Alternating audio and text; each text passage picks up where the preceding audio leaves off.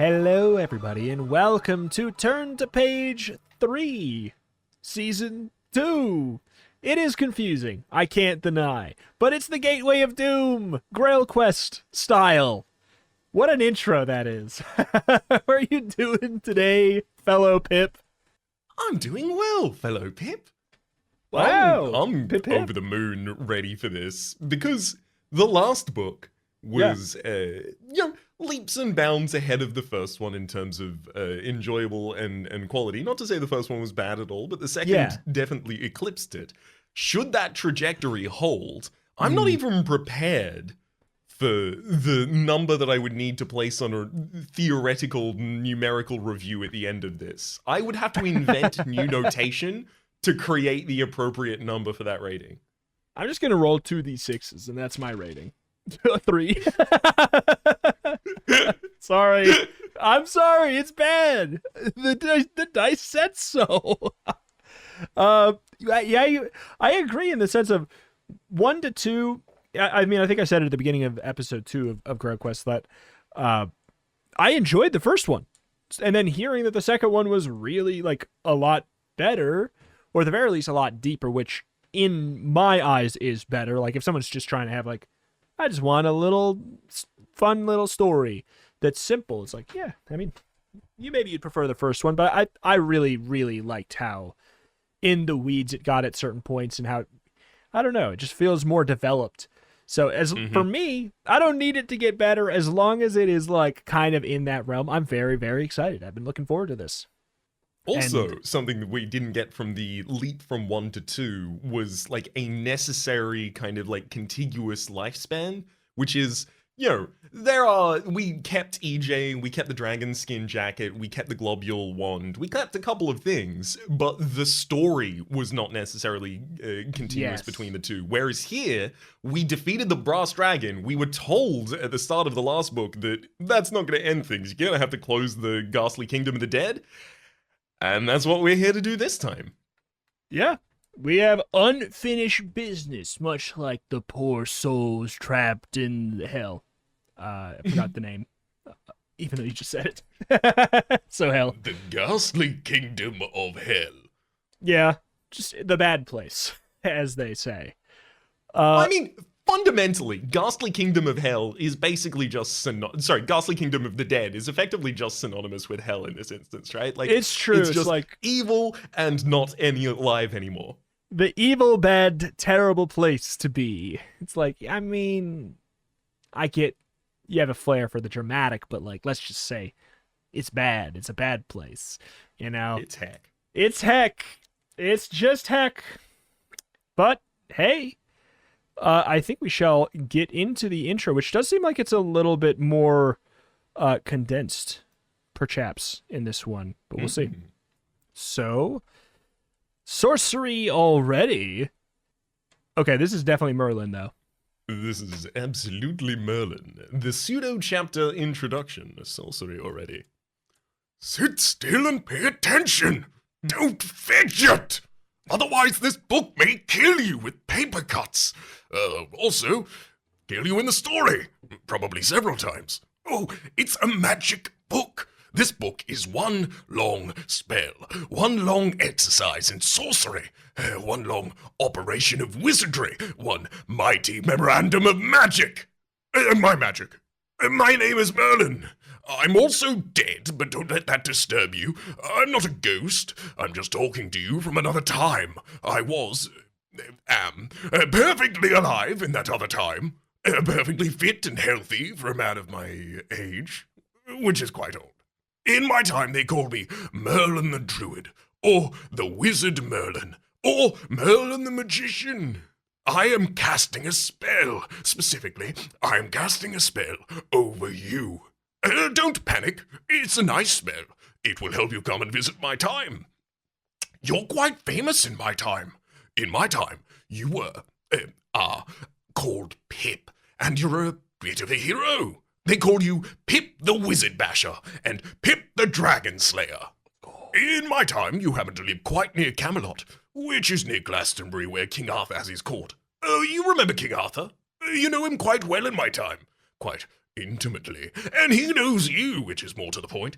I shouldn't be surprised if he asks you to join the Round Table soon, especially if you manage to close the gateway to the ghastly kingdom of the dead. But before you can do that, you have to come back to my time. And before you can do that, you'll need dice. Ordinary dice, 6 spots and 2. 2 of them, the dice with 6 sides and spots. Or 1 if you can't find 2. And paper, and pencil, and a rubber. They're called rubbers in my time. In your time, you call them erasers. My God. Go get your equipment together and turn the page. Now, let's explain what's going on. When the spell works, if it works, your mind will come back to my time. When it reaches my time, it will occupy another body, the body of a young person, a young hero named Pip. When you're in Pip's body, you won't be able to carry on the way you do now. Not exactly. You'll be able to get into trouble all right, and have adventures and find gold and get yourself killed all right, but only if you go it about the right way. Which is the way I'm about to explain. If you forget any of the explanations, don't worry, they're all down the card at the back of the book. All my spell books have that sort of card. Saved a lot of trouble. But before I can do that, I need you in my time. The Monday meeting of the Round Table. Monday meetings of the Table Round were not usually up to very much. It was the weekend that did it. Unless there was a war or bad season for dragons, most knights took the weekend off. All but the most urgent quests were quietly postponed. Notes were sent off to distressed maidens, advising them to hang in there just a little bit longer. Wrongs that could not be righted by the Friday night were scheduled for attention as early as possible in the coming week. The weekend itself was devoted to pleasure. At least that's what the knights called it. Normal human beings might have called it something else, but normal human beings had very little say in the affairs of the realm in the days of King Arthur. It was the king who ran the show, and under him the knights. What the knights did at the weekends was hunt and joust and wassail and carouse. Of the various pleasures, wassailing and carousing were by far the most lethal. In a joust or a hunt, you usually went fully armored, which protected you pretty well against boar's tusks or opposition lances, but on Saturday night, when you went off wassailing and carousing, it was considered very bad form to wear full armor, or any armor at all. So, you put on your best linen tunic and fresh leggings and a new pair of boots and rode off lickety-split for the nearest tavern where you wassailed and caroused until the landlord's daughter threw you out. The landlord himself could not throw you out, of course, since as a knight you were gentry and a landlord, and he was only trade. But in the age of chivalry, no knight would dream of refusing a request from a gentle maiden, so landlords would wink at their daughters who would take you by the ear, out as you would be, into the pouring rain. As you can readily appreciate, anyone who spends a weekend wassailing and carousing can expect to be in peak condition come Monday morning, which explains why the Monday morning meetings of the Table Round were always such a mess. They never started on time, for one thing. King Arthur should enter the meeting hall promptly at 10. To find the only person in attendance was the senior polisher, whose duty it was to maintain the high sheen of the tabletop. For want of anything better to do, the king would examine the newly polished surface of this table round. It really was a beautiful example of craftsman's art. The main body of the table was oak, of course, but teak inlays marked it precisely to 12 segments, each marked with a zodiac sign: Aries, Taurus, Gemini, so on, all the way around to Aquarius. The original idea, thought up by the old fool Merlin, of course, was that Arthur would choose 12 trusty knights, each with different birth signs, thus ensuring strict astrological balance. But it never worked out in practice. Before Arthur established chivalry, Camelot had been a rather wild place. Half of the knights in the realm hardly knew where they had been born, let alone when, so the astrological calculation of their sun signs proved totally impossible even a skilled practitioner like Merlin to understand. And the Table Round had become so popular, it was evident the membership would never stop at 12. Nor did it. Now, whenever there was a large attendance, seldom on a Monday morning, the knights just sat anywhere they pleased, all squished up together to fit the table's rim. But on this particular Monday morning, things were different. It was still a full 5 minutes before the Roman water clock would dribble out the hour of 10. Yet the chamber of the Table Round was already packed to capacity. The king was there, of course, so too were all the important knights: Lancelot, Galahad, Bedivere, Mordred, and even Pellinore. who had never been known to attend a Monday meeting of the table, let alone arrive early for one. The reason for this strange development was that there was a crisis. Rito, if What? you, like I, Yes. first saw the words "were sailing and carousing" and thought, that's okay, I probably don't need to know what they meant, and then that was repeated another 10 times through Yes. the passage, let me share with you. The definition of wassailing is apparently to drink riotously, and it refers to an old thing that used to happen in old England, we're talking pagan ritual times, where people would go door to door and sing at people in order to get them to give them drink. So it's kind of caroling, but everyone acts as a bar on the way. Fun fact, first time in the history of ever in the podcast, I'm going to let you know, Raps, I actually knew what wassailing was. Well, This for is the people actually in the audience who didn't know, Yeah. I just taught myself and you at the same time. I went to a medieval dinner. And that's how I know. It was a medieval themed dinner. And there was a lot of songs about the concept of wassailing. And it's just I knew that one for the first time.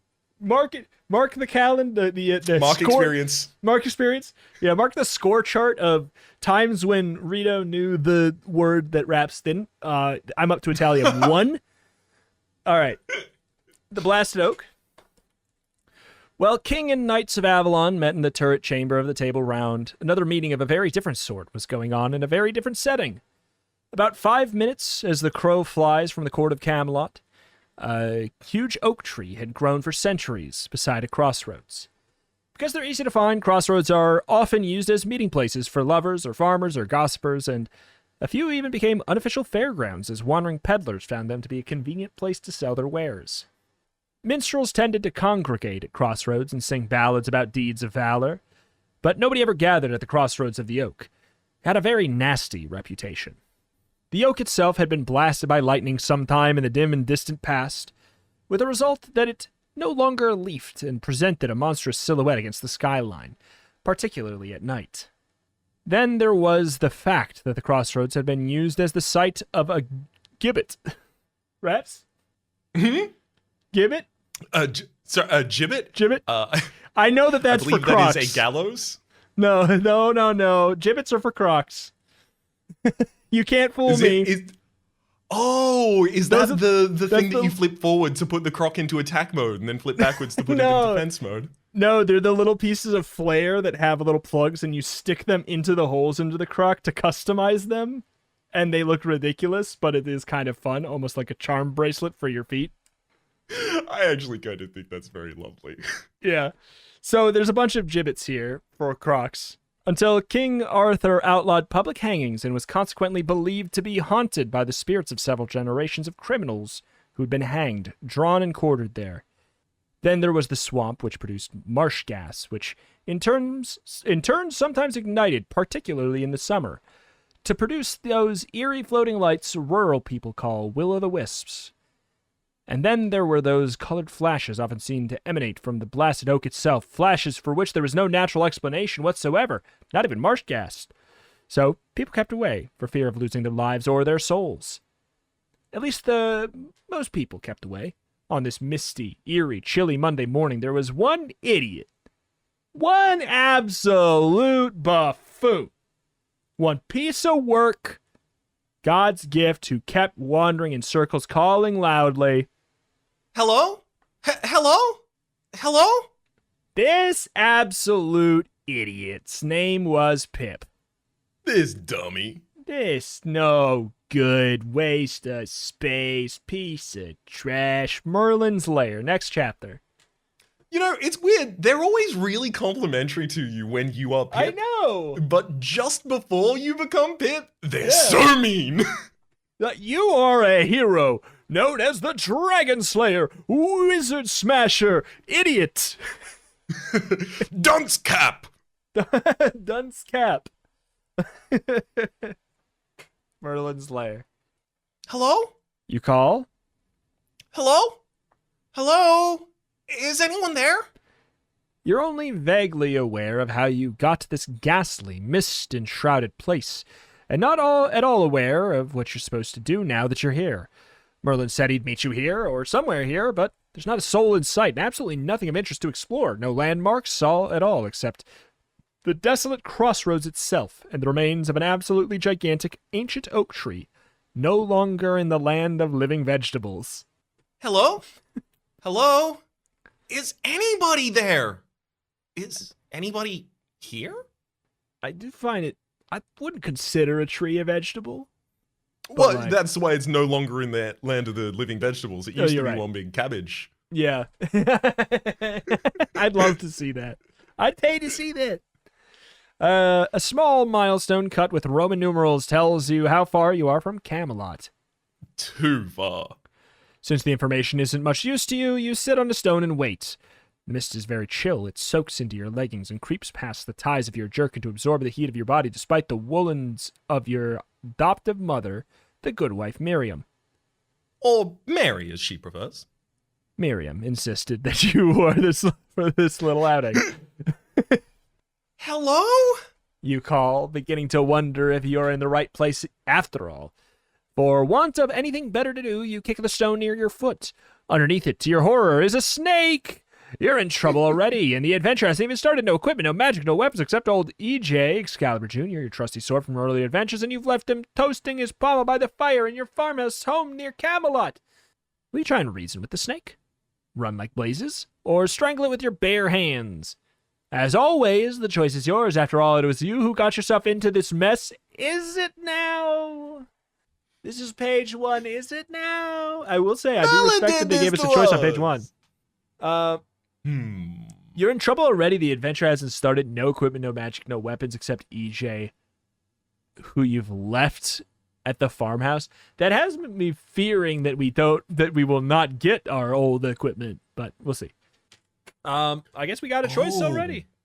We'll see. So we don't even have EJ for this fight. It says except old EJ, but that just means EJ is in the realm, not in our hand. I know, which is Excalibur Jr., trusty sword from early adventures, and you've left him toasting his pommel by the fire in your farmhouse near Camelot, which we do know is too far. Mm-hmm. You know, I'd feel a lot more confident if we still had the snake venom antidote from the last. That is very true. We do have literally snake venom antidote. But I mean, legit. So if we want to think through this like in a non-fantasy realm, the strongest weapon you have against this snake is 100% your legs, and it's not for kicking, it's for running. I mean, I don't mind that. We have no equipment. I think I don't really want to. I'll run. Yeah, I'm not keen on just suddenly dying at the start of this. Though we don't have our equipment, so we wouldn't lose anything, canonically. Well, it's true. Okay, right. Let's lie down and present our neck. I'm happy to go to page 8. Is it 8? Is 8 not the fight? Oh, is I thought 8? 20 was the run. Oh, I saw the word run right by 8, but that's yeah. It runs right before it. Page 20. You're off! Before that rotten snake can say hiss, you're off down the road like a jackrabbit, possibly one of King Pelinor's hunting hounds. Stop! Roars the snake. Where do you think you're going? Do snakes roar? This one definitely did, which is enough to make anybody pause, especially since when it spoke English. With a Welsh accent? Admittedly, but you can't expect snakes to be civilized on top of roaring and talking. Do you stop? If so, go to 50 or continue running. I mean, it's Merlin. What a sick burn! It has a Welsh accent, but you can't expect it to be civilized. What? Oh my lord. Yep. I think we should absolutely stop running. It's correct. This is Merlin. I mean, if it's not, I feel like that's their, like, you read the last books, here's your little treat. Mm-hmm. So, let's go to 50. Yeah, because in this book so far, they haven't even mentioned that he has a Welsh accent. That's true. You stop. Who wouldn't when they start to imagine snakes are talking to them? You haven't been carousing, have you? Let me roll. I got a 10, so we have been drinking. Yeah, that's a high carousing check right there. Yeah, you turn in time to see the snake rearing up and changing. Changing quite dramatically at that, growing taller and broader, shifting its outlines and colors until in place of the snake you're looking at a tall, thin old man with glittering blue eyes, long white beard, similar robes, and a pointed hat with funny symbols on it. Merlin? You gasp. Is it you? Of course it's me. Who else would be silly enough to go around as a snake in this weather? We snakes feel the cold, you know. Very bad circulation and no fur. But there's a reason for my appearing as a snake. A very important reason. Unfortunately, I can't quite recall it now. But that's no matter. We have no time to discuss snakes. Come with me. And he turns on his heel and strides away, leaving you to follow, which of course you do. If you move quickly before he disappears from sight, you'll find him at 55. We're so deep in the book for being so early in the book. You know? Like, page 55? I don't think that means anything. He's walking towards... Especially because, like, page 20 is the setup. Yeah. We happen to know. Yeah, we scrolled right past it, said, here's the rules of the game. On page 20. He's walking towards the oak tree. He's walking into the oak tree. There's a hole as broad and tall as yourself in the trunk of that huge old dead tree, Pip, and if Merlin has to stoop a little, he can still fit through easily enough. So you follow him, feeling like an overgrown squirrel. Would you believe? He's had stairs put in, sort of spiral staircase that winds upwards to the top of the tree and downwards into the bowels of the earth. Excuse me, sir? You say hesitantly. But where are we going? Down. Merlin says brusquely. Up would take us to the observatory, but we won't be needing astrology just at the moment. Down into the roots? Roots? Oh, you do rabbit on. Down to my living quarters, of course. My laboratory, my oraculum, my transmogrification chamber, my food store, my fuel store, my kitchens, my library, my restroom, my... Oh. But what else is down there must remain a mystery for the moment. Oh, sorry. That's actually back to you. I missed the... Wow, wow, wow, wow, wow. Firsts for days. Firsts for days. But what else is down there? GrailQuest first. World premiere. But what else is down there must remain a mystery for the moment, since he is already well down the spiral staircase and his voice is fading. So he lives there in this oak tree, an eccentric wizard to be sure, since you know he also lives... Sometimes. in a log castle and... Sometimes. in a crystal cave. But not wishing to be left behind, you follow him quickly, almost too quickly, since the running around and round the spiral staircase makes you feel distinctly dizzy. The staircase ends in a hallway, and while there's no sign of Merlin, you notice a doorway ajar and go in to find him seated at a table in the middle of a surprisingly comfortable room, hunched over a large crystal ball, pondering his orb, which is emitting a weird blue-green light. Look at this. He says, gesturing you over. Look. He bends forward short-sightedly, his spindle of a nose only an inch away from the surface of the glowing crystal.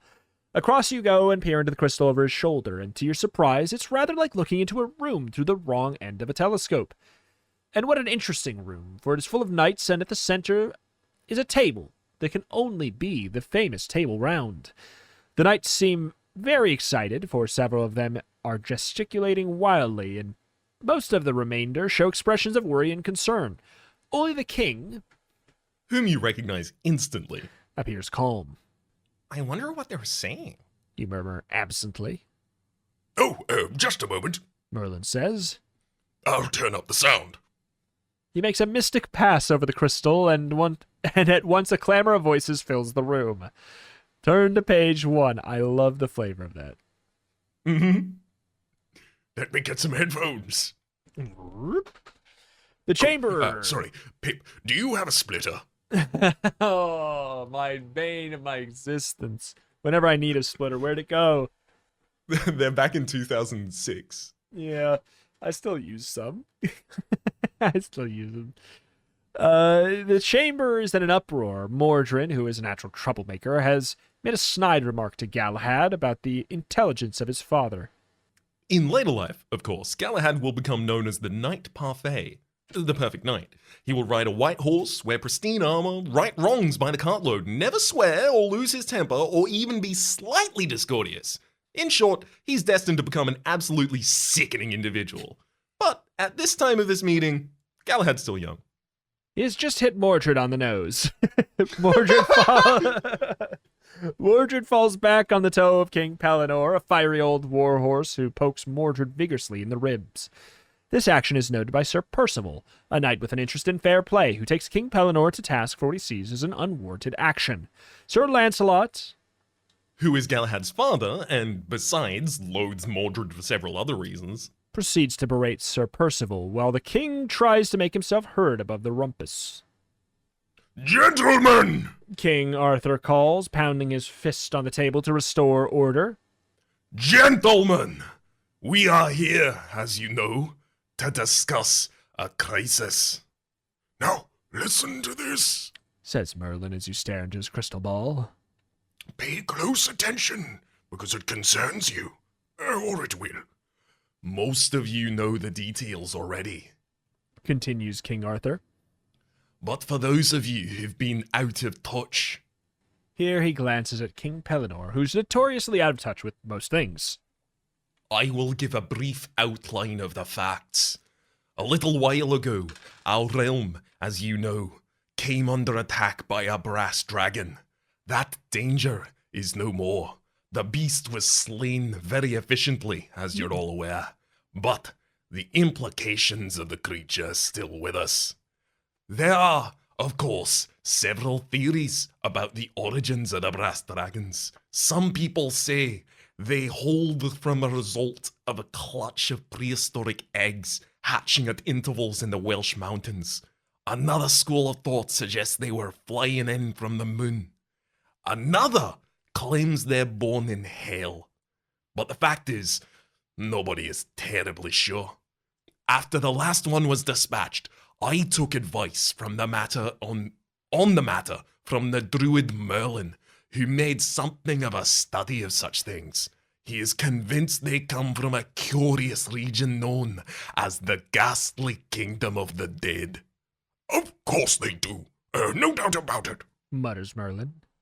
Insofar as I understand it, King Arthur goes on, thankfully ignorant of the fact he's being spied on. this ghastly kingdom does not exist in the way that Scotland or Hibernia exist. The druid Merlin considers it to be a sort of underworld, an abode of spirits such as the Greeks. No, I knew he wasn't listening. It's a different dimension, a parallel world. Perfectly simple. Nothing at all to do with the Greeks. Be that as it may. The king is saying. I like that it sounds like the king is responding Yeah. to Merlin in that instance. Yeah. The important thing is that the appearance of the brass dragon proved there must be a gateway open between the ghastly kingdoms and our realm. Such a gateway is a very dangerous thing indeed. Anything could come through it. More brass dragons, imps, wraiths, wights, anything. And even when nothing of that sort comes through, the druid Merlin rather, informs me that there is a wind, I said a radiation. Hisses Merlin. which blows through constantly and influences events in our land. This wind causes tempers to shorten and evil to flourish, undermines the foundations of chivalry, affects the growth of crops, increases the incidence of accidents, encourages the spread of plague, leads to the proliferation of vermin and insects, Especially fleas. Merlin remarks, scratching. and generally does no good at all to anyone. The gateway has remained open since the brass dragon was sighted. It remains open now, even though the brass dragon's no more. That is our problem, gentlemen. The question is, what do we do about it? Close it. Sir Lancelot says promptly. As you say, King Arthur nods patiently. close the gateway. But how? King Pellinore surprises everyone by looking up and saying gruffly and sensibly, We need a hero. A hero? asks Mordred. A hero. Pellinor repeats. Someone willing to risk life and limb to get that gate closed. What about that Pip person who got rid of the dragon for us and did old wizard what's his name? Pep? Asks the king. Pip. Asks Sir Percival. Pip. Asks Mordred. Pip. That was a voice acting challenge right there. Quick remember. Quick remember all four that you just kind of, repeats Pellinor. I'm so conclusively. glad that I write like a little aid memoir for any time there's multiple characters. Turn to 21. That can't be rules. 21 be rules, The rules. You see, says Merlin, turning away from the crystal ball, which flickers a bit, then fades. I knew they'd get around to you eventually. Now, we must get you prepared. If you've already been on a GrailQuest adventure, then you can safely skip to 40. Skip to 41. Skip the script and go to 41. Well, hang on. I think we need to just very quickly continue. You'll know all about life points and combats and weapons and armors and spells. If you've forgotten, you can get the refresh memory at the back of the book. But remember that if you have any money, treasure, or magical weapons from previous adventures, you can bring them with you on this one. But if this is your first quest, then a bit of guidance may not come amiss. Hubba. We got our stuff. Woohoo! Hubba, we're not in trouble. We So- are very strong. So, money, Yes. treasures, or magical weapons. So I'm assuming we don't keep our mace, for instance, or axe, or any of those kinds of things. But I'm assuming. So, Treasure, I would Let's- imagine. I think that treasure equates to like things you find in the dungeon. That's what I would say. I think that's a fair assessment. it also says money, and we do legitimately have 200,000 gold. That is true. It did not take that away from us yet at all. Not yet. So I patiently await the robbery.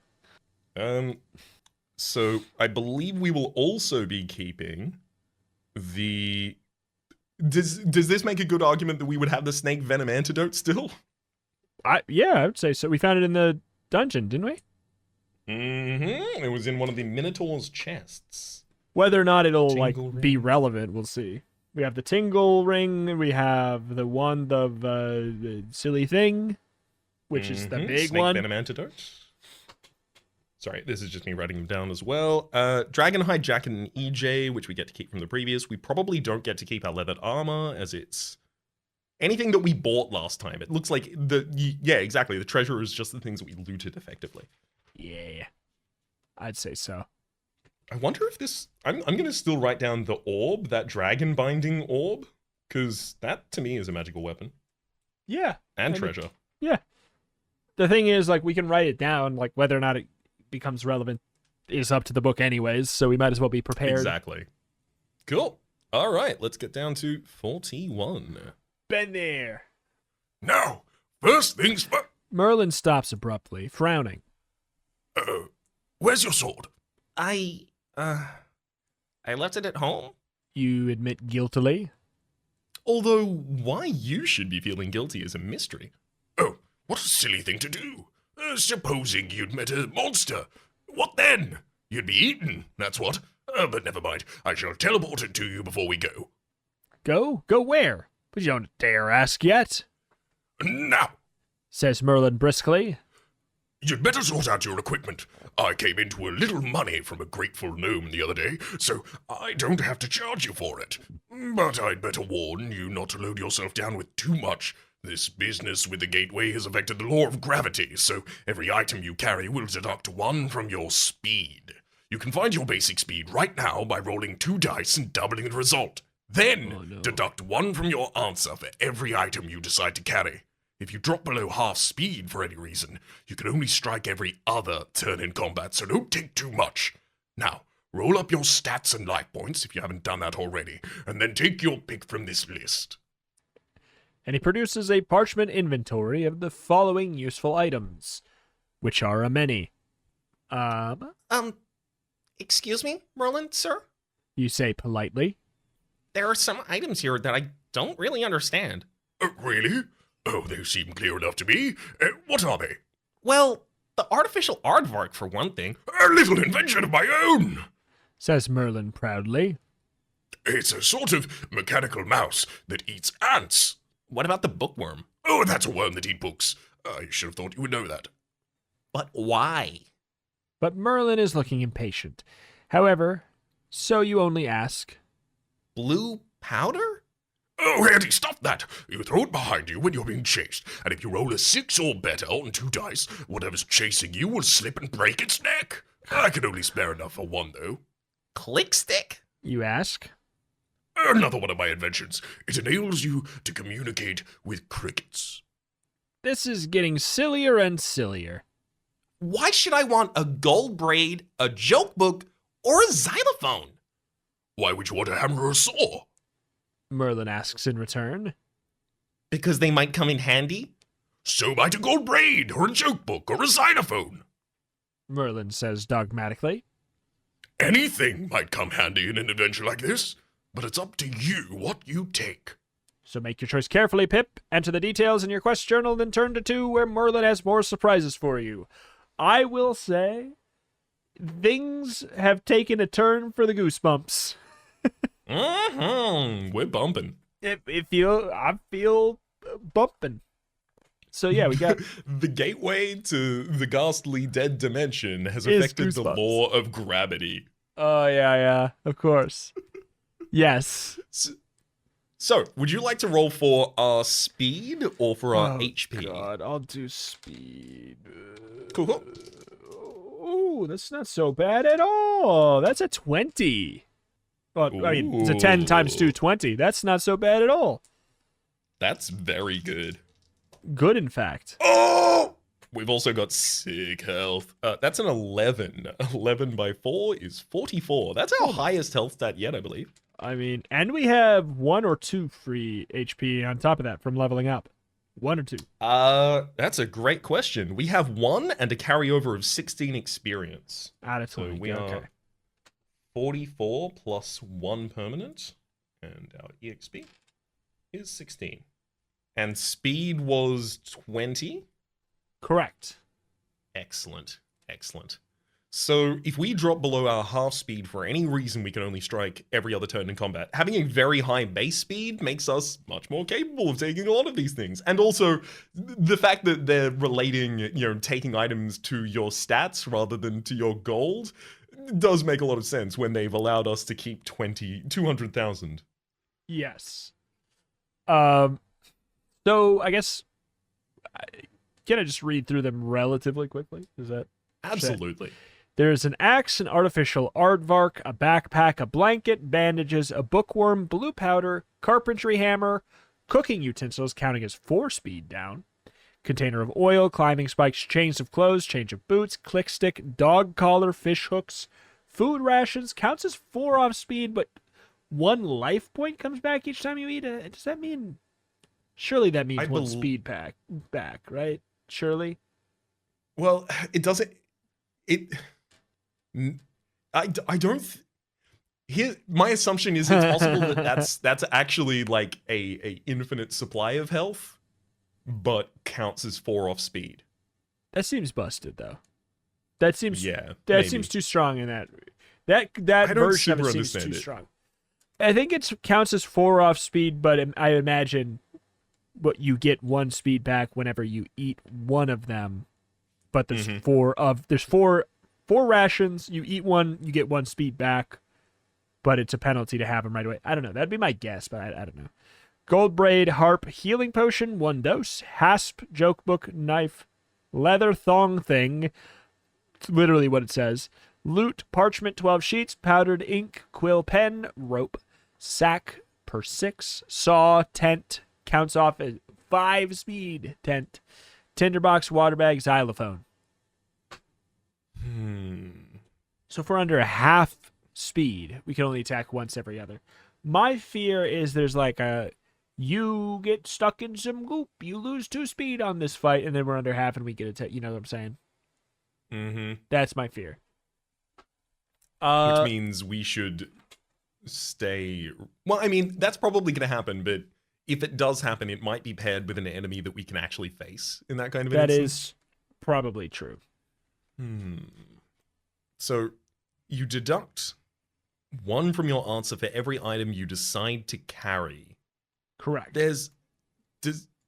This can't be counting EJ, our Dragonhide jacket, Surely and the not. globule one tingle, right?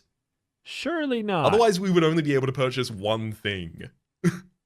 I mean, I'd say surely not. It wouldn't make sense otherwise.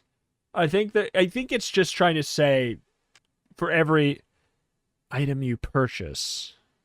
I guess I don't see how it would be anything but like basically your new purchasing ability.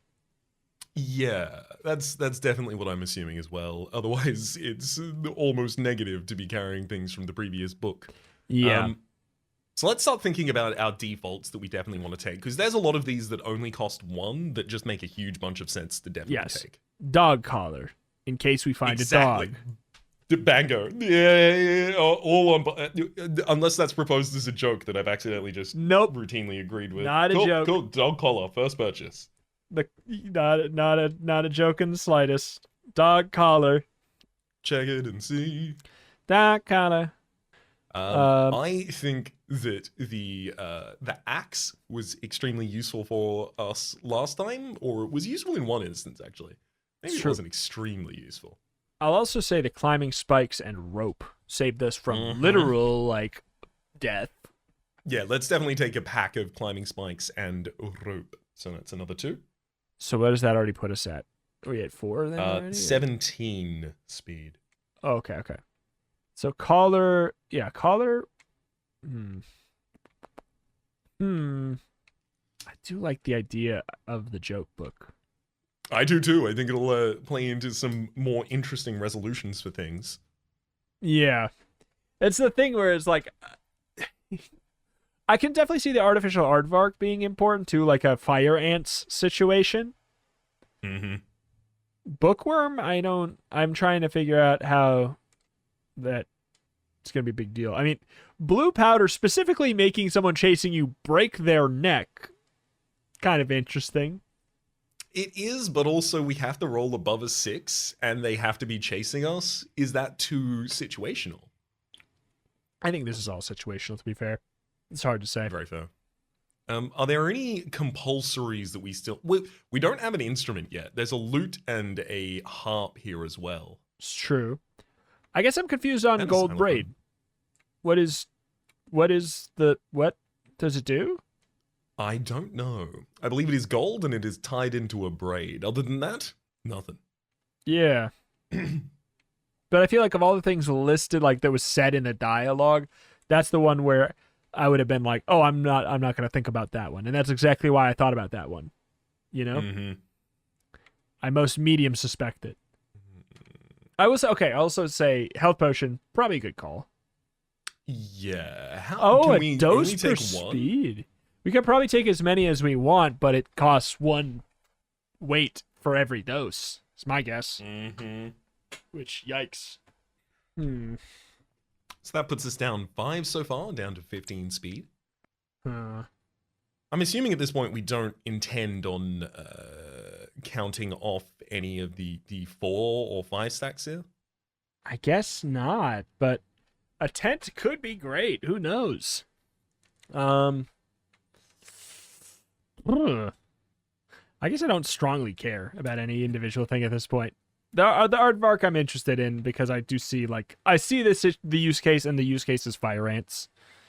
Let me make a case. I think we need like a physical equipment. I think we need a musical instrument and the aardvark. Great, I'm in. I love how much sense that all makes until aardvark. Artificial aardvark. So do we want the xylophone, the lute, or the harp? They mentioned xylophone. We're going into the realm of the undead. Could it perchance make the sound of a spooky, scary skeleton's ribcage? I'm fine with that. Let's go, Xylo. We didn't even get to play the loot last time. That's How do true. we know if we know how to use it? That's very true. And then I'm thinking either the saw, the knife, the carpentry hammer, or the axe as our physical tool. I say saw. I say saw. So, I see saw. I say saw. all right, that takes us down to only 12 speed, but we're still above our half value. What about a hasp? What about a hasp? What's a hasp? We're down to 11 speed now. I googled it. It's the little thing you put on a door to lock it. Ooh, that could be legitimately impactful then. Yeah, I like it. All right, down to a speed of 11. We can either stop there or get the gold braid in case it is. I don't know. I don't care at this point. 11. I'm good because like there is also play in keeping higher because I imagine that who goes first in combat is going to be based on this. But I could be wrong. You know what? Let's take that gold braid. Great. I would kick myself if there was like a you saw through the ruse. We tried to get your attention with the aardvarks and the bookworms and the hee-ha-ha-ha joke books. But no, you've seen through the puzzle and you've correctly selected the item that is the weakness of hell. Page 2. Now, where did I put it? Merlin asks himself absently when you have chosen all of your equipment. He rummages for a moment and produces a neat little leather-bound book. Ah, here it is. Your spell. But I already have my spells. You protest. My Pip spell and my Pal spell and... Oh, yes, I know. Says Merlin irritably. Those are your standard spells. You'll need a few extra for this adventure, mark my words. Never one to look a gift spell in the mouth, you open the book and start to read. Pip's second spell book. Back and forth. Why don't you take the first one? Oh. Both of us did that at the same time. Oh, you. So let's both take it. 3, 2. No. Okay, I'll go. Pip's patent lock picker, plop for short, will pick one lock per section on a throw of 6 or better on 2 dice. One lock per section. Huh. Interesting. Pip's incredible duncher, PID for short, causes the appearance of a magical cap which, when worn, will shrink Pip to a height of 6 inches, thus allowing passage into small spaces. Size reverts to normal in the next section. Minish cap. Gotcha. Mm-hmm. Pip's amazing legume spell, PALS for short, gives an automatic friendly reaction from any attacking vegetable, which we now know can include trees. Mm-hmm. Pip's instant levitation, pill for short, but not to be confused with the standard pill spell, allows Pip to levitate, but only 3 times per adventure. If used indoors, it will lead to the banging of the head on the ceiling, with concussion and loss of half current life points. My God. Steep. Pip's obliging power sword, POPs for short, allows Pip to alter EJ's power. When applied, it'll double the damage caused by EJ on the next throw, but half the damage caused on the roll after that. The spell must be used before rolling to determine a hit. That one sentence has me questioning everything. Yep, has me questioning how spells work mechanically in this. It must be used before rolling to determine a hit. Can others be used after determining to roll a hit? Yeah. And it also implies, can they be used whenever? Because we've been saying they take a turn. If they don't take a turn, then combat's even easier than it's been. And it's been fairly easy. Who knows? Anyway. Page 2. This isn't as long as my first spell book. You protest, having examined the contents carefully. Of course it isn't. Merlin tells you grumpily. Spells are expensive. It's the research and development, you know. I'm not made of money. Now, is there anything else? He stares thoughtfully into the middle distance for a moment before deciding there's not. He turns to you abruptly. I don't suppose you brought a decent pair of boots? Bewildered, you shake your head even though there was a pair of boots on that list that you could have purchased. Oh, pity. The ones you have on need polishing. Badly. Still, they'll have to do. I don't suppose he'll notice, what with everything else on his mind. Who? You ask, just the slightest bit alarmed, having had experience of Merlin's particular ways of doing things, peculiar way. Oh, the king, of course. We have to meet him now, before things get completely out of hand. Meet the king? You exclaim. But I'm not dressed to meet. But as usual, it's too late. Merlin, who seldom listens to anyone but himself, isn't listening to you now. In fact, he isn't listening to anyone. His eyes have glazed over and is waving his arms about in the air while his lips mumble something about the high ancient druid Welsh, the mystic tongue of all great British magicians. As he does so, a high wind is springing up, plucking at your jerkin and spinning you round and round until you're so dizzy that you can no longer stand, or think, or see what's happening to you. But something is happening to you. Turn to page 9 to find out what. Gradually, you stop whirling, and as the wind dies away, you find yourself in a round chamber packed with people, standing beside Merlin on a table. Of course, this is the chamber of the Table Round. You're on top of the table itself, feeling rather dizzy, with a storm of scattered papers subsiding around you. Tip! Exclaims King Pellinor. Pip! Roar the knights excitedly in unison. Pip. Says the king, smiling, then remembering his manners, adds, And greetings to you, Lord Merlin. Your Majesty. Merlin acknowledges tersely as he climbs down from the table. Forgive the interruption, my aim went a bit off. But since we're here, and you can see that I have young Pip all kitted out and ready for his next adventure, at least when I fetch his sword, that is. And that adventure involves closing the gateway to the ghastly kingdom of the dead, does it? The king asks wisely.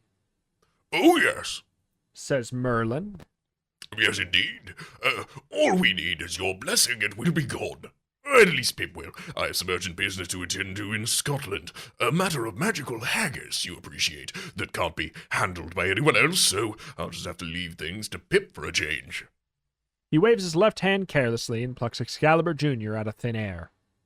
Hey, watch what you're doing. Exclaims EJ, then notices the king and falls silent in embarrassment. If my blessing is all that detains you, Says King Arthur regally. then you shall have it, and welcome. Oh, thank you, your majesty. Says Merlin. Then to Pip. Off you go now, and good luck. With which he begins waving both arms so that the whirlwind springs up again, surrounding you and spinning you once more into oblivion. Or to be more accurate, into page 3, which is where you should turn to next. Just a moment. You scream wildly. Just a heckin' gosh minute here. I don't know how to get to the gateway of the ghastly kingdom of the dead. But Merlin's dry voice echoes in your mind. It's easy when you know the trick. Wherever you find yourself, you take the least pleasant direction. Then, when you stop, you take the least pleasant direction again, and again, and again. You keep taking the least pleasant direction. And since the ghastly kingdom of the dead is the most unpleasant place you could possibly imagine, you're bound to reach it eventually. Wherever you start from. But where do you start from? No good relying on Merlin's spells. As he told the king, his aim isn't what it used to be. Roll your dice, 2 of them. 2 to 6, turn to 25, 7 to 12, 45. Why don't you roll and tell us where we're going? We are going to... That's a weird time to crit. 45. 45.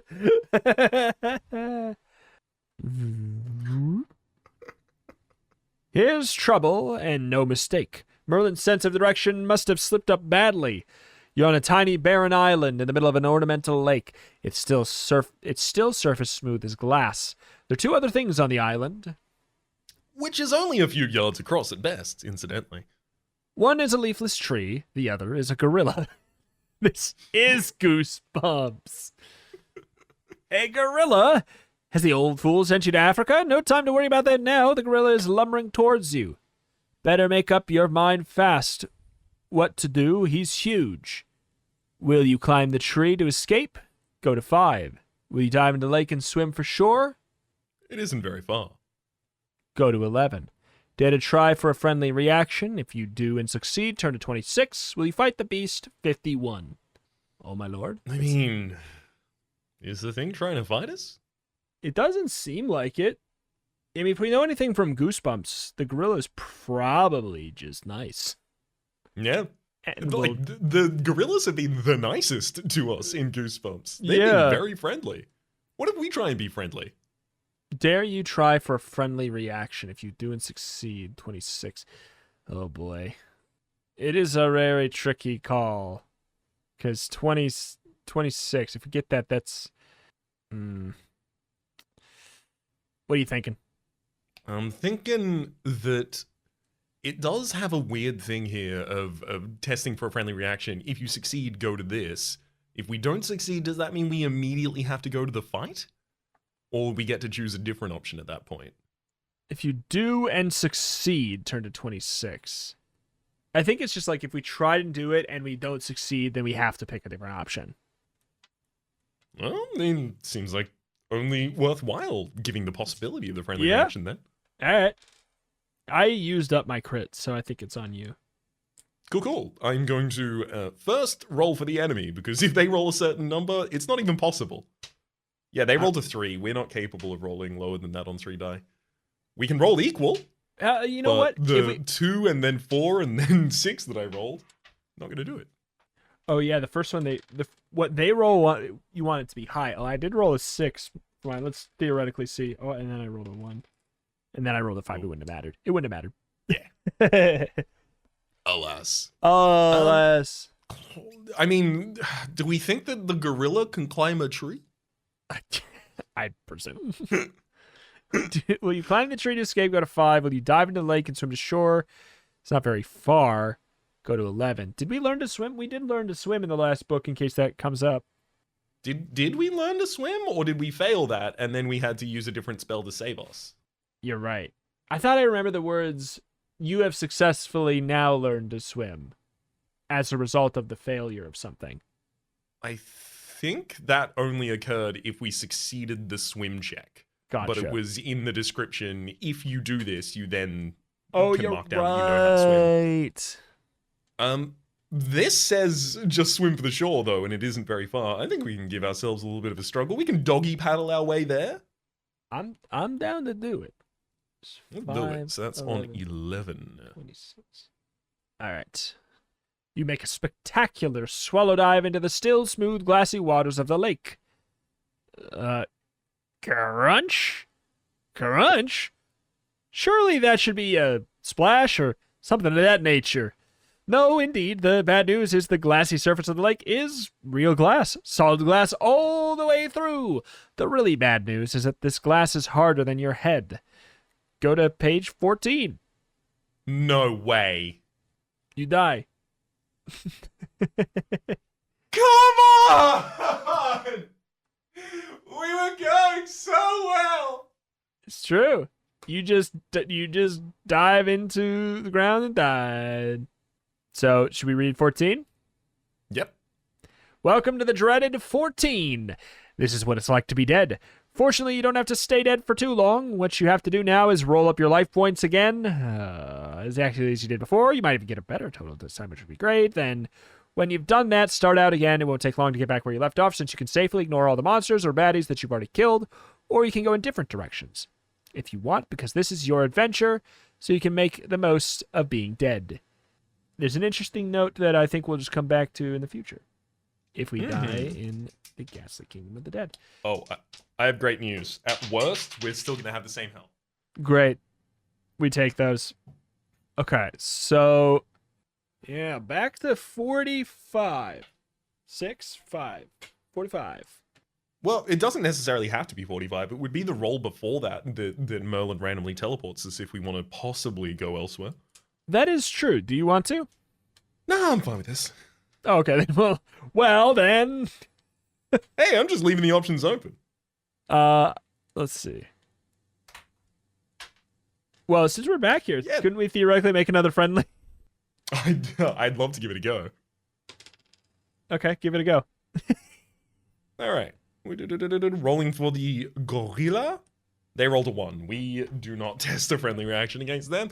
I I'm so wary of the attempt of a friendly reaction being the result of adding 3 die versus 1. It seems so wrong, yeah, It does. but It seems the only one that makes it unlikely though as well. yeah. So do we try and climb a tree then? Yeah, I think so. I guess it's like if we don't want to fight this gorilla because it's nature's beauty, then I guess. Mm-hmm. It has to make the first move. Yeah. You climb the tree to escape from the gorilla. This is known as a bad decision.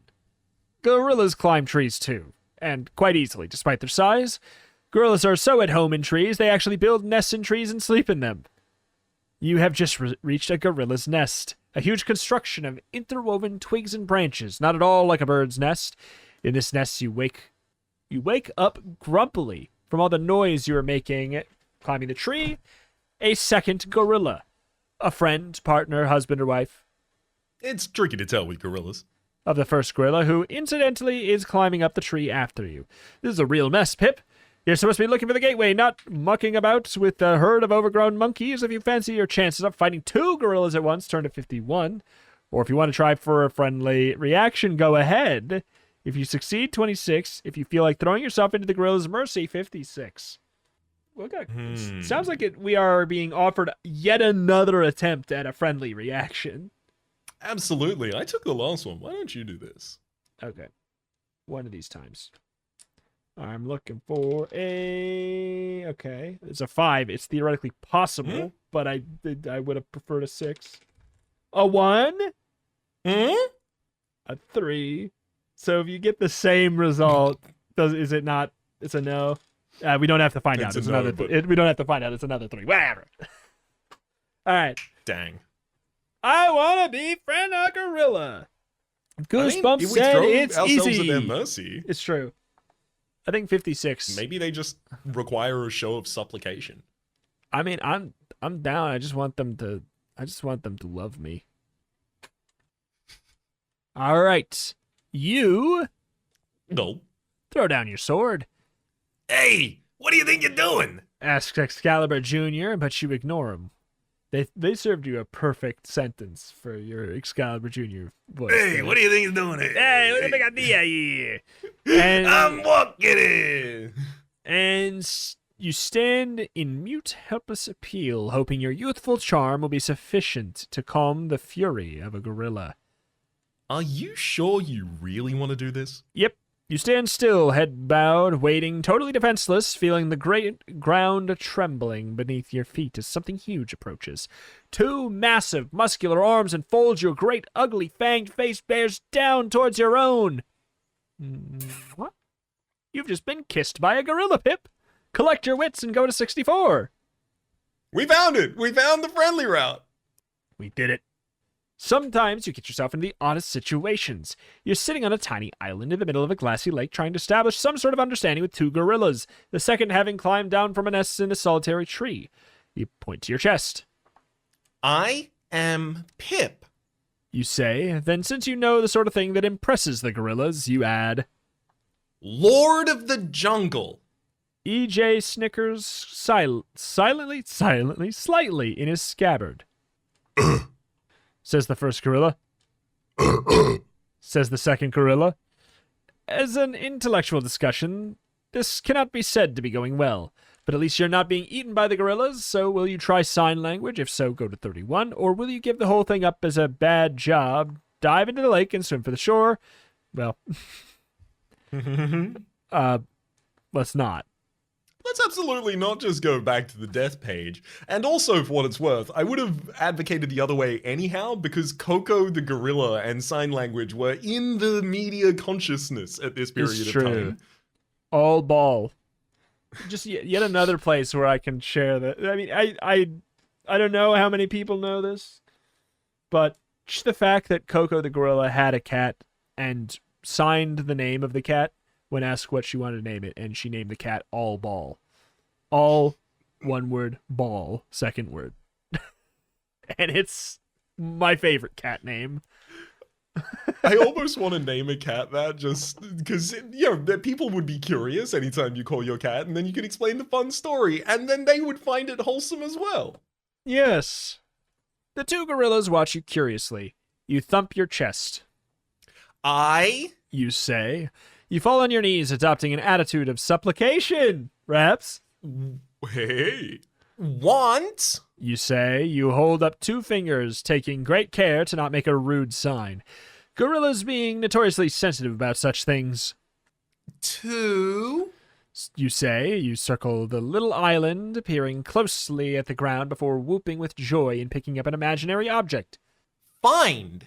You say, throwing your arms wide as if opening a huge portal. The gateway. You say, pull a horrible face, and then fall down flat. Of the ghastly kingdom of the dead. You say. One gorilla looks at the other and taps its forehead lightly with its fingers, as if trying to make a point, but then leans forward and draws something in the sand. Look at the picture of what the gorilla draws and see if you can figure out where to go from here. So what is in front of us is a stoplight, and then two in Roman numerals, and then a birthday cake without lit candles.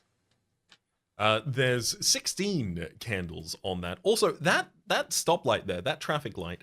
I'm assuming this is 16. in America. Yeah, is go on the bottom? Is green on the bottom of the traffic light? This is the kind of thing where my heart says yes, but like seeing a stoplight without colors on it, because this is in black and white, just breaks my brain entirely. But green's on the bottom for your stoplights. It is. That's wild. Go to kind there's 16. It's got to be go to 16, right? Because there's no birthday cake page. Yeah, I mean, have we scrolled through? That would be so good. As if you scrolled through and then on one of the pages instead of a number, there was just a birthday cake. Okay, 16. Mm-hmm. This is the gorilla's nest. What a strange place to send you. It looks even bigger now that it's empty, with the two gorillas down below waving encouragement. Why would they want you in their nest? There's an old-fashioned spinning top in the nest, a spinning top with a whip. You know, the sort you could wrap the cord of the whip around the top and then snap the whip to spin it, and you whip the top from time to time to keep it spinning. You reach into the nest and take out the top and whip, holding it up so the gorillas can see what you're doing. They jump up and down and wave in encouragement. One of them even smiles, which is a sight you wouldn't want to see again in a hurry. They obviously want you to play with the top. Stupid gorillas! Or are they? It's your choice, Pip. You can try spinning the top, in which case go to 36, or you can dive into the glassy lake from the top of the tree and swim for shore on 11. I mean, okay, 36 it is. 36 it is. Although, like, why do they have Beyblades? Why do they have Beyblades in this time? I mean, is this nest just a Beyblade arena? I think it is. I mean, you don't have to question where you let it rip. That's true. You just must. You must let it rip. 36. This is real kids stuff, but rather fun. You climb down out of the tree and look for a flat bed of stone, since there's no way the top will spin on sand. The gorillas, who are very excited by now, are grunting and jumping and scratching themselves and pointing at the flat rock. You wrap the cord of the whip around the top and snap the whip, and the top spins on the flat rock, except it doesn't. The top drops on the rock, but stands quite still. You stare at it for a moment in disbelief before you start to spin. Faster and faster, so that the gorillas and the island and the lake and just about everything else becomes a total blur, and you feel you must be on the point of losing consciousness completely. Spin your way to page 25. Raps, I'm pretty sure this is the unreleased Goosebumps book. As soon as we meet a penguin... Exactly. I'm going to contact a copyright lawyer. 25. What a pleasant way to start an adventure. What an extraordinarily pleasant way to start an adventure. Merlin has dispatched you, possibly by accident, to the village green of village somewhere. It's impossible to say quite where, since you've never been here before, and there's no signs up. You're standing in the shade of a large chestnut vegetable tree. Well, in front of you, on the green, some sort of game is taking place. It's a peculiar one, actually played by a group of rather sturdy young men and watched by a group of rather willowy young women. At one end of the green has stuck 3 swords in the ground side by side. Standing directly in front of these swords is one of the players, a red-headed youth wearing a padded leather jacket and a metal helmet, carrying a large club with an iron nail sticking through it. The other end of the green is another of the players, mounted on a pony, carrying a massive wooden mallet. Between them on the ground is one of those spiked iron balls you usually see attached to a mace in a knightly tournament.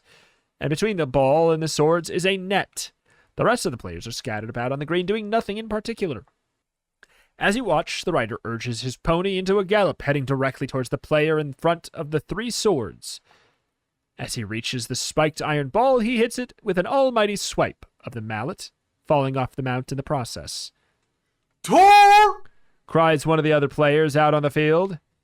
The iron ball curves upwards, arcing perhaps 15 feet off the ground, clearing the net before dropping towards the player at the swords, who steps forward to meet it, swinging his club wildly. He's obviously trying to hit the ball, but instead of the ball, hits him, crashing down directly into his metal helmet with a reverberating clang that echoes across the green.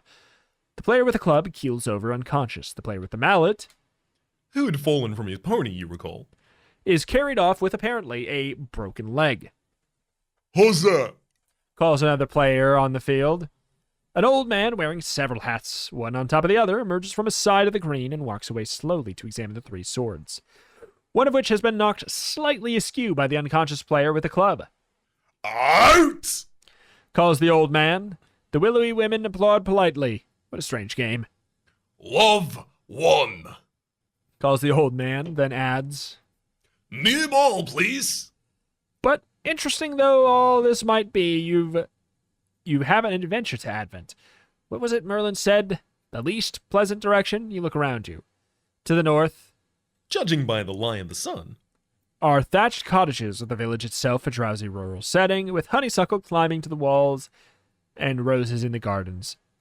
To the west, a road which winds away into the distance between serene meadows towards a bright valley between 2 gentle hills.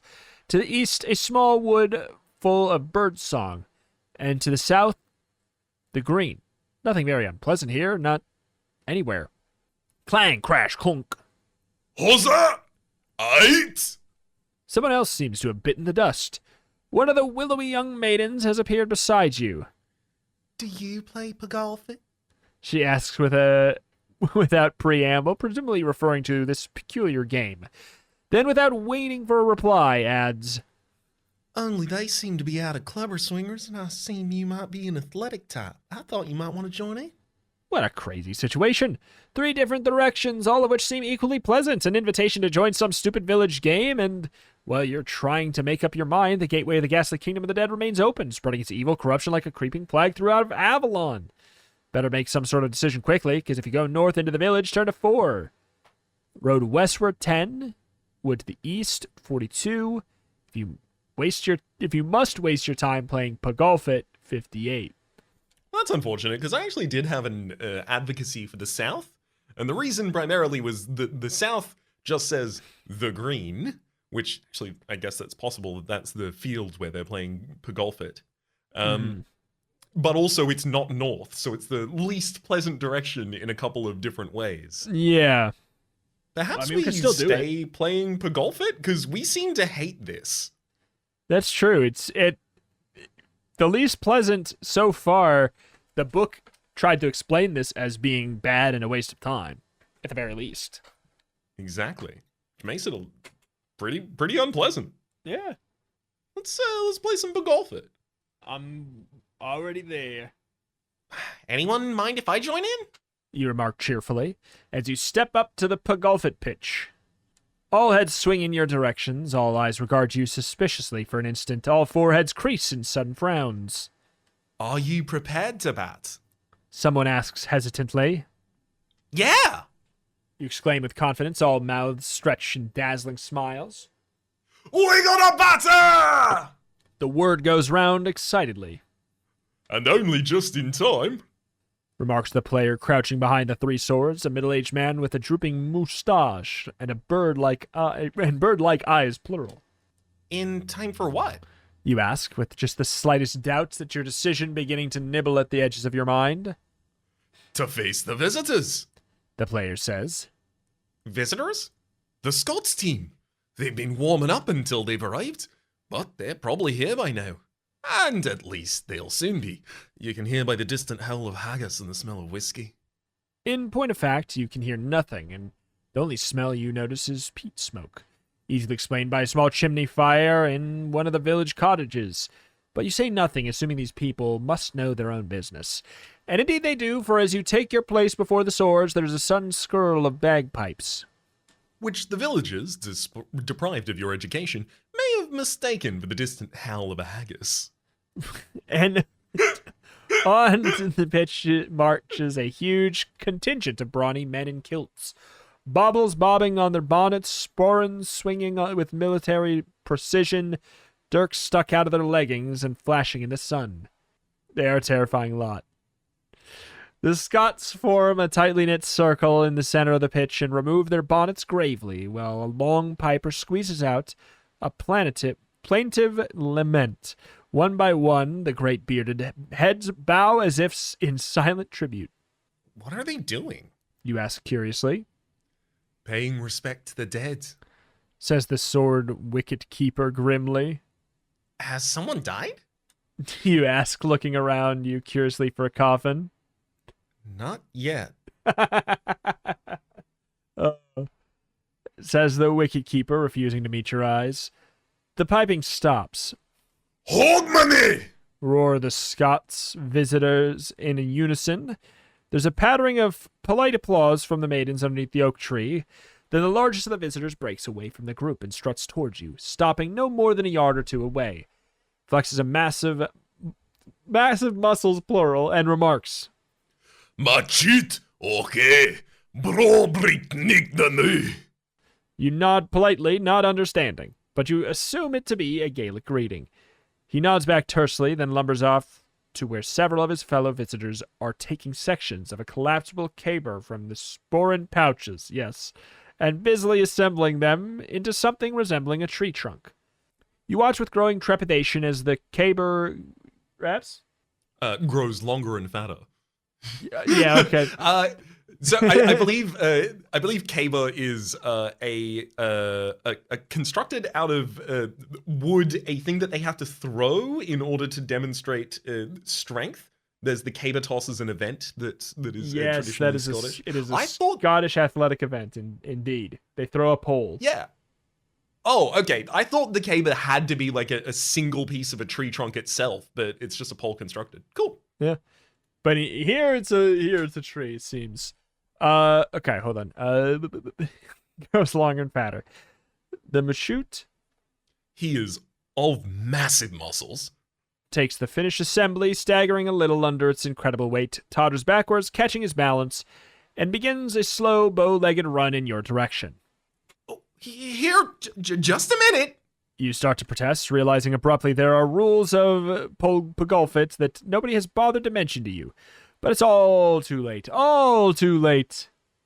Sassenachs!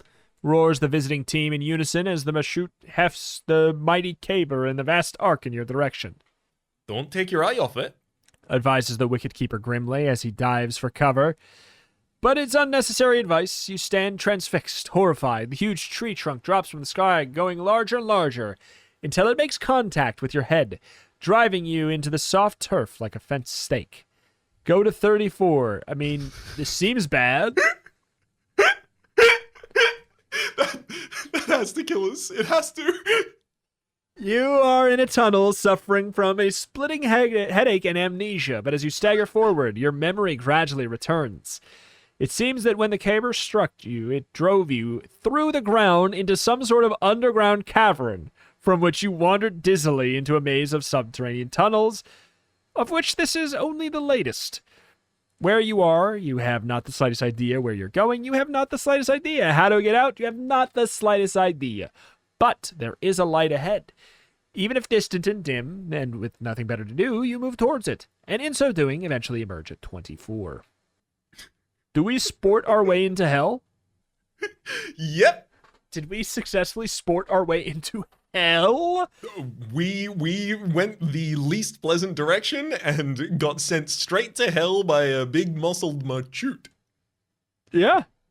You are standing on a desolate, fog-enshrouded, windswept moor, chill, barren, soggy, underfoot, eerie, lonely, gloomy, oppressive, threatening, malodorous, and emanating an all-pervading sense of horror, terror, and ancient evil. This is by far the nastiest place you've ever had the dire misfortune to venture into, which probably means, yep, there it is, over to the north. You found it, Pip. Looming from the swirling mists are two massive granite pillars, and between them a huge brass portal, Open. leading into a confusion of writhing, moaning, multicolored fog. This is definitely the gateway to the ghastly kingdom of the dead. This is the place you've been looking for. This is the end of your adventure. This is the road to even greater glory. This is the softest touch you've ever had. All you've had to do is nip across and close the gate. Nothing to it. Except maybe for that thing standing in the gateway. I suppose you could always go home now, but it does seem a bit pointless. Or you could ignore the thing and saunter casually up to the gate and close it.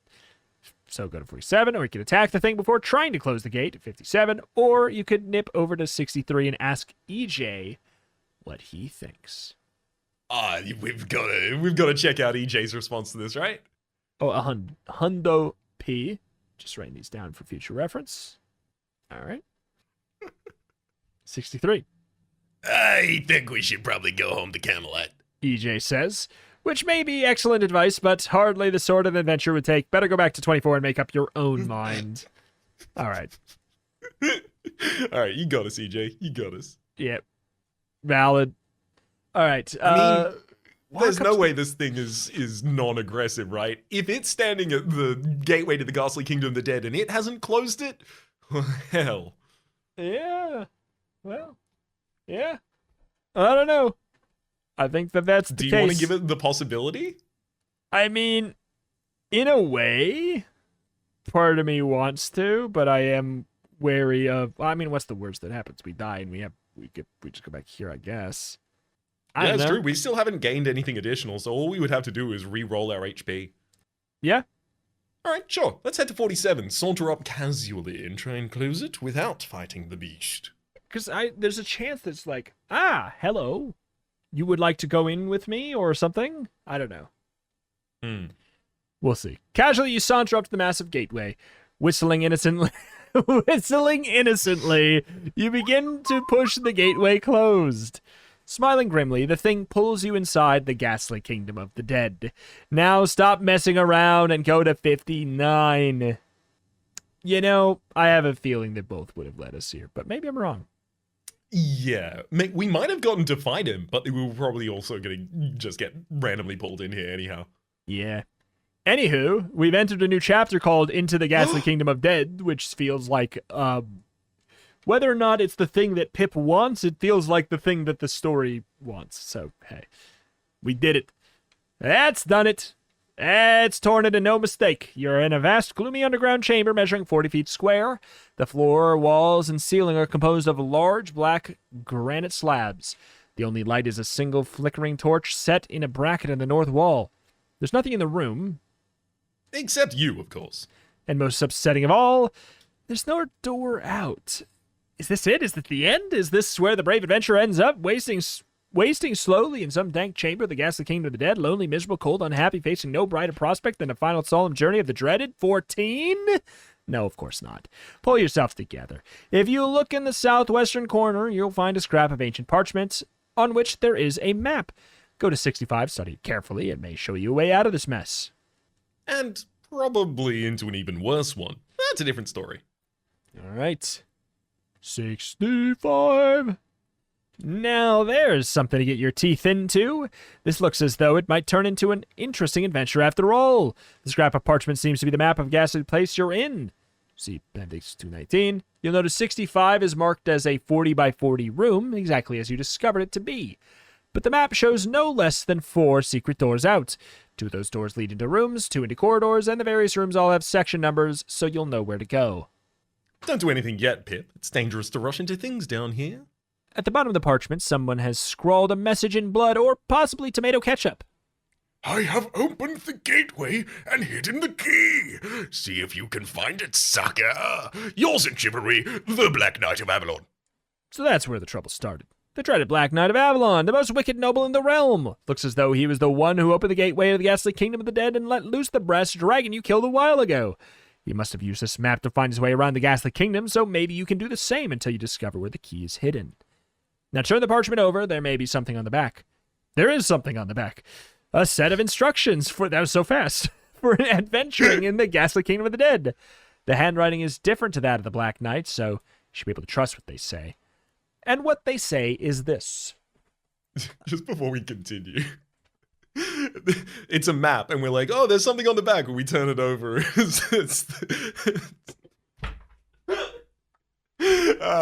So I forgot the name of the Declaration of Independence for a second there. Yes. The Nicolas Cage creation. Exactly. He wrote it personally. Yeah, he wrote the yeah. Level 1. Study the map carefully. You can start at the room marked 65. Oh, ooh, how much of this? Okay, all of this is contextually important, at least. You start from the room marked 65. You may pick any of the 4 secret doors shown as your exit. If a door leads you directly to a room, turn to the section number and discover what you find there. If a door leads you to a shaded area, you'll find yourself in a gloomy 10-foot wide and 10-foot high corridor with worked stone floors and a stone slab of floor. Worked stone walls, rather, and a stone slab floor. For every 66 squares that you travel along a corridor to reach wherever you're going, you must roll 2 dice to find out if you've encountered any wandering monsters. What? Check the table on table 1 for level 1 of wandering monsters in the appendix. Sometimes the roll will show you meet no monsters. Sometimes it'll show you do. Wandering monsters are too stupid to be bribed and too bad-tempered to ever give you a friendly reaction, so when you meet any, you must fight them to the death. If you kill the wandering monsters, you may continue along the corridor, still checking every 60 feet in case you meet some more. If the wandering monsters kill you, then it's off to 14 and to re-equip and roll up new life points. But, and this is important, if you're killed anywhere in the Kingdom of the Dead, you do not have to start the whole adventure again. Instead, you return to 65 and start from there. Or rather here, since this is 65. One more thing. The torch in the wall bracket on this 40 by 40 chamber is almost burnt out. If you have no torches, lamps, or other light sources in your equipment, you must travel in the dark. You'll be able to find your way, alright, but you will not fight nearly as well as usual. You'll need to score damage normally, but you'll need to roll an 8 or better to hit, even if you're using EJ. That's the bad news about wandering monsters. The good news is they usually carry a bit of gold around with them, and if you manage to kill them, you can add their gold to your own store. The table shows how much gold they carry. That's it for corridors. Now the rooms. What you'll find in the rooms is anyone's guess. Good luck! You need to roll an 8. Yep. We forgot about light. Well, you know why? I was going to mention something because last time we had light and then it was like, you have a torch. And like we had light anyways. And I was like, oh, yeah, that's true. I mean, okay. All right. So yeah, we have a map of level 1. Wait, we were on page, that was 65. Oh, that was 65. So 65 is not on here for reference point, but it's the big... We're in the big section of this map that we can see, right? Or what? Did it say... Yeah, does this... Yeah, 65. We're at the center of map 1. 65 is marked on there. It's just kind of faded. Oh, I'm just on the wrong page. There's map That's 1 level... Oh, there's 2 different maps of level 1. Maybe I cheated. Okay. We'll see how that is relevant at some point. But yeah, okay, so we're on page 65. Basically, we have 4 doors. Yep, 2 of them lead into corridors that we would be able to take to different areas, and then 2 of them just lead to other rooms. I will say there is a northeastern door.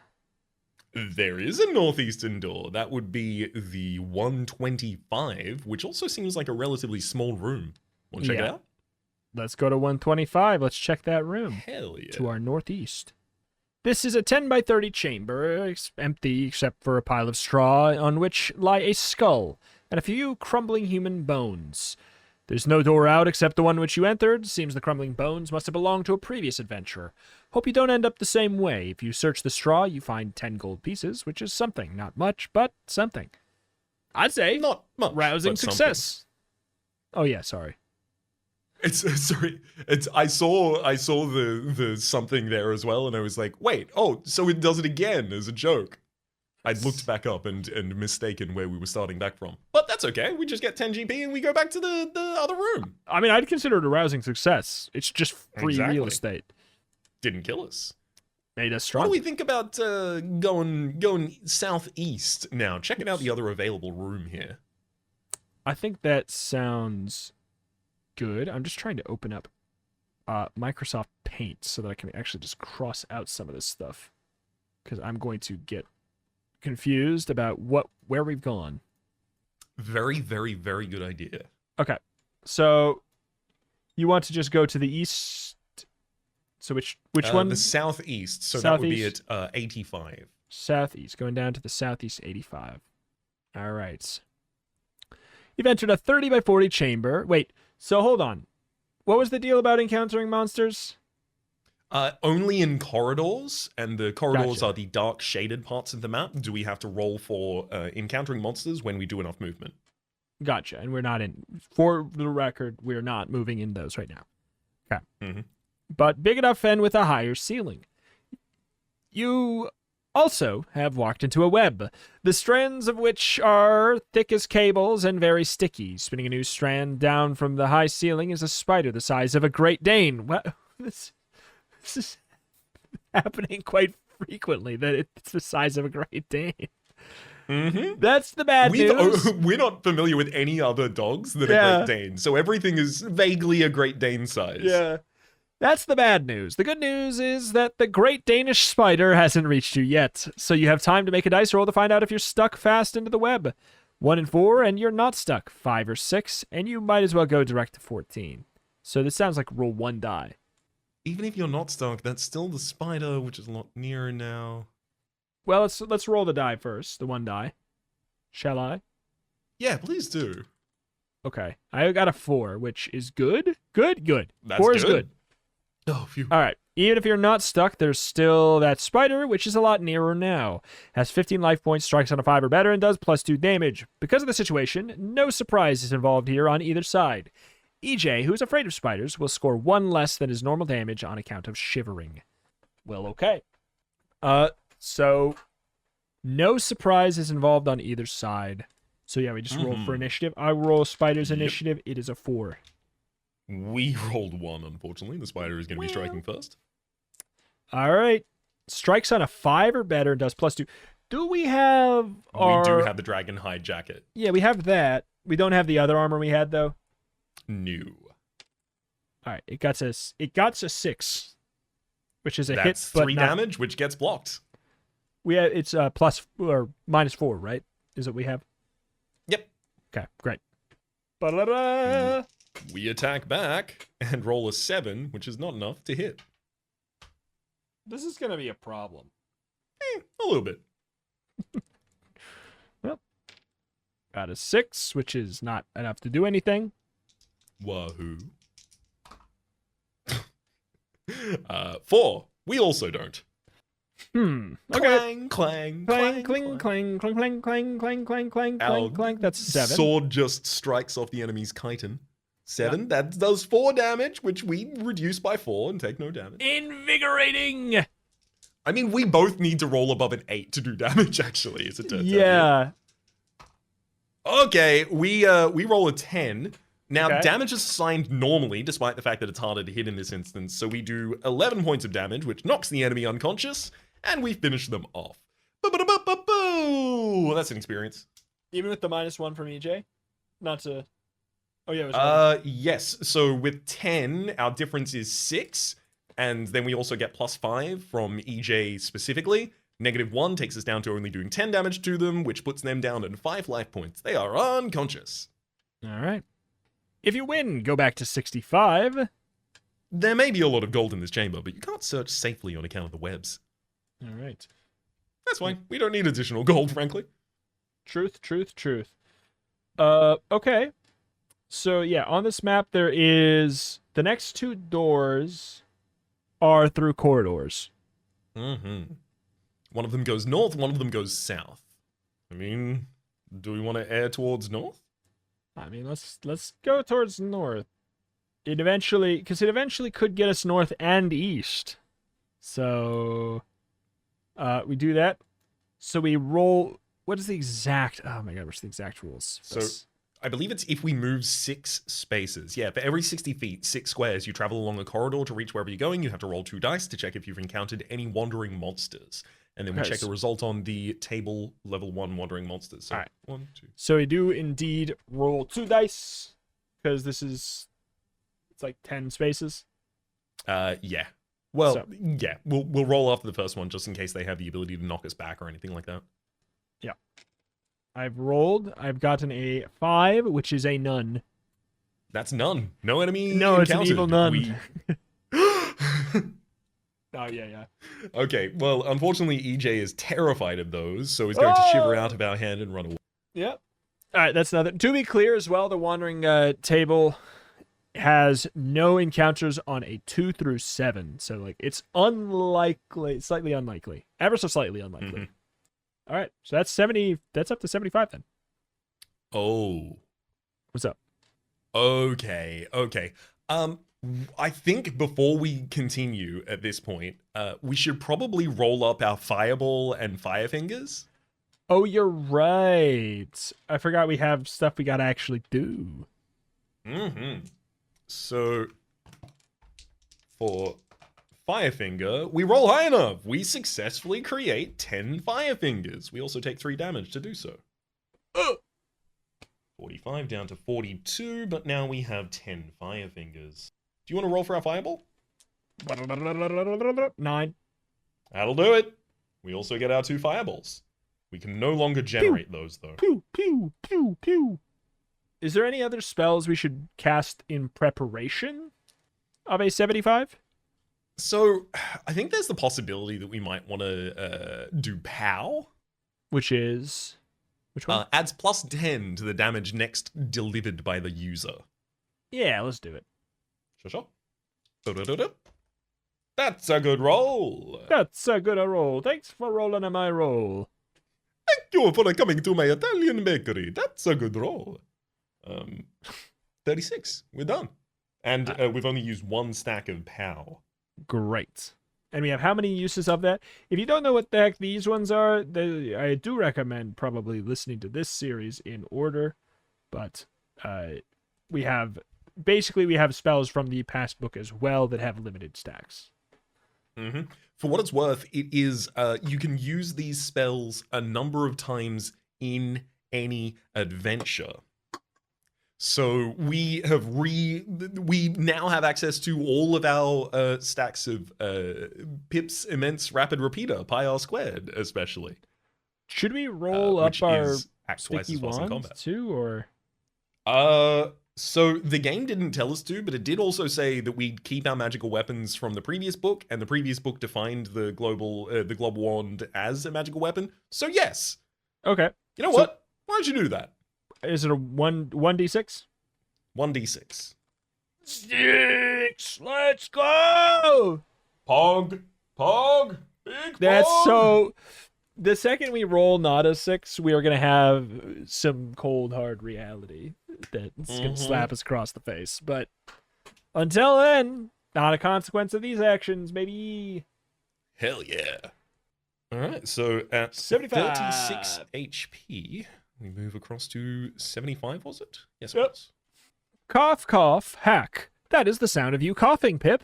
The reason being is this room is full of smoke. The map shows it as an 80 by 30 chamber, but you'd never know it from what you see. The map also shows no other door than the one in the corridor, but there might be a secret door somewhere if you searched. The thing is, do you want to search and risk choking yourself on the smoke? It's really foul and probably dangerously bad for the lungs. Risk searching on 67. I mean, we do... Or return to the corridor and make your way to another section is also an option. Yeah, oh, yes. I mean, there has to be an exit, right? It's possible. I don't think it'll just, or at least I hope it won't, just kill us for trying to search for a secret door. I mean, I don't know. Let's do it. Okay. 67. No secret door yet. But you found the source of the smoke. Someone's been burning a poisonous poisonous laburnum leaves in an open brazier in the middle of the room. Getting this far has cost you 1/10 of your current life points, and the smoke is getting thicker.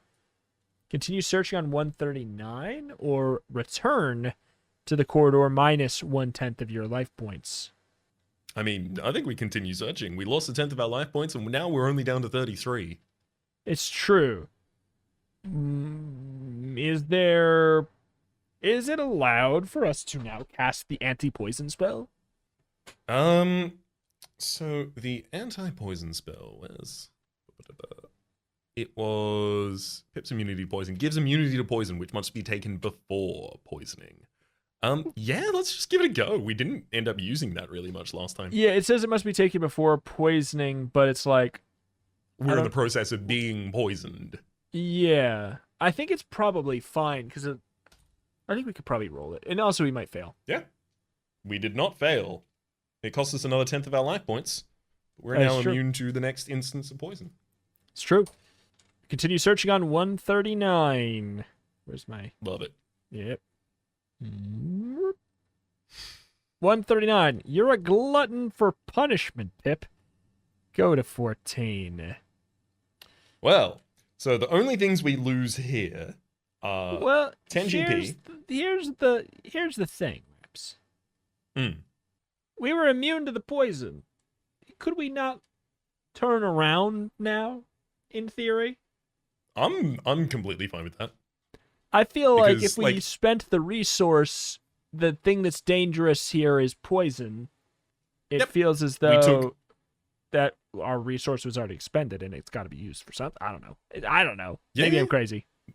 No, I'm completely fine with that. It seems like mechanically, like especially because they invoked the word poisonous there, they don't have written here if you're immune to poison. Yeah. Instead, blah blah blah. I think that it's very much like I could be wrong, but I think some of those are going to be up to user discretion. But I don't know. Some of them, otherwise, it's going to get to the point where it's if you have this from this book, this from that book, this from this book, or this from that book, then you might be fine. Mhm. Which I feel like they're not going to do. I could be wrong, and maybe I'm fudging. If so, oopsie. But I guess so. We go back If to so, 65. oopsie. But Or yeah, return another exactly. Like we have to go back to 65 anyway, so we're gonna have to roll for another encounter. But also, the worst case scenario is, if it needed to have been resolved the other way, we literally only would have lost 10 GP. Yeah. Yeah, 10 GP. That's the only thing that wouldn't come back with us. Yeah. Well, I ain't giving it up. You can pry that 10 GP from my cold dead hands. Ignore my 200,000 in the corner. Yeah. All right. So roll for encounter. Do you want to do it, Shay? I'll do it. Do it. 7. That's not enough. 2 to Okay. 7 is no encounter. Here's the thing. Like, it might not even be bad for us to get an encounter. So it's like, but Yeah, legitimately. all right. So I guess we only have one door left.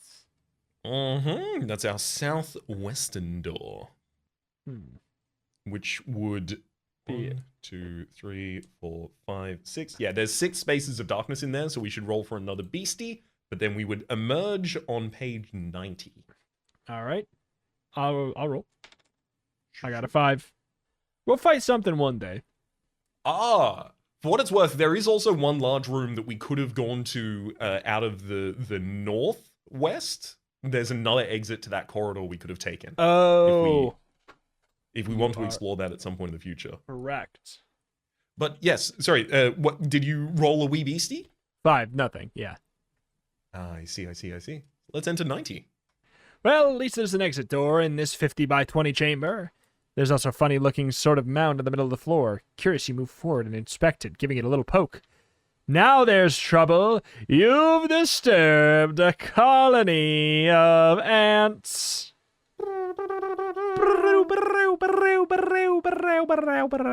Roll 2 dice and multiply the answer by 10 to find out how many dice are attacking you. What? Experience farm? I crit.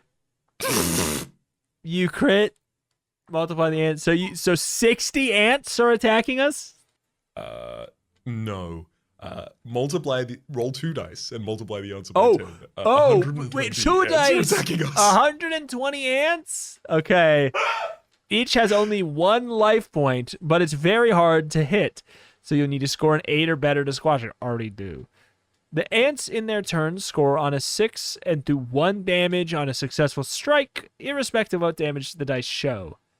Do we really have to If you roll? want to try for a friendly reaction, you must roll for each ant separately. I'm gonna start with 1. I got a Well, 1. no. I got a 1. What? No, I'm Why joking. don't you quickly read that next line for us? So it all seems worth your trouble. Of course, if you happen to be carrying an artificial aardvark in your backpack, it'll eat 20 ants every time you wind it up, which you can do by rolling a 6 or better. If the ants kill you, go to 14. If you survive, you can leave by either door. I will say, 120 ants, Raps, is 6 level ups. Yeah. In theory. I That's don't... 6 permanent HP. Which seems wrong, but they've explained it that way, and also you crit, and also this seems really bad.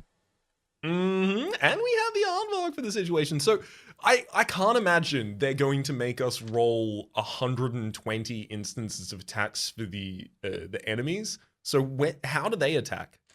I mean, The ants, in their turn, score on a 6 and do 1 damage each successful strike, irrespective of what damage the dice show. I think this is an attrition match, and it's just there are so many of them, but every single round they only have 1 attack. Because it just does. You know what? I'm putting my own foot down. I'm not rolling 100 times for the ants if mechanically that's what they want. yeah, I'm not going to do that either. If so, I would say no. All right, so then I guess, 1 guaranteed damage, but it's like big war of attrition. But because we have the aardvark, it's less of a war of attrition. I guess we will roll for initiative. Yeah, exactly. Though. Ants get 1. You suck, ants. We get 6. Well, great. What a time to use those. So I say we use the aardvark. 100%. Wind up this artificial aardvark. It's got a little cork screw on the back end. Pull it in one hand. And starts clapping some cymbals. All right, we're down to 100 ants. If you roll 7. 6. We're down to 100 Okay. ants. All right, the ants. We level up.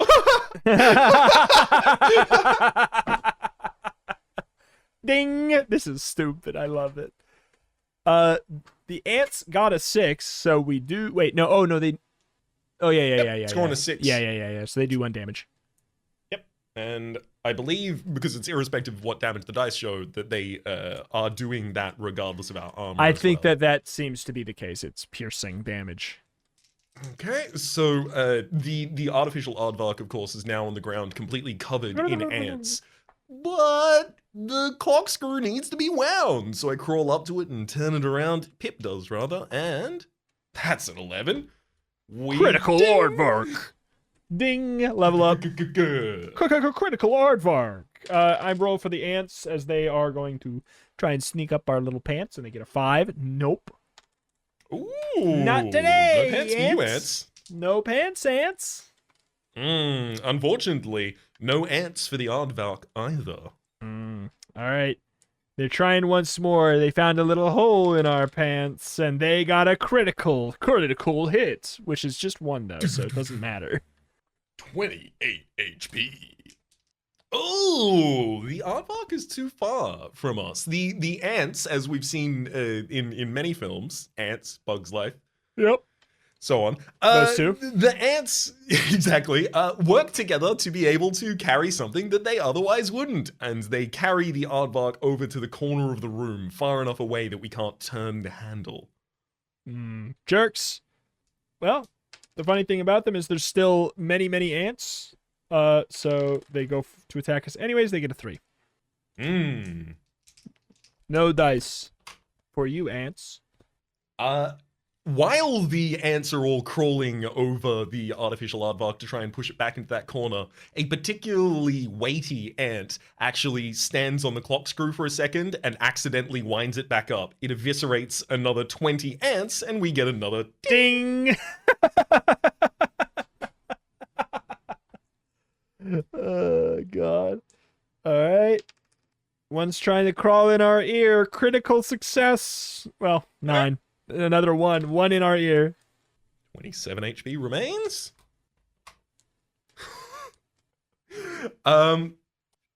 We roll a 2, a critical fail, a snake's eyes. And in doing so, we briefly find ourselves forgetting what tool we intend to use in this purpose and looking around the room hopelessly for an answer. Square hole and square object. No, can't be right. Ants But they find a rainbow. Ants get a snake eyes. The ants look around furiously. Go, what were we trying to do? What were we going to eat? What were we going to attack? Was it the wall? And they freeze.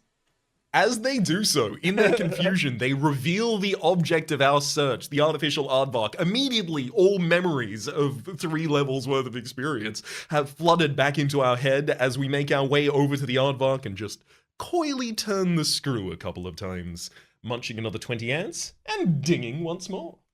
Ding. At this point, 40 ants remain.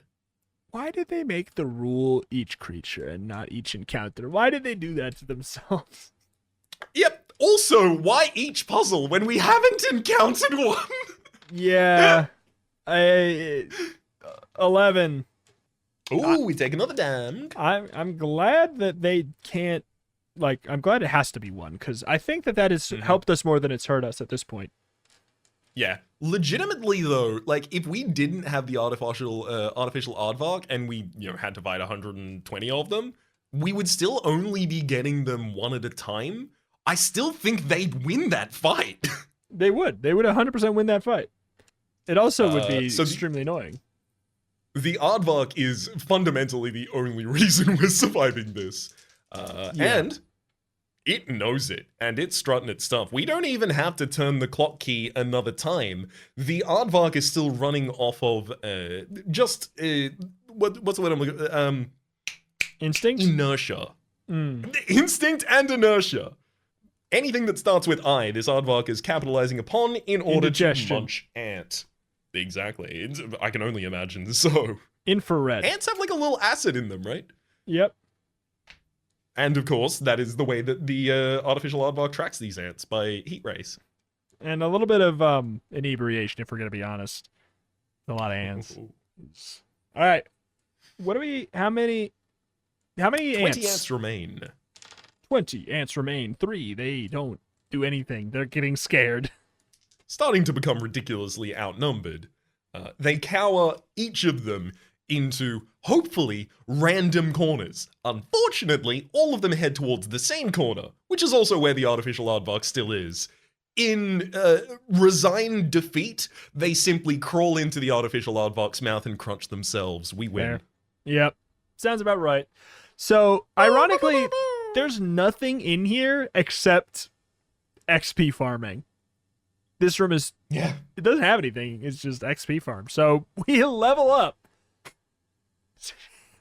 6 times? 51 max HP we have now, although we are down on 32. I mean, like, I would feel bad about it if the game, and I'd feel like something seems wrong if the game didn't expressly explain that each individual monster not encounter was experience. Yep. So this is like, the pro tip for this book, take the artificial aardvark. If in book 3, you're going to want to grab the artificial aardvark, and you're going to want to make sure you go to the path to get the XP farm in the ant farm room. It's legitimately. Let's just write the IGN guide for this. Yeah. So that was page 90? That was page 90. And we may leave via either door, so we can head back into the corridor, or we can head to page 110. Can we go to 110? We can. There's a door out of 90 Oh, to the I see. south. Those are all... Okay, gotcha. So, yeah. I mean, should we just go to 110? What do you think? Yes. The only reason we would want to go back at this point, as far as I can see, is if we wanted to go back to the north and go to 70, which I'm fine with not doing. It's a choose your own adventure. I choose the adventure in 110. Yeah, I mean, we could go to 110. Well, I see what you're saying, because that's kind of like sectioned off that way. Yeah, starts getting pretty out of the way. I mean, yeah, I'm down to do that. We will have to roll for two more encounters that way, but I think that's fine. We would only have to roll for one because the second corridor. Well, when we come back this direction, we would have to roll for another encounter. Yes, but going into that corridor, we would only move 2 spaces. So yeah, but yeah, it was just I was saying because of the backtracking. But yeah, good point, well made then. I mean, yeah, I'm down to let's do it. Let's just see what's on 7. We just power leveled and we just got 6 level off of ants. I think we can risk a little bit. All right, I'll roll for the first encounter. It's a 6. It doesn't matter. Easy. Then we enter 70. All right. Wow, this is the largest chamber you've ever seen for sure. A full 70 across and 90 long with a colonnade of granite pillars supporting a vaulted ceiling. At the end of the colonnade is a black granite throne on which sits a satin cushion on which sits... No, not a monster. You're getting paranoid. A glittering emerald as large as a duck egg. The chamber is otherwise empty and there's no exit other than the corridor which you came. The emerald looks as though it might be worth a fortune. Are you gonna snaffle it? Snaffle emerald by going to 128? Or return to where you came? I don't know how you feel about it, but gemstones have routinely sucked butt in this series so far. I think that I am not entirely interested. It's too much going to be a trap. It's sitting on a throne on a cushion. This is I've never seen a normal gem sit on its own throne on a cushion. Yep. No snaffleable gem has ever sat like that. Yeah. All right, let's backtrack. So you want to roll it for the other encounter as we move back towards Sure. 110? 6, no encounter. Huh. And we move into 90, and then we move into page 110, which, if I recall correctly, says we now just roll for a possible monster encounter. Make one wandering monster roll in this 10 by 10 chamber. If the dice show no monsters present or you win through the encounter, you may leave through any of the 3. Count them. 3 doors shown now. Okay. So You gonna roll for monster? I'll do it. Or should I? Cool. 9. We actually do fight something finally. That is nerds. 2 nerds. They have 11 life points, hit on a 7, and do +2 damage. And give us 10 gold. Great. Oops. Groups of monsters will attack one after another and never together. That's also great to know. So initiative for the nerds, they got a 3. Our initiative is also a 3, so we need to reroll. Oh. That's number 5. 2. Oh! Nerd! Nerd power. All right, so they roll a 7, which I can. Is it? Oh yeah, no, it's a. That does hit for +2, but it does no damage to us. Yep. So that's a nothing. Smack these nerds. You got to do 6 damage. Ooh, okay. I roll an 8, so we will actually collide with one of the nerds, and in doing so, deal 9 damage. Which is enough to knock them unconscious. Knocks one nerd out. Nerd! All right. And we dunk the nerd and give him a swirly. Yep. We get a 9. The other nerd says, "Hey, you killed Trevin." Even then, he hits you with a pencil for 9 damage. 9, not 9 damage. 9 on the die, which is 7. So 7 to hit. 9 to 4. No, it's nothing. It's as close to being something as it could have been. But yeah, I killed Blevin, and now I'm gonna kill you too, says EJ in our hand as he swings up and absolutely follows through on his promise, rolling a 9 in order to do 10 full damage, knocking them unconscious again. 2 experience. And 10 gold. Oh, that's true. 10 gold per, so it's 20. Oh. We could now actually farm, you know? We could. However, we only take 10 permanent hit points between different books. That's what it's typically said so far. No, yeah, 100%. 10 level ups would be the maximum value that we could possibly have anyways, yeah. Mm-hmm. We just need to find another This gives us... ant pile, and then we can just be fine. Legitimately, though, I mean, we still have the artificial aardvark. Yeah. So, are we going to, what, 95? Or, I guess I don't even see the other door out of the other place. So the third door they're referring to there goes back into a corridor. Yeah, but that corridor doesn't have an exit. It does. Does it for you? Oh. Oh, it doesn't have an exit on this map, no. Yeah. I think we're supposed to be led to believe that it goes to 105, because there's like a little dot there, and it's...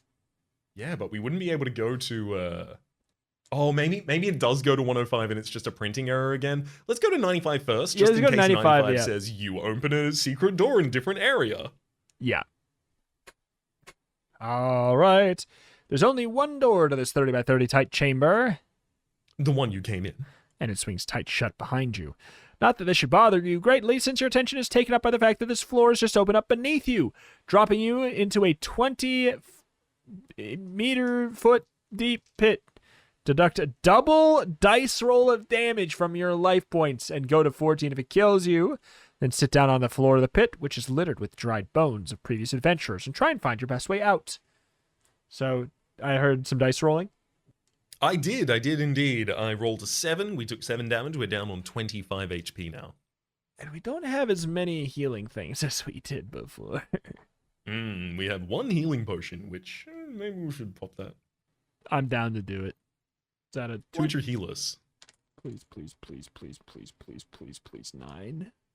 Hey, 9's pretty good. Not bad. Not bad. Not To bad. 34. But there goes our potion. All right. You try and figure the best way out. To try climbing out without ropes, you need to roll 2 dice, succeed on 11 or 12, and you'll succeed in getting safely to top. Anything else, and you will fall with a double dice roll of damage. Uh-oh. Use a rope if you've brought one. To do this, roll 2 dice, score 2 to 10, and you make it out. 11 or 12, and you fall with a double dice damage.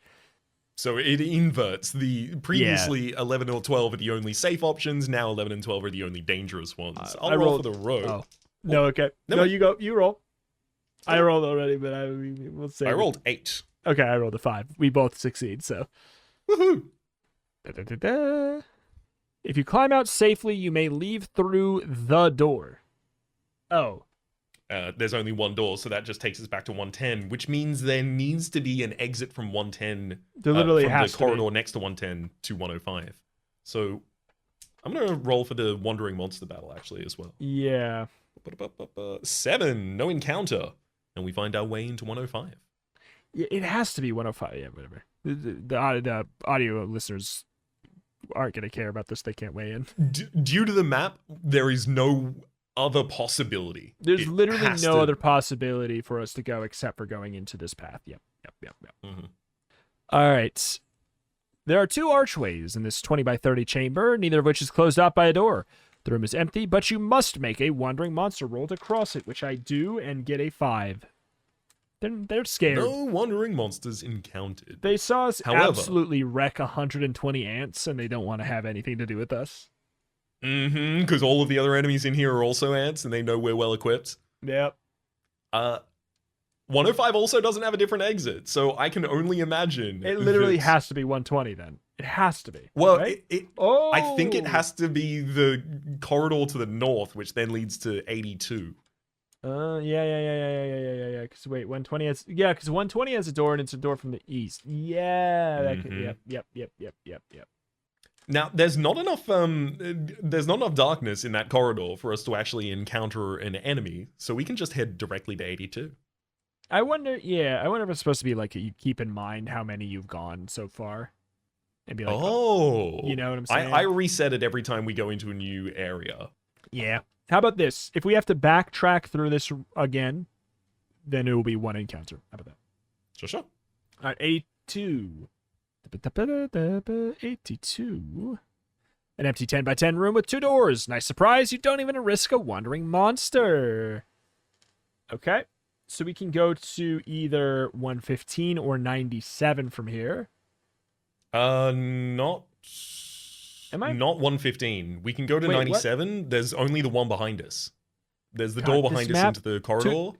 Yeah. To express what we're looking at, there is literally like a graph paper, but the squares are very small, and there's like very scribbly tiny X's that are kind of vaguely showing off where doors are.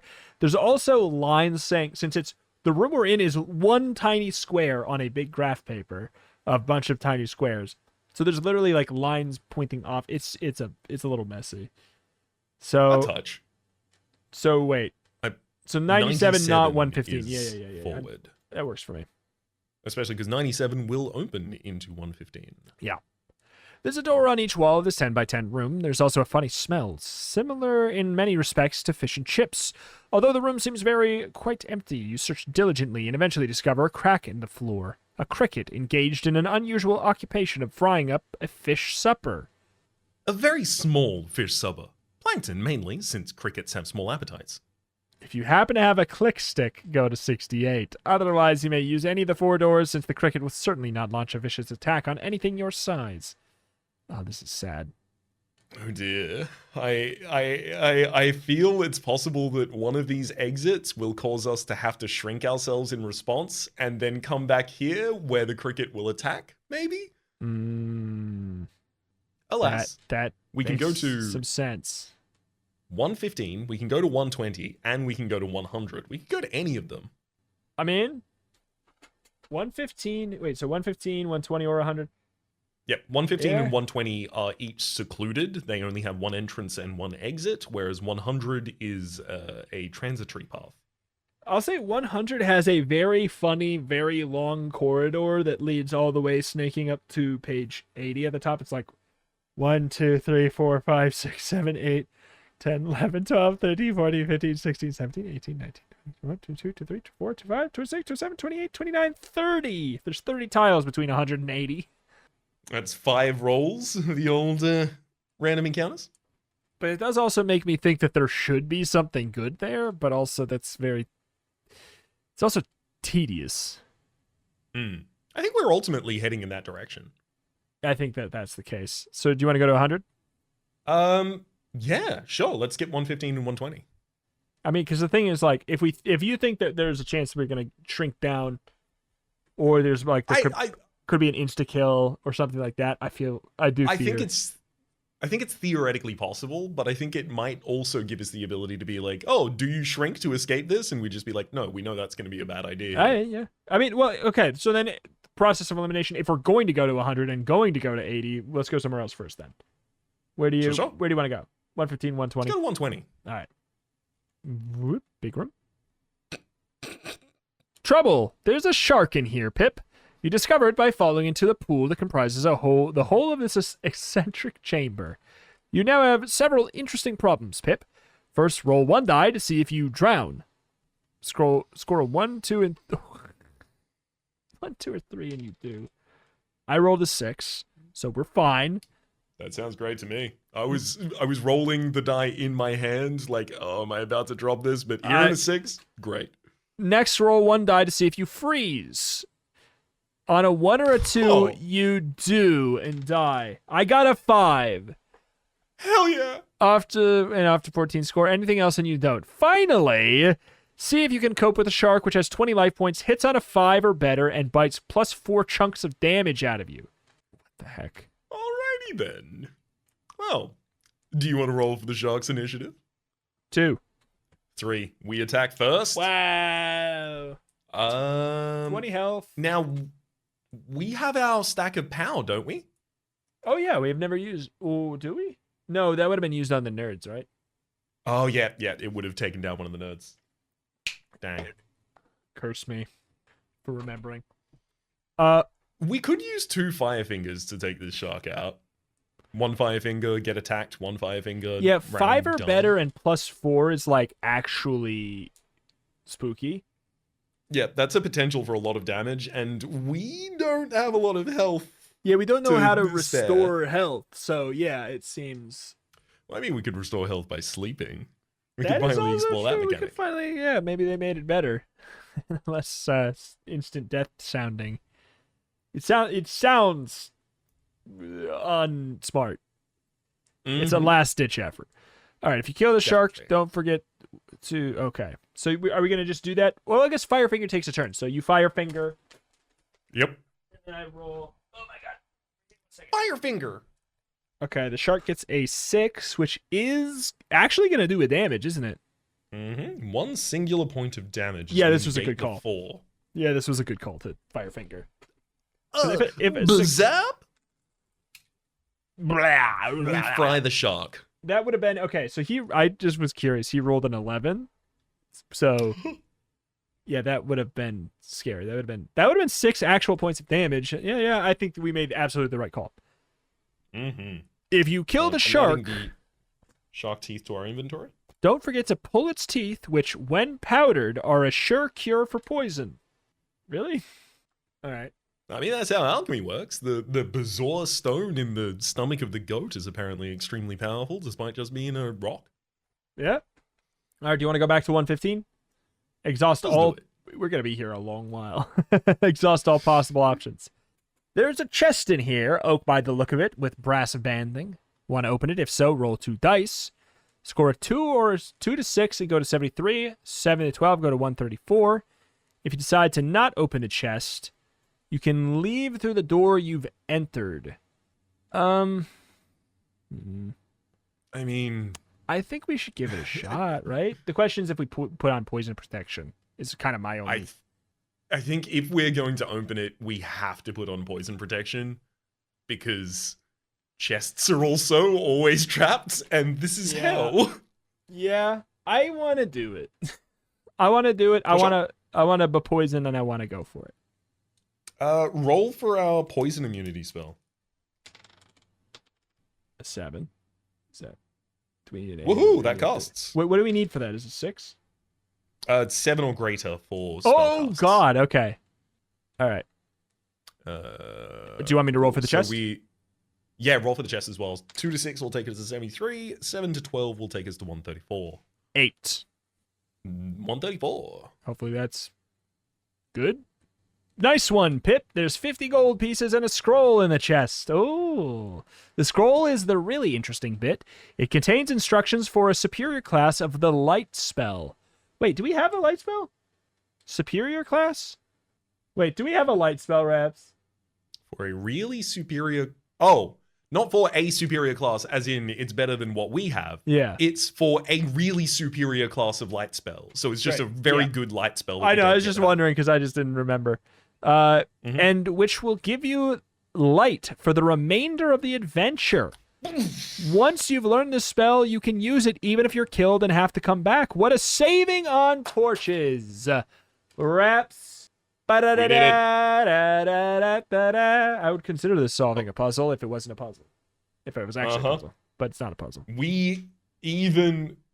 Oh, also from the shark encounter experience, which I didn't previously encounter and count up, we do actually level up yet again. Wow. So, Wow. Power level. Power level. power. Yeah, I think we should cast a light spell.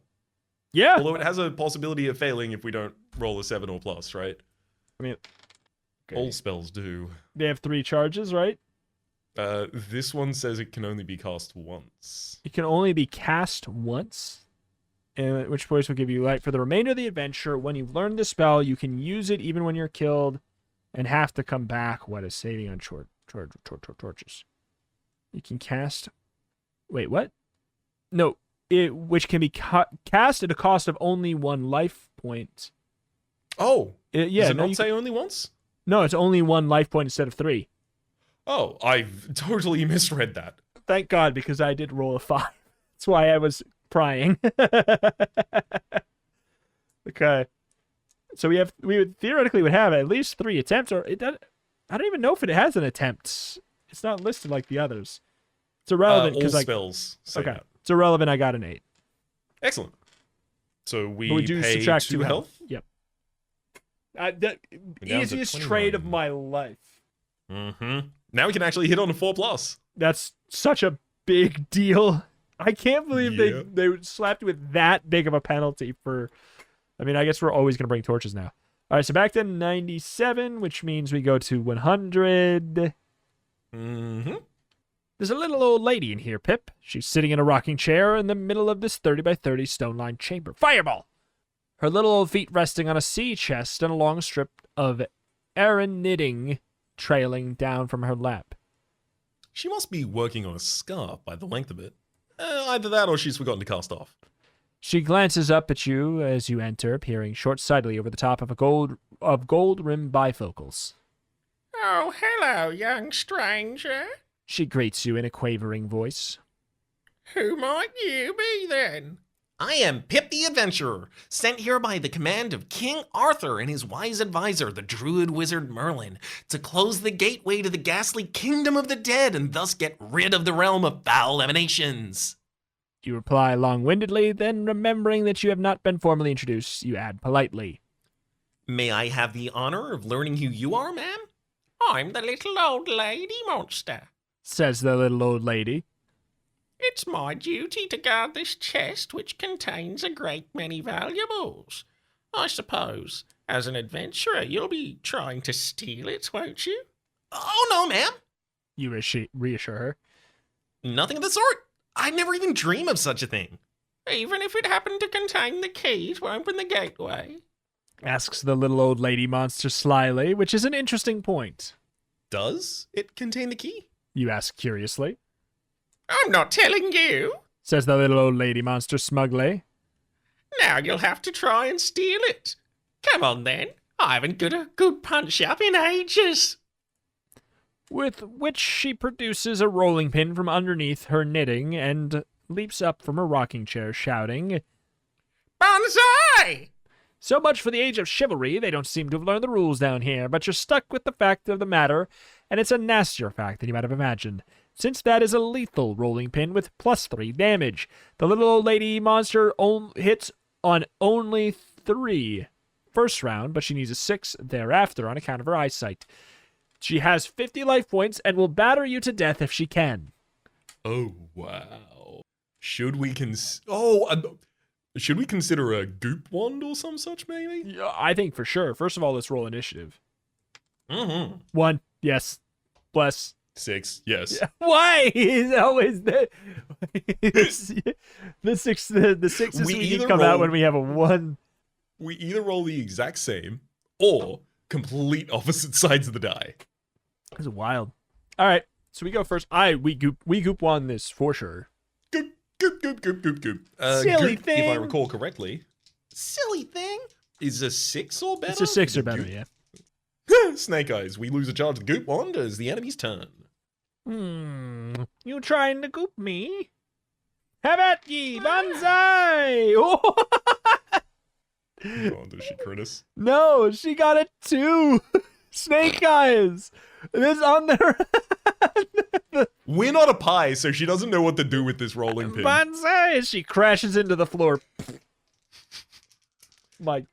She only needed a 3. Wow.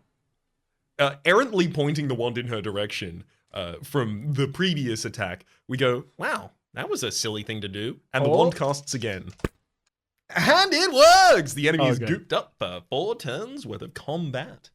Yeah, so for 4 turns, the little old lady monster can't do anything. So turn 1 of doing something, she doesn't. Oh, it's so good to be hitting on a 4 again. Mm-hmm. Should we throw a couple of normal... I don't think we should use the firebolt, but I would actually be open to it. I don't think we should. Because she's back to, she's just a +3 damage on a 6 is like not, I don't know, it's not that big of a deal. That's very true. She needs to roll a 7 or above. Sorry, she needs to roll an 8 or above to actually to deal start any damage. doing damage, yes. Yeah. So Right. I'm fine with giving a couple smacks first. We have 4 turns before we can even. I think we give some tries. We look down at EJ and say, EJ, are you okay with fighting a little old lady? Didn't you hear a little old lady monster? That's the part I care about. and swing EJ. Oh, and crit! EJ hates my old women. God. I mean, you get advantage since she's prone. So Yeah, well, that's going to be a total of 8 in the differential, as well as +5, doing 13 damage to the enemy. As we take that to the bank. Okay. 37, they don't take another turn after that. We do. EJ is, at this point, still within the gut of the little old lady monster. The little old lady is not bleeding, such as we might expect a human to. Instead, we're seeing gushes of purple ichor come from out the stomach. EJ advises us, oh, just twist. It'll hurt real bad. And it does. We roll a 9, causing 10 more damage to the enemy. 27. And then she's used up her third turn of not doing anything, right? Mm-hmm. We withdraw EJ from the central thorax of this monster and try and swing for the head. Oh. Ooh, it's a glancing decapitating blow. We seem to Yes. have got a carotid artery in this, doing 6 damage to the enemy and taking them down to 21. Okay. They take their 4th turn of powerlessness, and EJ says, let me get another go at that. And then rolls an 8 for a total of 9 more damage to the enemy, taking them down to 12. Okay. She's finally back up. She goes, oh, dearie me. And she holds the rolling pin up to the sky and says, I know one thing, bonsai. And that is a 9, which is She bonsai'd us. 2 damage. Did I remember correctly? 2 damage. EJ takes direct offense at this. Hey, I was doing so good. What are you gonna hit me for? And in his offense, loses focus on the target, rolls snake eyes, and hits wide. All right. She rolls. Oh. Well, 5. She doesn't. She just misses. She tries to strike it as an overhand strike, and ends up striking wide, goes straight to the ground, but we stand on the rolling pin, ready to deliver a killing blow with EJ. 7, differential is 3 plus 5, 8 damage, and in doing so, we strike EJ all the way up her rolling pin, scraping up her arm, and thump, lop her head off. Oh. Ah. What page were we on? It was was that 100? I scrolled down to the map because I was That curious. was 100. If you survive the little old lady, you move on to 136 to open the chest. All right. I mean, we murdered We the also old gain lady better. experience. All right, 136. There's a key in here. A huge brass key attached to a huge brass key ring with a huge brass plaque on which is engraved in huge brass letters the key to the gateway to the ghastly kingdom of the dead. You found the key. Without even having to fight the dreaded Black Knight either. This is incredible. This is fantastic. The very key you were looking for, and here it is, in the chest of the little old lady monster. Now all you have to do is zip out and lock the gateway, get back to Camelot, and pig yourself stupid at the festive banquet while everyone tells you about what a good class adventure you turned out to be. Wait a minute. You have to get back to the gateway. Wonder which way that is. The doors in this room open north to 97 and east into a corridor. So 97 is where we came from, so we go east Yeah. and into the corridor, which leads all the way around to 80 after 5 wandering encounters.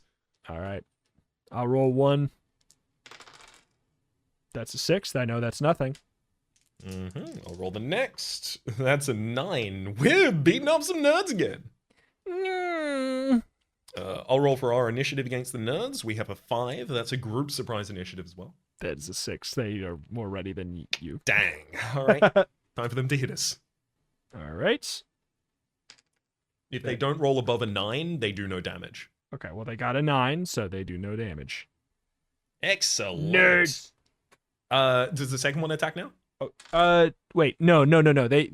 It says in a group of monsters, they will attack one after another, but never together for wandering monsters.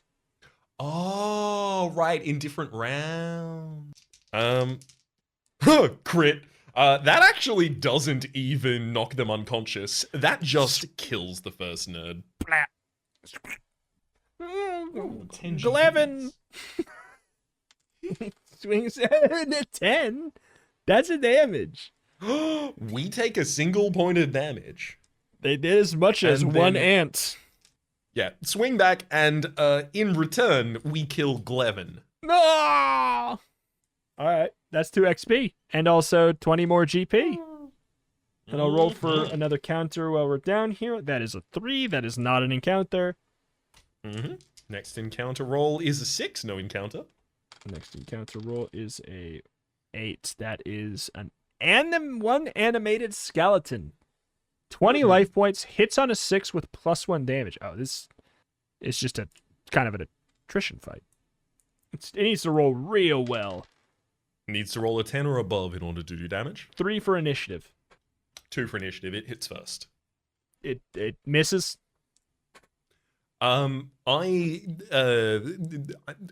Pip uses one arm to parry away the attacking arm of the skeleton, and in doing so, actually might knock it off. And does so. So that's a 9 for 10 total damage to the animated skeleton. Bring down to 10 already. How dare you! And he swings back with his arm. Oh my god. Takes his arm off and hits you on a 10, which was 10 the first one that does damage. Yep, 10's the first one Yeah, that does there damage. you go. Single 1 point. damage. I am going to wrestle that arm out of their hand and then try and strike them back in the head with it. What? Wow. Okay.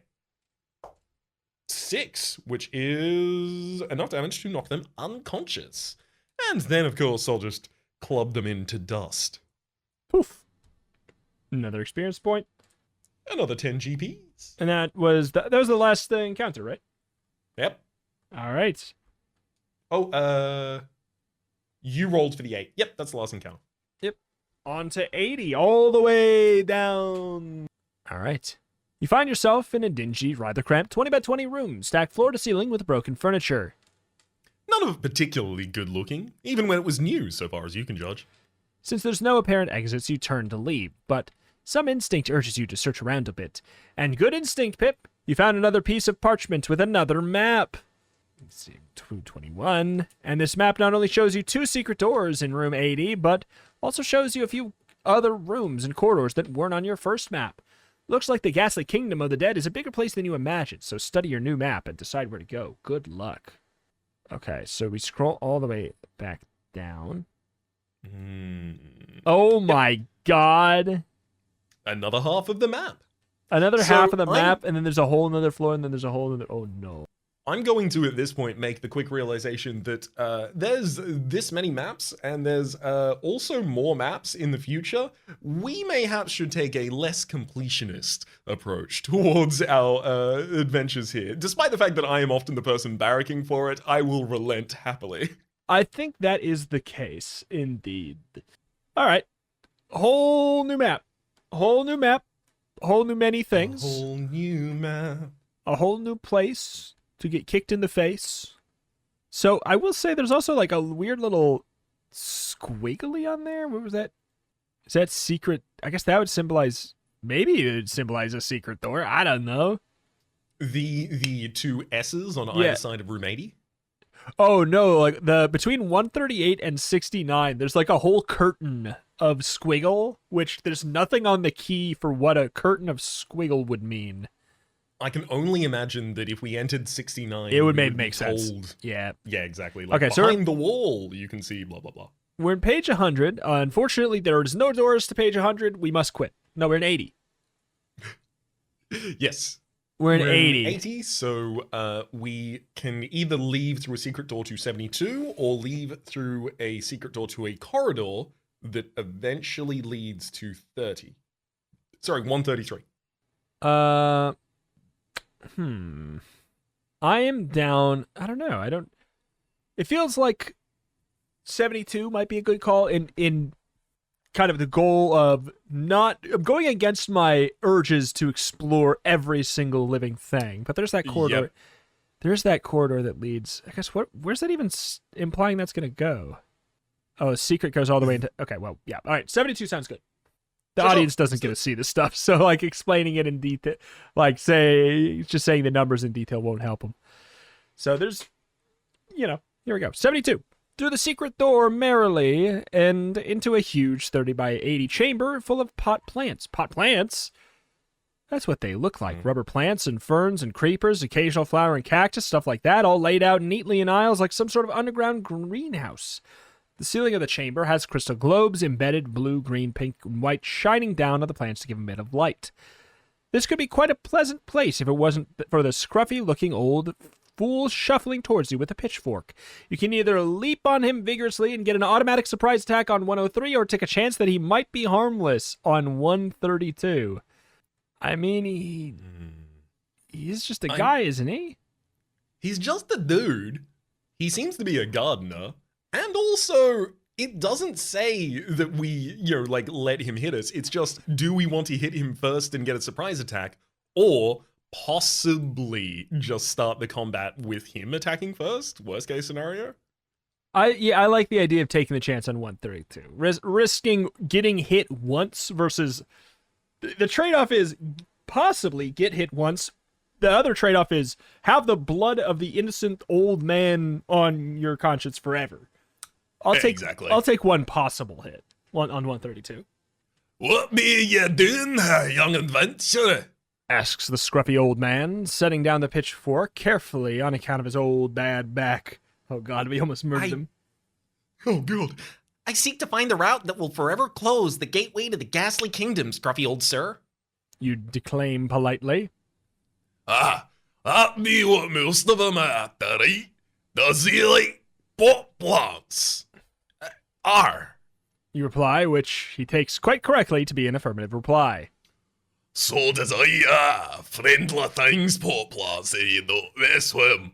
Not like people, no, most as either. Closing the gateway, is it? Yes? What manage that area no? That way be guarded by the Black Knight itself. But take this bottle of my patent weed killer on some on your sword. It gives a double damage the first time it's a vegetable monster. And there'll be enough in a bottle for 3 applications, sir. Which was, you must admit, a nice gesture, whatever he said on his part. Potentially a very useful gift if you happen to meet any vegetable monsters. Stow it away carefully in your backpack for now and return it through the secret door on 80. So yeah, we got a thing that does double damage on your first hit against a vegetable monster. Double damage the first time it hits a vegetable monster. 3 applications. Okay. All right. Fair enough.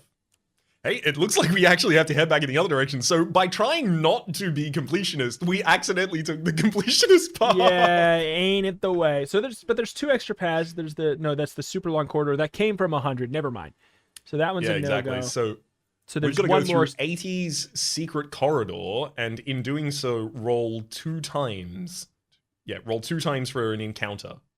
And we're trying to loop around to what? 133? Wait, where's the door? So it loops around the entirety see. of 133 Yeah, there it is. and Okay. then enters. I Why don't you roll got for that first a- friendly? What? Oh, I got a 6. Sick. And I got a 5. No encounters for us. We enter 133. All right. This 30 by 30 chamber looks as though it might have been used as some sort of reception room at some time. Although the few scraps of wooden furniture are in a pretty ragged state now, all the same, it's not entirely disused. There's 2 armored guards at the door in the southern wall, and you look carefully, you see why. The door has a notice saying, treasure room. The only way through the door is past the guards. They don't look particularly strong, which suggests somebody forgot to feed them for some time. Wait. As against that, they are armed each with swords, and the armor they're wearing is very high quality, subtracting 3 from the damage scored against them. They will not attack you if you leave them alone, and you have a chance to return to the back door. If you want to go to 66... You're in for bribery or a fight or both. I mean, We have enough money to bribe, right? we actually might. It's 'Cause we 3 still have- stars. 3 stars. If I recall correctly, 4 stars was 10,000 per piece. I think this is probably 1,000. Do we have that money on us? I guess why wouldn't we, right? I mean, it comes down to, because we've already used the glob wand. 200,000 from our previous. It did say you can keep your treasures and you can keep your money from previous adventures. Yeah. I think we just bribe these guys I guess for we can just 1,000 bribe apiece. I mean, yeah. I don't mind that. On 66. 2k. Bribery counts as though you'd succeeded a fight, so we'll gain 2 experience as well. Oh my god. Pay to win. 66. Treasure room. That's what it says, Pip, right there on the door. Who knows what loot and goodies you'll get to bring home to your adoptive parents with the story of how you eventually found the key and closed the gateway to the ghastly kingdom of the dead. You rush in eagerly to the 10 by 30 room to find yourself confronted by a very thin, bespectacled nerd wearing the traditional red cape and spats of the species. Wait a minute. He looks kind of like a mole vampire? Mm-hmm. We have a picture of him. Capital N nerd. Wearing the traditional red cape. Okay, seated behind the wooden desk on which are papers and a large bell. Welcome, welcome. He says, What treasure have you come to give me? Give you? you echo? Give you? This isn't a real treasure room at all. Ah, Never mind. This at least not the sort you thought. This stupid nerd wants you to give him treasure. While you were perhaps thinking you might be here and able to steal something. your sword, perhaps. A magical item. I'll be bound if you've survived this far. Or you may have a tingle ring secreted about on your person. Or I have not yet made up my mind if I'm going to give you anything, you ignoble nerd. You tell him pompously, looking around for anywhere he may have concealed treasure or possibly a key. In that case, I shall be forced to ring my bell. He blinks at you mildly. And I'm sure you wouldn't want me to do that. Well, would you? Certainly you can't let him have EJ, but by the looks of the sort of nerd, he'd be able to accept a hefty bribe. 100 gold pieces. Okay. Or you could always hack him into nerd cubes before he has a chance to ring the bell, or you could let him ring the silly thing anyway, see what happens. You can try and bribe him with 100 nerd... Wait, bribe the nerd with 100 gold pieces. If you succeed, you may leave the room safely. Ring the bell on 101. Hack him into nerd cubes 124. He mentioned the tingle ring. Okay, well, yeah, he mentioned the tingle ring, but it doesn't look like we have an option to just give him the tingle ring. I mean... Huh. The only guess I would have for, like, where the tingle ring would even be theoretically possible would be, like, 101. Right? Like, do we chance it? If we kill him, the tingle ring's not going to do anything. We could... If you let him ring the bell... Because, like... Here's my thing. Mm-hmm. Why the hell would they even mention the tingle ring if it wasn't relevant in one of these two options? I do think that 124 just brings us straight to kill him. We know that there's a nerd stat block already. So I was trying to think from that direction as well. Is it possible they're trying to communicate to us that the tingle ring is still important and possibly important to the nerds without it being useful in this instance? I'm not certain. Maybe. All I'm saying is I am cool with letting him ring the bell, and just for no other reason than I'm kind of curious what that looks like. I'm worried that that will summon someone we don't want to fight. Okay. I'm very wary of our health point situation, which as it stands is at 25. Sure. So if we bribed him, we would be able to leave the room. Okay. Or we could just leap and hack him into nerd beast. We've killed 4 nerds so far. Why is this nerd any different? Yeah. Which page was that? 124. Let's do it. All right. Roll 1 die, score 1 to 3, and the nerd manages to ring his bell, and you'll go to 101. Well, here we go. We may not have the chance. 4 to 6, you get in the first blow, thus preventing his ringing the bell and starting yet another hassle. The nerd has 20 life points, hits on a 6, and has a stiletto with a paralyzing poison on the blade, so you miss 1 strike back whenever he hits you successfully. Which is annoying. Should I roll for the 1 to 6? Please do. I got it. I got it too. All right. So, he Rats? rings the bell. What's going on? We are going to 101. I'll have you know. All right. I mean, but it was not on purpose. An accidental 101. The nerd reaches out a slim hand and rings the bell, which sounds with a delicate, though penetrating, tinkle. There! He says primly. I did warn you. But worrying about what? Perhaps it's something to do with a massive shape slowly solidifying in the corner of the chamber. First it looks like a swirling smoke, but gradually takes the form of a bearded, turbaned giant naked to the waist, green skin carrying a scimitar. Looks as if it's a cross between Sinbad and the Incredible Hulk, and with your luck is almost certainly a Jinn.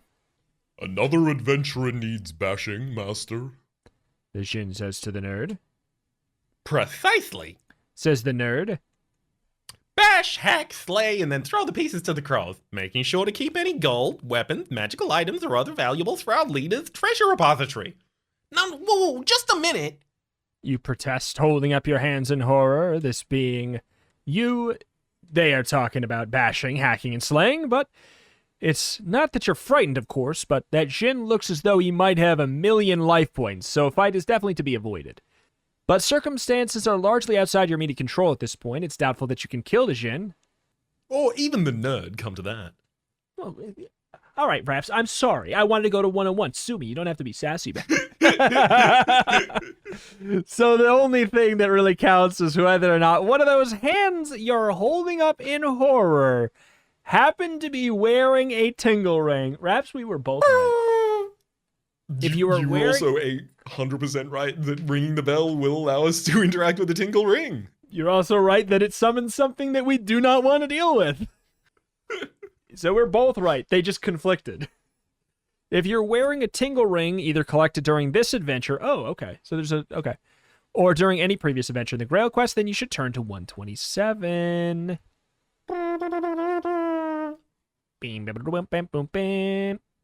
Hold on, master. Says the Jinn in amazement. This one is wearing a tingle ring. A tingle ring? Gasps the nerd, turning pale. Yes, a tingle ring!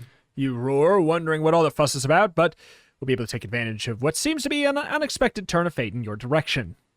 So you'd both better watch out! Not the dreaded tingle ring!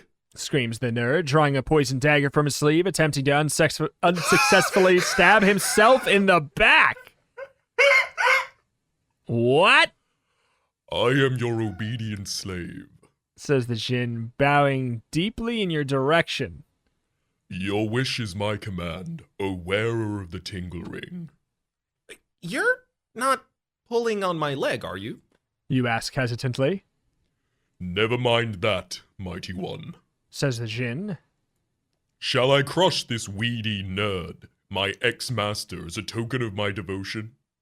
You nod enthusiastically, being a bloodthirsty sort of adventurer, but it's too late since the nerd has run out of the room screaming. First into 133, then down the long corridor until he disappears into darkness. 133. You're okay. really my servant now, are you? You ask curiously. Assuredly, O greatest of the great. And very handy I am too, since any time you get into a hassle, you can call me up by rubbing the tingle ring, and I will appear to fight the monsters for you. I have 100 life points, strike successfully on a 5, and do +3 damage with this scimitar. The only thing is, my union does not permit me to fight more than 3 times during any one adventure. Oh my god. However, so long as you retain the tingle ring, I shall accompany you invisibly on any adventure in the future. What's more, What the I hell? cannot really be killed, so even if I lose all my life points, that only stops me from fighting until you call me again. Just so long as you don't call me more than 3 times in any one adventure. I think we almost just missed out on probably the most overpowered thing that might be in the history of GrailQuest. 100%. We found this ring in and amidst a pile of refuse outside the Den of Dragons. Yes, indeed. It's a magic lamp. Cool. It's great. What a reassuring development, Pip. 100 life points. Strike successfully out of 5 does +3 damage. I will appear to He fights fight the about as well as we monsters do. for you. Yeah, but with 100 health and can die, and it's okay. It's great. Mm-hmm. That's so strong. 2 pips. If we think we only have like 3 fights left in the book, we can just throw the Jinn at every one of them. And theoretically, if he has life points, does he fight instead of us, or does he fight? Yeah, and he takes. fights the monsters for us, and they have to be able to target him. Otherwise, Why would he have lose life any of his points? life Yeah. points? So I think he fights in our place. So I don't think we're fighting as well. I don't think we're doing damage in the period of time. But if he loses the fight, we then enter. But we could freeze them in. Well, I guess there'd be no point to freeze them in place then. So maybe. I don't know. Interesting. There's some logistics we'll have to work out, I'm sure, with this, but I think we'll cross that bridge when we come to it. What a reassuring development, Pip. As the Jinn vanishes, Until you decide to call him with your tingle ring. you may return through the door on 133 and make your way ever onwards from there. Excellent. Making our way back to 133, we have to And go back thus- through the dark corridor. Oh, wait a second. Do we? How do we go anywhere else? I mean, well, I guess we'll just go into 66 and find out, right? We came from 66. That was the treasure room. 66 is the treasure room? 133. Wasn't 66 the yeah. Oh, yeah. And then 133 is the guard room that we just came through. Huh. Okay, Clearly one of these corridors must actually lead. so I think this one from 133 can link down and around to to 92. 92. Yeah, I agree. Yeah. 1, 2, 3, 4. 5, I agree. 6, And if that's 7, wrong, they should have done the map better. That's not my fault if we're wrong. So 92 sounds good. It does indeed. I'm going to roll for a random encounter possibility, and we are going to fail that, rolling a 4. Great. You've entered the Gallery of Mirrors, 20 wide and 80 long. How many units of what? Doesn't matter. Not ordinary mirrors, of course, not in a place like this. They're all distorting mirrors, the sort you get at carnivals, where you look in and see yourself as a fat dwarf or a thin giant, except they're not exactly like carnival mirrors, because those are fun. These reflections show you all gnarled and deformed, distorted, wizened, twisted, and ugh. In fact, making you feel as though you really were all gnarled and wrinkled, They're magic mirrors, Pip. shouts EJ, somewhat muffled from his scabbard. Don't look into them. Fool sword never gives good advice, and when he does, it's too late. You're looking into the mirrors, Pip, and gradually changing into something ghastly. Throw 2 dice to quickly find out if you have the willpower to look away. Shall I? Do we? I got an 8. I don't know if that is good or bad. Let's see. 130. Write down 109 just in case. 130. There's willpower for you. With a massive effort, you drag your gaze away from the distorting mirror to find, with your relief, that your body begins to untwist and unwrinkle and ungnarl until you change back into the incredibly fit, handsome, and athletic person you've always been? Huh? We're hot? Apparently. All right. The only problem here is the thing is stepping out of the mirror that you've been looking into. It's the gnarled, wrinkled, twisted version of you that you've just been looking at. It's open to a 4-star bribe since it shares your lust for gold, but apart from that, you'll never get a friendly reaction. What you need to do here is fight Pip. Fight the ghastly version of yourself, but fortunately it has half of your current life points. Apart from that, in every respect, including the twisted version of EJ that it carries, it's the same, so it will not be an easy fight. How much health do we have? We have 25. So it would have, okay. Are we rounding up or rounding down? Round it down? Doesn't. If we round up Has. half your current life points, we need a challenge. 20. Let's say round up 13. Well, but we could just bribe it. We could just bribe it, and it's probably And good because we are. It doubles all of the golden booty we have, apparently, which means it'd cost us 10k to bribe him, but he would then give us. Wait, what? Because bribing Wait. does resolve fights. If you kill the twisted you find your disordered replica carries the same amount of golden booty you do. So everything you have is automatically doubled. If you can cope with the weight, you can stagger off. Oh, interesting. So it doubles everything, including. I'm gonna say that I think that this person doesn't drop the loot unless we kill them. because it does say if you kill, and though bribery says treat this as you've defeated the monster, being able to give this man money that he then just instantly gives back seems a little counterintuitive. Mm-hmm. We could just summon the Jinn to kill him. Yeah, I think there's real play in that. He can be used 3 times in an encounter, has 100 life points. I mean, 3 times in a... I think it's worth it. And then we get to double that money, too, that way. Let's do it. Let's do it. All right. Roll initiative against yourself. 2 from the thing. 5 from the Jinn. Get him, Jinn. So- Tingle ring, tingle ring. I am ready to kill you, master. He rolls a 6, which does +1 of his 5 to hit, and then 3 as well. However, apart from that, it is you in every respect, including the twisted version of VJ it carries. Does that mean it has Dragonhide armor? I guess I would imagine it would. It looks like it does in the picture. Which means we do 0 damage. All right. Well, we strike the Jinn for snake eyes. So, never mind. Woohoo! We don't do nothing. We're embarrassed. Your replica is a wimp, master. Learn to hit. The Jinn says as it strikes back for 5 damage, negating the 4 of it, so we only do 1 to the enemy. The enemy is half our H points. I'm imagining that's rounded down, so Okay. 12 goes down to 11. Well, Raps, we suck. I rolled a 3. We drop EJ, twisted EJ on the ground for a second. Oh, jeez. Oh, damn it. The Jinn also fumbles around for his scimitar in the same period of time.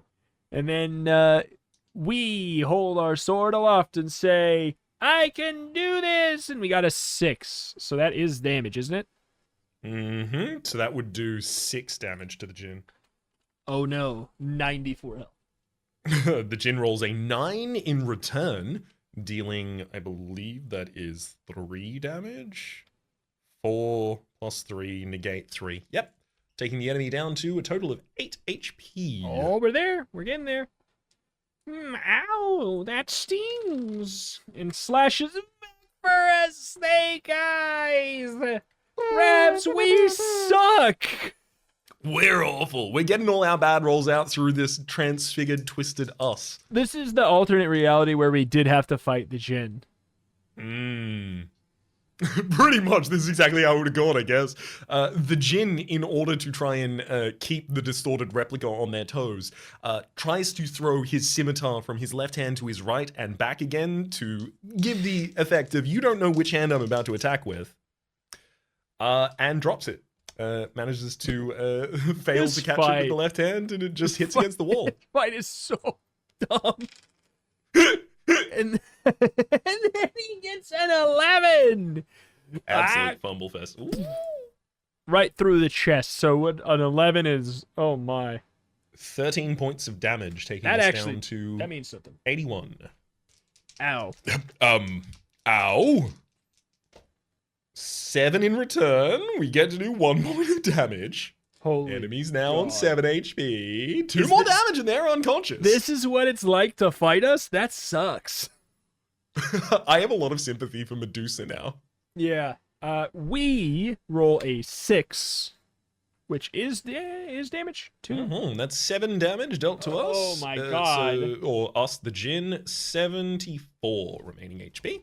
I'm glad we didn't fight this with our body. The Jinn, noting that, like, he doesn't care if he takes damage. He knows he comes back with 100 HP anyway.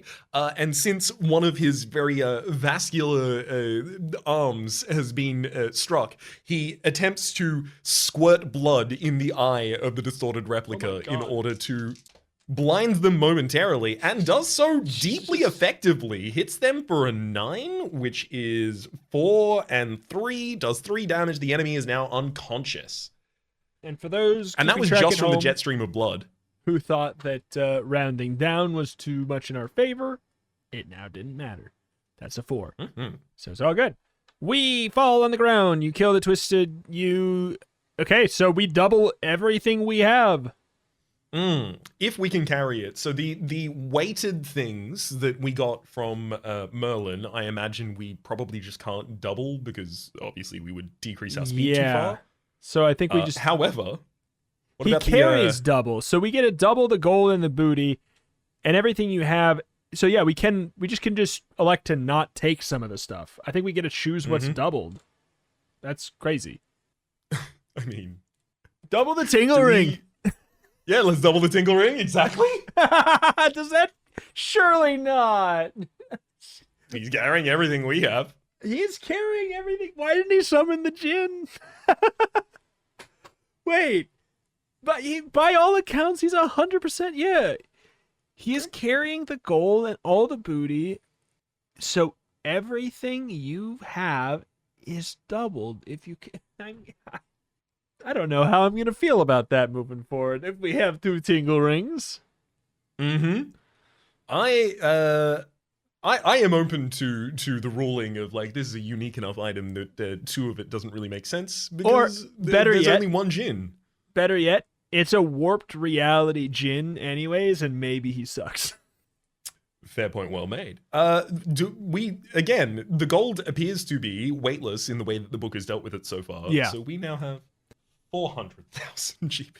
We don't need 400,000. We get to bribe our way through everything. We're breaking the game. And we even got a Ringle ting. Summons a Nidge. Oh my. We got the weight, you can say, so 123 to the door to the south, 77 to the door to the west. Let me see. So the door to the... so 77 does eventually lead back down to 123, given the map that we know. But it also has the ability to lead around to 69.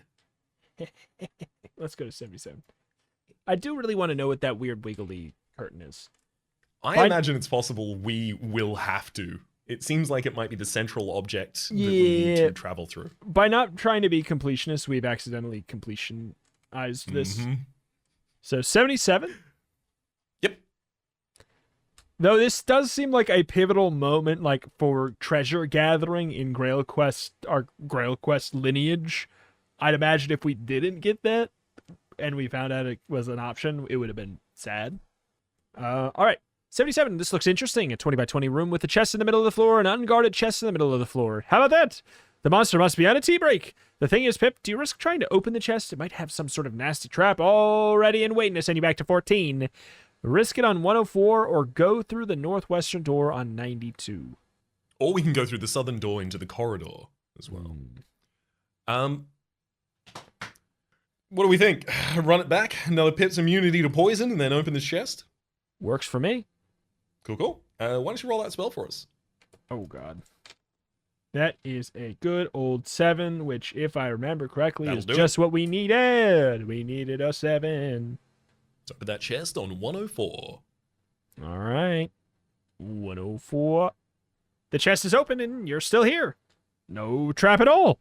Inside there's a vial of light blue liquid, which, when you take the stop route, smells of old socks.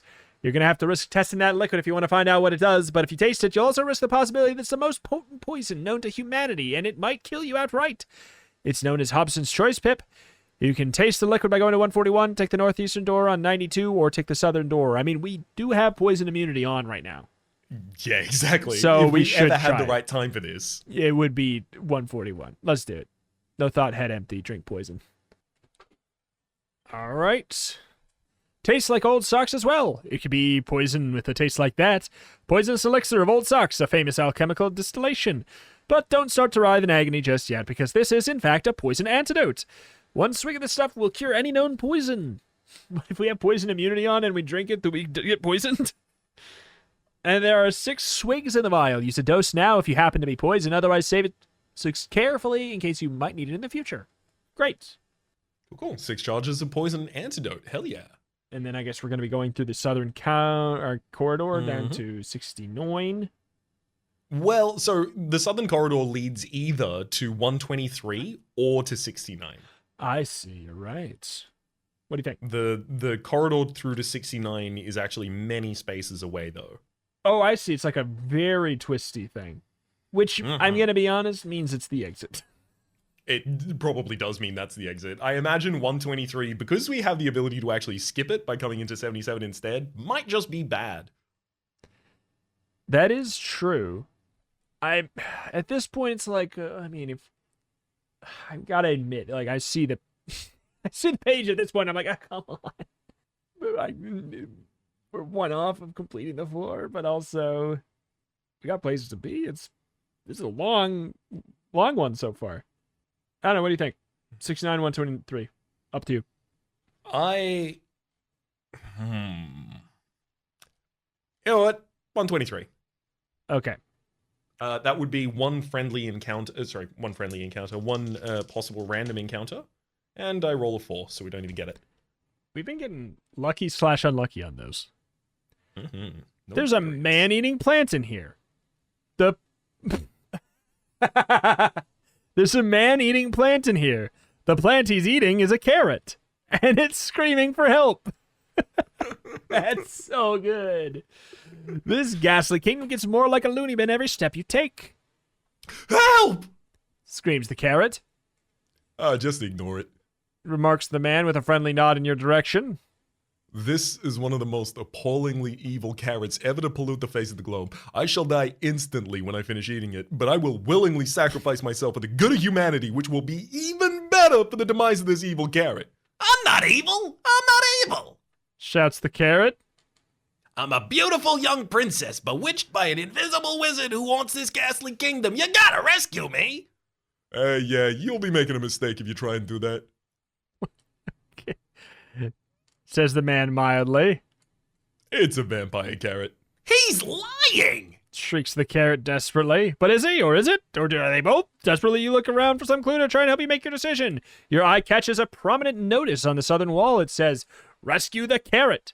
You reach for EJ, but then you catch sight of a second notice on the western wall that says, "Don't rescue the carrot." You allow your hand to fall away in confusion. Glancing upwards, a huge poster pasted on the ceiling says, "Play your xylophone," which seems as sensible as, of course, as any in this lunatic situation, provided, of course, you brought a xylophone. So what'll it do me? I mean, we got one. Right? Oh, we do have a xylophone. Let's do it. Yeah. And the unique solution is always the one you got to go for, even if it turns out Even to be if it's bad. wrong. 149. Even if it's wrong. I will say I got it to mimic a skeleton, but carrot it also works, I guess. Both the carrot and the man stare at you in dumb amazement as you begin to play the xylophone. What on earth are you doing? Asks the carrot. Have you taken leave of your senses? Asks the man. Blink, blink, blink, blink. Goes the xylophone. You'll attract an amphitherian if you keep playing that thing. Warns the man. No, I don't know what an amphitherian is either, but the question is, do you want to risk attracting one? If you continue playing, go to 114. Otherwise, return to 123. I mean, all the way with LBJ on this one, 114. I mean, I guess so. I don't like that it has 14 in it, but away we go. The door behind you smashes open. Both the man and the carrot flee without a moment's hesitation, crashing through the other door on the corridor, racing off as fast as the man's leg will carry them both. You spin around, find yourself facing a squat, rather toad-like creature, about 5 feet high and 6 feet broad. Carries a club which hits with +3 damage, strikes on a 6, and has 50 life points. It hates xylophone players. If you survive the counter with the amphitherian, you may take the door to 92 or the other door into the corridor. This is not great. No, it doesn't. And it just brings us back to another page. So this is not even a success. This xylophone was a curse. Oh dear. 50 life points? Oh, my lord. Well, I mean, it's not as bad as it sounds, I guess, but still, it's a lot. Strikes on a 6 and a +3 is not that scary. Sure, but with 22 life points left on us and no health potions, we don't want to take any more damage. We're not going to die to this damage, but it might cause something in the future to kill us. That is true. So roll Wait. Roll ours. We had, Yo, what's up? no, we used the life Oh, I thought for some. Oh, I wish we saved the life potion. It would have gotten double. Beans. Oh, yeah! That would have been great. But hey, nothing we can do about that. All right. We get a 3. Oh, I forgot to. 4. Dang. 4. It rolls and it goes. It cocks its tongue like a gun, and then tries to lash it out. It gets a 6, so that's a no. Ooh. Well, it would strike us, but for Yeah, zero it's damage. it's a no damage. Mm-hmm. Cool. Enemy has 50 HP. Excelente. Yeah, EJ just immediately rises out of the scabbard without us even putting our hand there. We put our hand to where the hilt has risen and then draw him out of the sheath in such a motion that it slashes across the chest of this thing. Oh, I mean, that's 4, so we do 5 damage to him. Blap. Basically as ineffectual as we could be while still doing damage. He cocks his tongue again. Bling, blung. A 7. That's a no. Bah. Bling, bang, bang. We as it tries to swing the club, it's swinging the club across at our torso. We just throw one arm down around the other side of the club, catching it in our armpit, and then just try and punch the guy directly in the face with the other free hand. And do so, but again, probably should have used a weapon, as it would have done a lot more. Technically, mechanically, we are using EJ. I'm just flavorfully giving it a different description. And the different description being ineffectual because we don't do that much damage. We do a total of 6, taking the enemy down to 39. If it's broke, keep trying until it works to regain your confidence. Blung. Oh, that's a 9. So that is 36. 2 damage. Ugh. We tried to deflect that tongue lash with EJ, but unfortunately bring them up too slow. However, not too slow to strike back at the tongue that just hit us. And we try and cut the frenulum on the bottom of the tongue that connects it to the bottom of the mouth. That would bleed a ridiculous amount. Ooh, unfortunately, we must have nicked it doing damage to the nerve, but not opening the capillaries. We only do another 5. All right. Now you're like, you know what? I've got a club. And he crashes it down on your head and nope, that's a 5. That's not even a hit. The club stops dead against the complete sturdiness that is our rock-solid skull. And we draw down for a second, and then headbutt into the chest of the toad. Ooh, our most successful attack yet, doing a total of 9 damage to their chest cavity as it crushes in. Oof. They're down to 25, half HP. They're bloody. My lord. Oh, my lord. All right. And he's gonna rear up and try and kick back like a horse, or like a donkey. Frog-like donkey. And that is a 7? Is that... Wait, is that a hit? No, I mean, it's a hit. It's 7 is... That's the break even. It's a hit for 4 damage, which gets broke even. However, enemy's at 25. Do we want to just lightning bolt this sucker for the next 2? Yes. Absolutely, yes. Lightning bolt. Firefinger! Firefinger! We do 10 damage immediately, taking them down to 15. And he goes back to Old Faithful. Blung! That is an 8, which was a... Oh, That's 1 1 damage. As the Old Faithful has managed to strike us, we use our fire-fingering hand and reach up and just grasp the tongue and shout, Firefinger! Blep. In doing so, we burn his tongue off, and he falls down to the ground writhing in pain, which we're more than glad to use EJ to end. Blep. All right. We get 1 experience for our troubles. What experience! Woohoo. I do love the failure sentence. If you do not succeed, take your broken xylophone to page 14. You know, this might actually be useful because it might give us information in the future for fighting Amphitherians. They do hate xylophones. We know that now. Exactly. Okay, so door to 92, which we've already done, or the other door into the corridor. So, well, we just know we are going to 69. Yes. Which is 1, 2, 3, 4, 5, 6. I'm going to just start rolling. Couple. That is a 7, which is a no. How many more? 5 more. I'll roll the next. Oh, I got a 4. Well, 5, I guess. nothing. Okay, so we got 3 done. I'm rolling 4. We should probably get. I guess it's a podcast. So I was gonna say we should get a camera on this so people know I'm not lying. Once I got another 4. 7. Still no encounter. This is I'll admit it is suspect to not roll any of these encounters here, but it works out well. I can't deny. So 69 it is.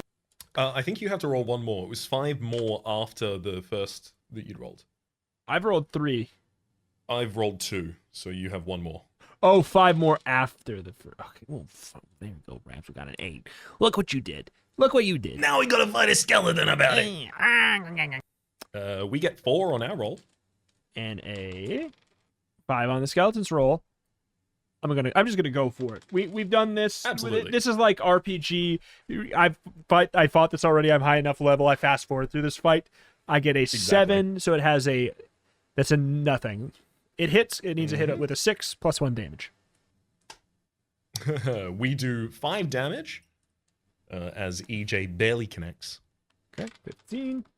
That is a 9, which is a 3 plus 1, 4. No. So that's a 7 in response back to them for a total of 3, 8. 8 damage, taking them down to 7 HP. All right. Snake eyes. He dies. He crumbles.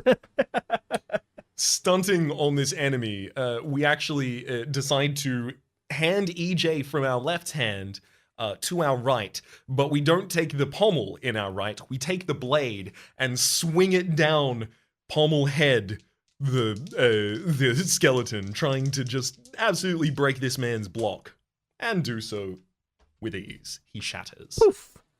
10 gold. And an experience. We are 8 experience towards our next level. 10 gold just doesn't mean anything to us anymore. Yeah, not at all. I am recording it, but it's not Yeah. A peculiar room, this, particularly shaped with a deep purple velvet curtain closing off the northern section. Ah, cold, isn't it? There's little glittering crystals on the wall like ice, except they're green and pink. You touch one curiously and promptly get a cold burn. The stuff is colder than ice, colder than anything you're willing to sacrifice. You're shivering already. You head for the curtain fast before you freeze to death. You race for the curtain, score above a 3, and you make it to 138, score 3 or below, and you die. I rolled a 4. excellent.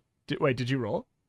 No, Oh, okay. I was just lamenting the possibility of an No, instant death. But there was a pregnant pause that made me think you rolled and you were keeping it a little secret. you know what? I'll peel back a millisecond here. I didn't roll anything. I was thinking of the lyrics to "Cold as Ice," and I was like, "Where's the next reference point?" I don't know. I don't remember. That's all I remember off the top of my head. So, all right. Well, you never take advice is the next one, but that sounded pejorative. Yeah. Well, I mean. And then someday you'll pay the price, my love. So Yeah. again, very aggressive song, that one, as it turns out. 138. Let's go. Sword in hand, you brush aside the curtain. No monsters, but something just as terrifying. A locked door. And behind it, As you can see through the tiny barred window. stairs. Stairs going down. Only one key can unlock the door, the key to the gateway to the ghastly kingdom itself. If you haven't unlocked the door into the stairs, it's everyone. Otherwise, go back. We lose everyone. We beat that out of a little old lady fair and square. These are very long stairs. Very, very long, very steep, very dark stairs. This sort of looks like the place where you might find spiders. But you press on bravely, brushing aside webs.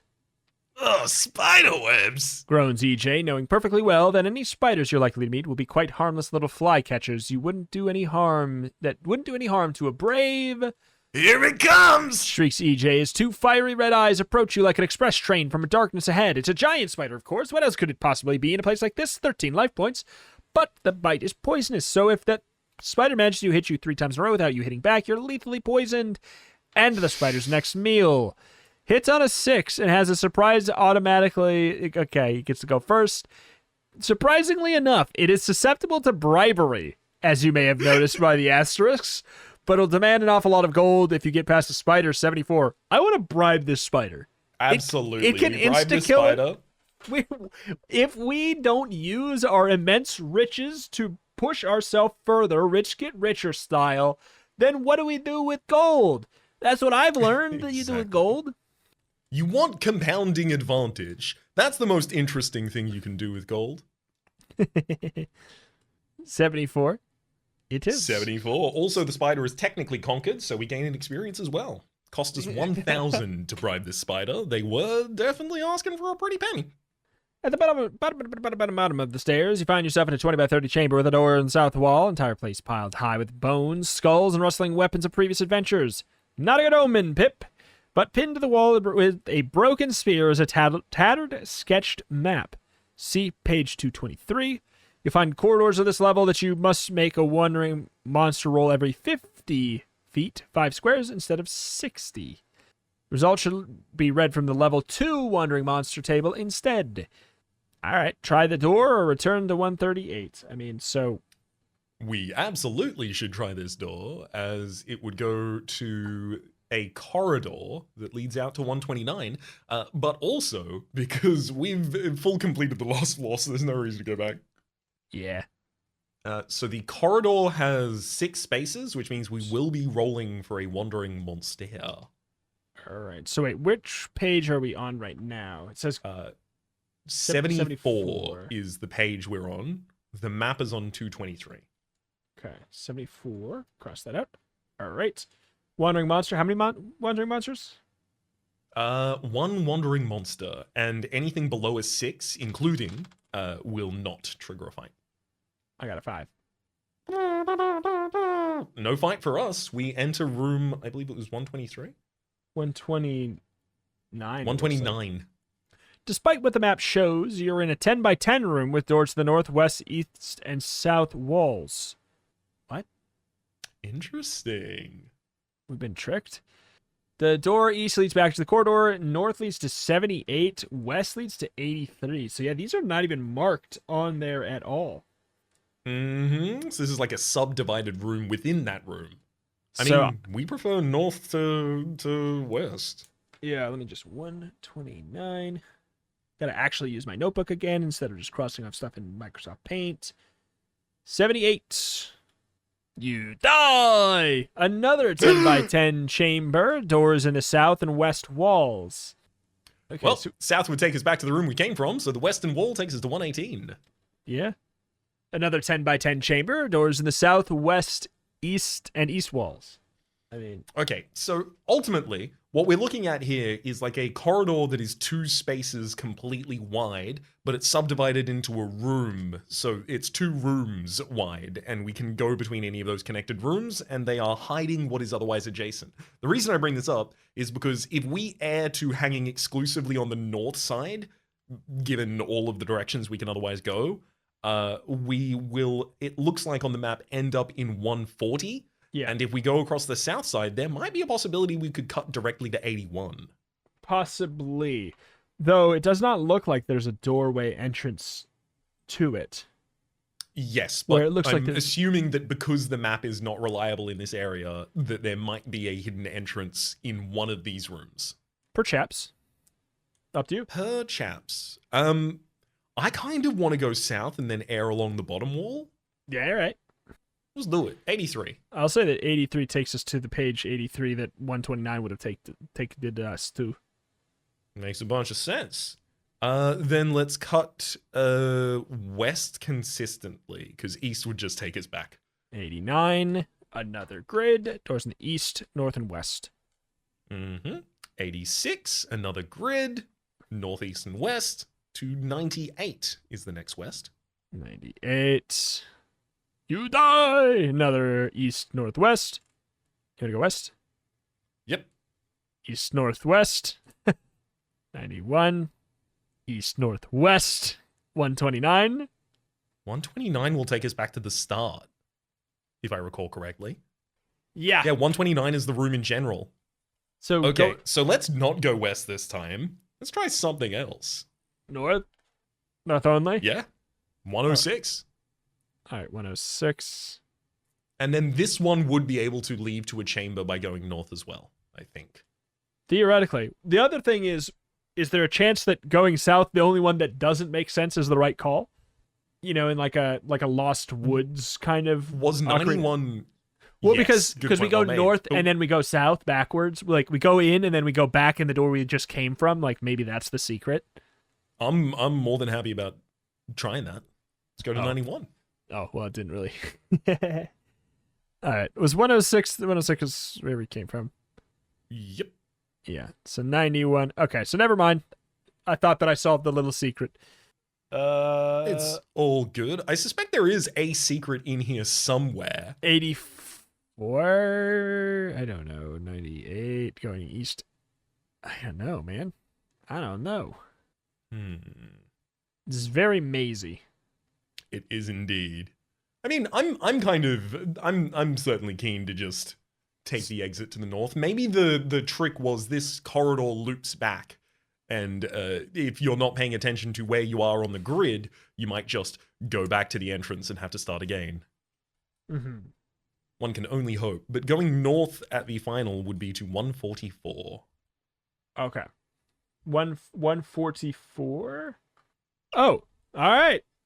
Uh-oh. By Jove, you're out, Pip. You're out of the maze, mark you. The mental effort has taken a lot out of you. Better nosh some of your rations before going on. If you're not carrying any, you lose 1 permanent life point due to brain fog. If you look around carefully, you find you're standing in the northern corridor just outside the northern door to the area marked 129 on your map. You'll also find you're in grave danger of stepping into a small and quite amazing magical artifact, a talisman of wandering monster protection. When you invoke the power of this charm, it sends out rays, which it's a repel. It's a repel. There's only one slight problem. It has 2 charges, so use them wisely. Or not at all, if you wish, since some adventurers prefer hacking up wandering monsters for the sake of their gold. Should you wish to retrace your steps back through 129 from this direction, you can go direct to the door in the eastern wall since you've solved the maze now. Cool. Well, I suggest, because... Wait. Like...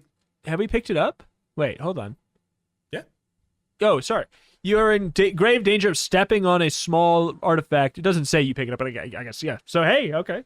All right. Do we pop it? We're dying. Yeah, I legitimately believe we should probably just pop this consistently. So, yeah. 1 charge of it used.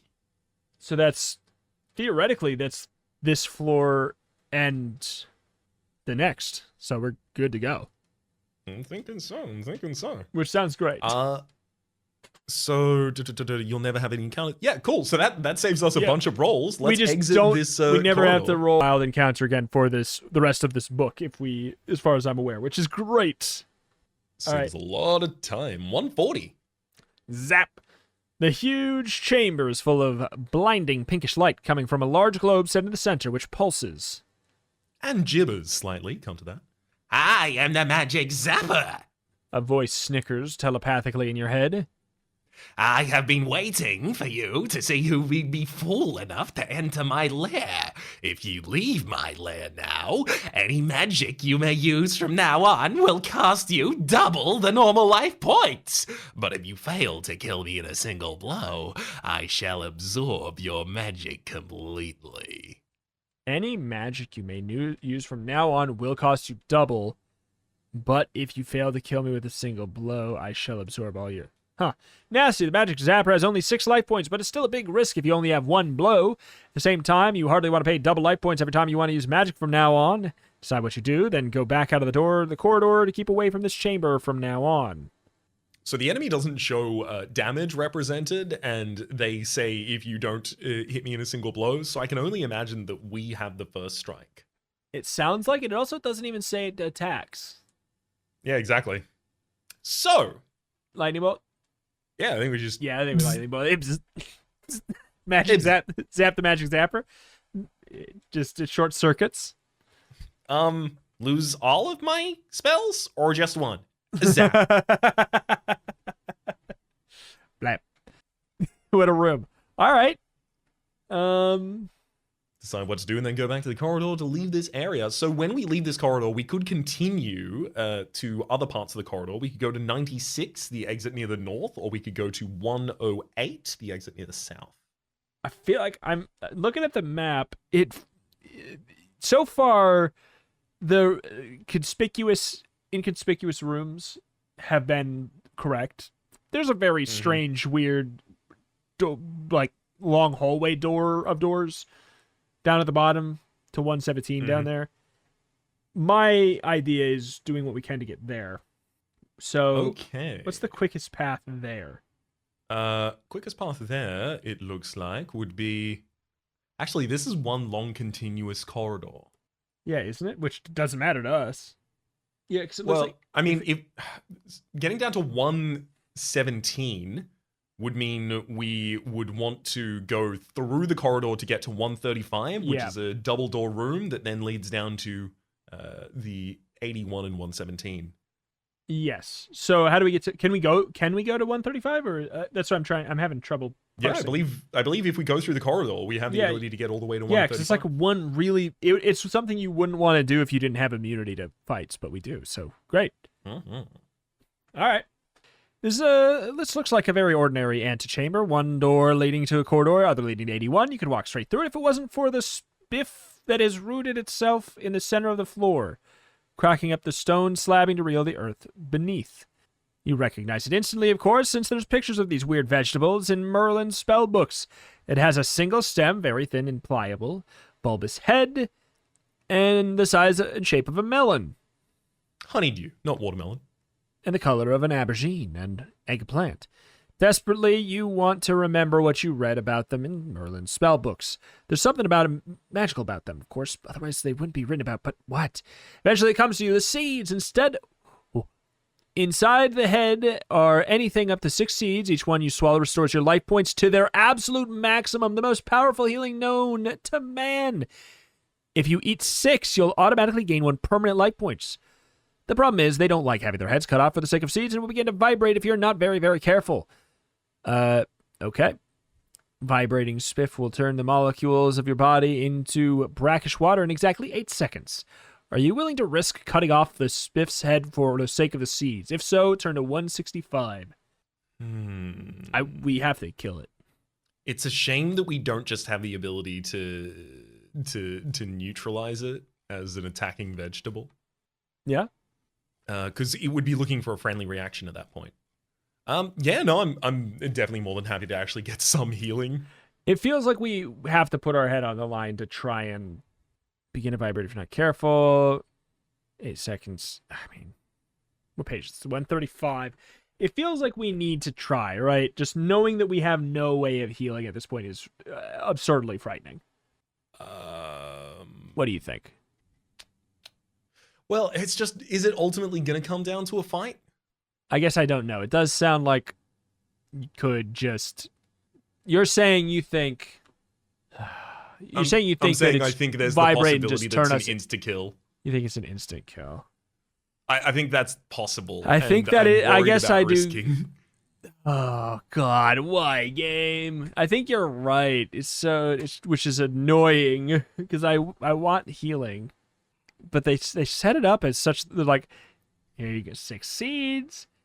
I don't know. And also, they even say it's a vegetable. I really wish that we were able to just cast the Veggie Friend spell. Why can't we? Because it would resolve a friendly reaction, and we can't do that unless it's giving us a possible result for the friendly reaction, which means that a battle would need to begin. And you're feeling like there won't be a battle beginning.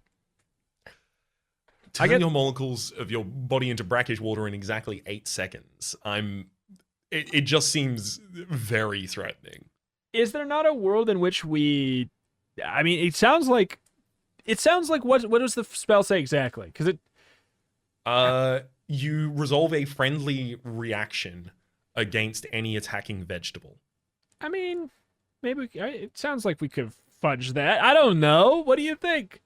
It seems like I'm feeling a pull away from encountering it on 185. I'm feeling a pull from you away from that. It seems I am threatened. I'm fine with going to 165 if we want to. I needed to air my conscience, which was this looks possibly bad. All right. Do you want to roll the die to see which one we do? Absolutely. So it's just up to fate? Sure. So you and I are rolling effectively like an initiative combat. Oh, here, sure. I guess, yeah, sure. It was more, yeah, just if it was, I got a 4. I have a question. I was about to ask, did you roll a 6? Which you didn't. I did, though. All right. I think we need to leave. Okay, we leave. 165. 165 is the wrong one for leaving. 81 is our leave. I know what I was. No.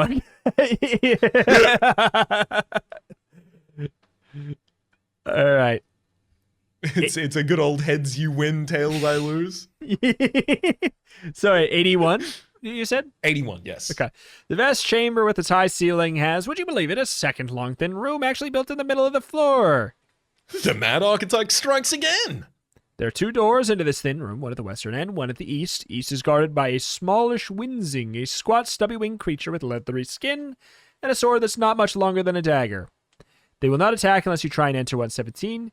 If, however, you do and get into a hassle, it's as well to know the Winsing you'll be fighting has 15 life points, hits on 7, does +1 with that little sword. You don't have to go to 117, of course, but there's nothing else in 81, so your only other option is to return. I mean, we should probably try, right? Yeah. It seems Go to weak. 117. It seems weak as hell. Okay. Oh, it looks like we have to fight the thing. Oh, yeah, we'd have to fight it in order to What was it? roll its initiative. Boop. It hits on a 7, does +1 6. with its sword. But it's ready as hell. 6 also. Oh, reroll. 4. 4 also. Oh. 2. Okay. 2. All right. 1. 6. Okay. We either tie or we get the opposite sides of the die. Clash. Boom. Okay, wait, what page? Where was the details? Well, I mean, we have to fight the Winsing, which was on 81 the details for that though, right? 81, yeah, okay. yes. So 15 life points, hits on a 7 +1. It sucks. Do we even have, wait, hold on. Hits on a 7. Mm-hmm. Okay. If it rolls a 12, it gets 6. Okay. An 11 or 12 for it to do damage. Mm-hmm. Oops, I don't roll yet. A smallish Winsing, a squat, stubby-winged creature with leathery skin and a sword that's not as long as the dagger. Got it. I'm going to strike directly at its wings with EJ and just try and clip them. We roll a 7, doing 3 + 5, 8 damage to the enemy, taking them down to 7 HP. Oh no. He goes, oh no. And he tries We take off one of the wings. weakly, shakily tries to poke its dagger into your shin and gets a 5. Doesn't even hit. As it tries to strike at our shin, Pip elects to raise that leg and just kick it straight in the chest. For a total of 5 damage, which does leave it unconscious. All right, you've entered a 10 by 10 chamber. And the door behind you, and we're going to 117, right? Mm-hmm. All right. Turns out to be one way, so you can't use it to get back out. Oh my god. What's more, you've fallen into a pit. Not difficult to climb out again, even if you don't have a rope. But you'll lose 1 die roll of life points. The door to the north is also one way and leads back to 81. But you cannot use it to enter the room again. The door ahead leads to 94. We took 6 to that roll, annoyingly. And if only we had 13 HP succeeds. remains. Do we want to consider maybe having a nap in here before we do anything? I guess we can try. We can do our first night time on page 214. It's time to finally explore the dream time. All right. It's used only for dream time. You enter it with your life points at the exact level they were when you started. You have no magic, weapons, or armor except that which is given to you here. You may take nothing back from the dream time. Any life points you lose in the dream time must be reduced from your life points. If you're killed in the dream time, you're killed in real life. Now enter it rolling 2 dice and then, okay, I roll 2 dice and go to whatever section. Before we do that, though, we sleep and see if we even turn to dream time. Oh, wait. Oh, It's only on a 1 to 4 we actually go to dream time. 5 or 6, we just sleep well. oh, okay. All right. May I? Absolutely, please. Come on, this is important. This is important. What is that? That's a 5. That's a 5. That's a 5. All right. All right. Wait, Well, what does that even no mean? Dreamtime section for us yet, but we do get to sleep, and then we roll 2d6 and heal for a total of 6 HP. Which actually just heals exactly the fall that we just made. This doesn't seem worth it. Because wait, let's look at. I want to just look. What happened? This one is just you just die. Oh yeah, I can only imagine there are going to be some harsh ones in here. This one is lose 10 health. This one is lose 5 health. This is a thing gets to attack you for free, might kill you. This is not good. None of these are good. Yeah, you don't want to do it, but it's risky health gain. Yeah, but it just seems like most of these are like that makes I don't know. I have some issues with the design of the bit of the night time. All right. So are we going to go in the door ahead to 94? Sure. Cuz otherwise we can't ever do this again. Maybe for good reason, maybe for bad reason. What do you yeah? Yeah. Yeah, 94. All right. Oh, God. You've entered a 10 by 10 chamber, and the door behind you turns out to be one way, so you can't use it to get back out. What's more, you have fallen into a pit. Not difficult to climb out, even if you don't have a rope, but you lose 1 die roll of health. I got a bad feeling. You lost 3? I have a feeling it's just going to keep on going. Or at least the It can't 122. keep going unless it loops us back. Also, descending? Maybe this is getting to a new area. What? Wait, 122? No, I mean, like, continuing to fall. Oh, yeah. But wait, Wait. what page should we go to? 122 would take us back to 81, takes us back to 122. Okay, I think I've gotten confused. Door ahead leads to 122. The door north is also one way and leads back to 181, but you cannot use it to enter the room again. I mean, yeah, we can only go to 122 as far as I can see from here. Yeah. So 120. Oh God, where am I? 122. You've entered a 10 by 10 chamber, and the door behind you turns out to be one way, so you can't use it to get back out. What's more, you haven't fallen down a pit. Not difficult to climb again, but even if you don't have a rope, you lose a 1 die roll. Wait, even if you don't have a rope, but you lose 1 die roll of life points. I mean, I guess you keep killing us. Keep going. I'm confused. Are we going in a loop here? I don't think we're going in a loop. I think if you look at the map, I think you see how it's 1 by 1? By 1 by 1 by 1. Yeah. Oh, okay. So it's that many instances? Maybe. Oh, God. This is annoying. Should we sleep again? How much health do we have? At the moment, 16. But we just landed on 121, 122, so that's another roll. Oh, we only lost 1 this time. Yay, 15 health. Oh my God. Why is the end of this? The end of this book is doing the stuff that the other books were doing in the beginning. The insta die stuff. I'm not a fan of that being so late in the book. Oh my God. Well, if we think that it's just going to keep on doing it, the question is, do we think this is where the secret is in this gauntlet of traps? You know? I mean, the thing is, I can only imagine. Just looking at the map, it feels like it would have to be. But the thing is, it's just we just don't have any healing, really. I think we should head to 131. In for a penny. 131? Mm-hmm. The question, and I guess we heal. If it keeps on being... Oh. Come on. Come on with this. You've entered a 10 by 10 chamber. The door turns out to be one way. You can't use it to get back out. What's more, you have to climb it. You lose 2 dice rolls of life points. Only 5, thankfully. Okay. And then we can keep going. In for many pennies, in for many pounds, 99. And for the amount of pennies we have. Hey, Reps, did you know You've entered a 10x10 chamber, and the door behind you turns out to be one way, so you can't use it to get back out. And once more, you've fallen down a pit, and it's not difficult to climb out again. If you don't have a rope, you can use 2 dice rolls of life points. Yep. Did you know that? Figure that out on a previous one. Is 3. So we could be unconscious. I think we go to 9 time. Let's have a nap while we're unconscious here. All right, you rolled it. You rolled a d6. 4. All right.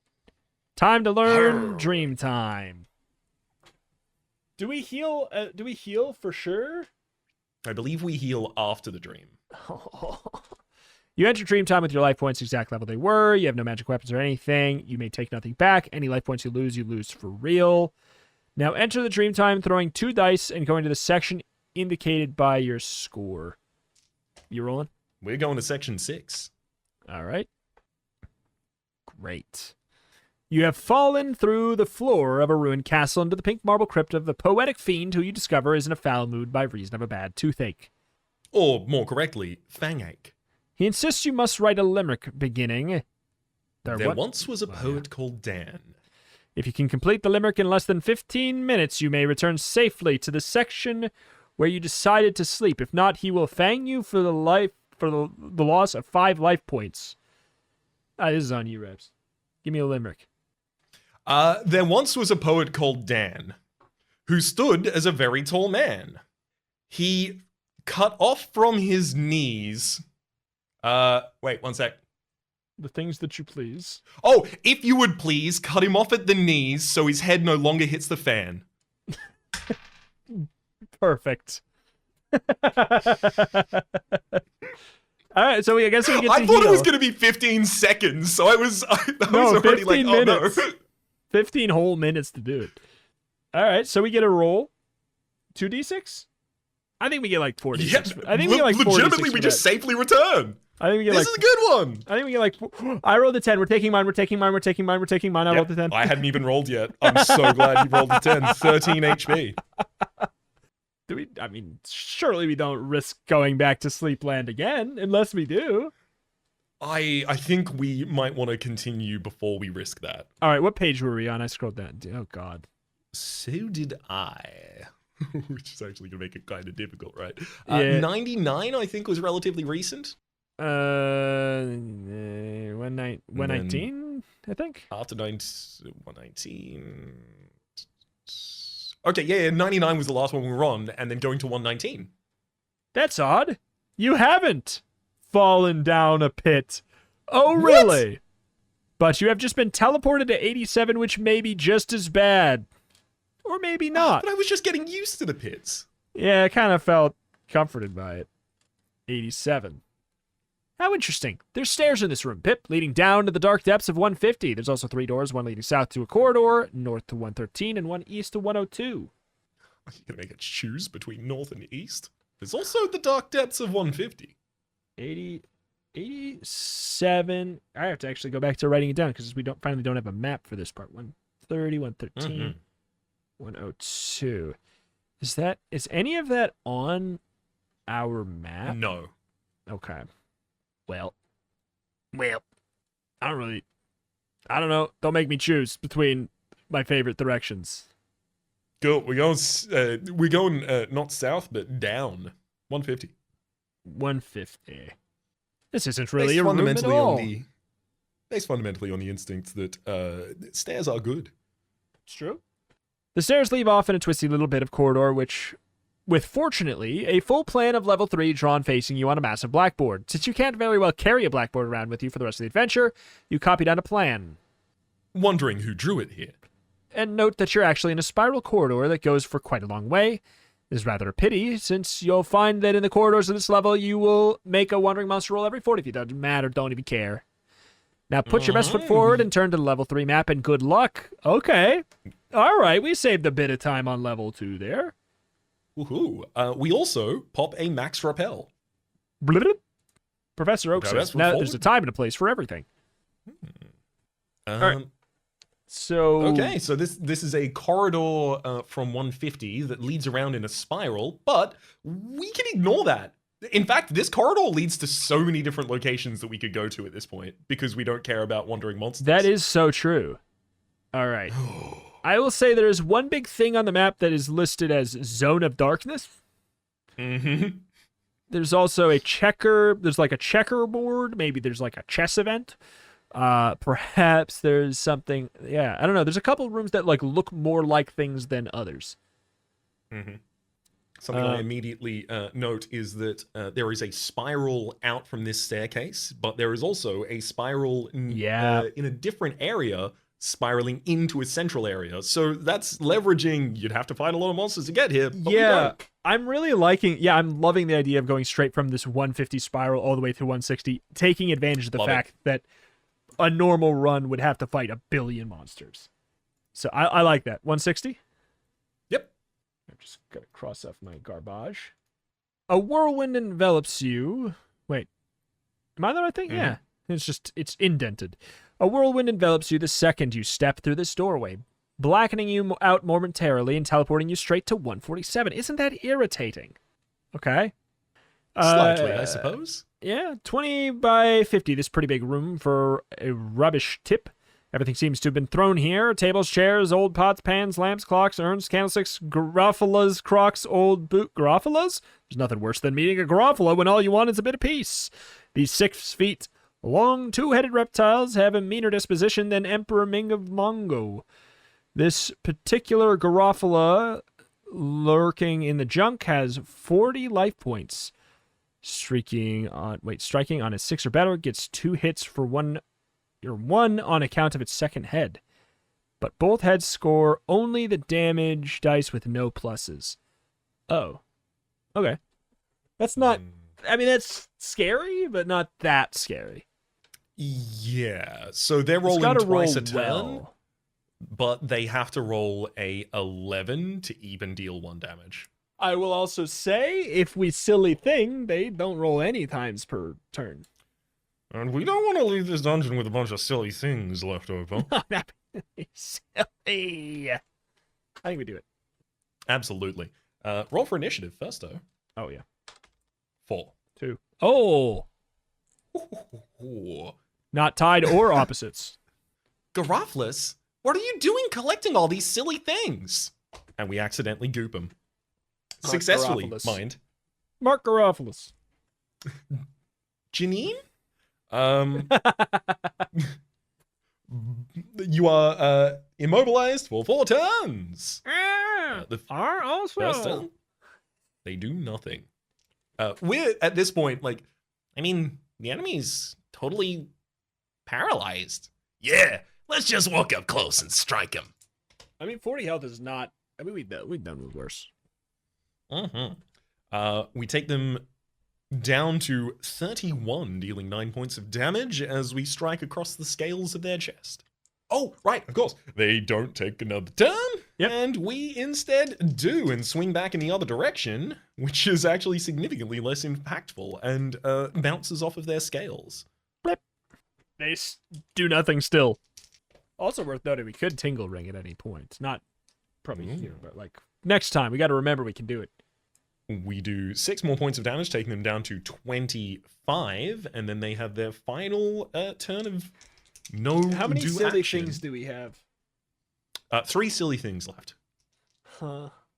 Do we want to possibly roll for the silly thing instead of for another sword attack? Or I think at this point we would be fine to just hit them with a sword. I think so too. I have slight concerns as I don't know that sleep time's going to go so well again, but we'll see. Sword Strike does another 7 damage, taking them down to 18, and they're allowed to respond now. They attack twice at once. Do you want me to roll for one of the heads? Go right ahead. Got a 7. Snake eyes. Oh.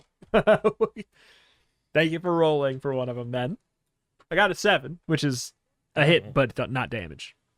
Hit for no damage. In response, I was really hoping that was going to be a crit, because one of them is a 6, but the other is a 2.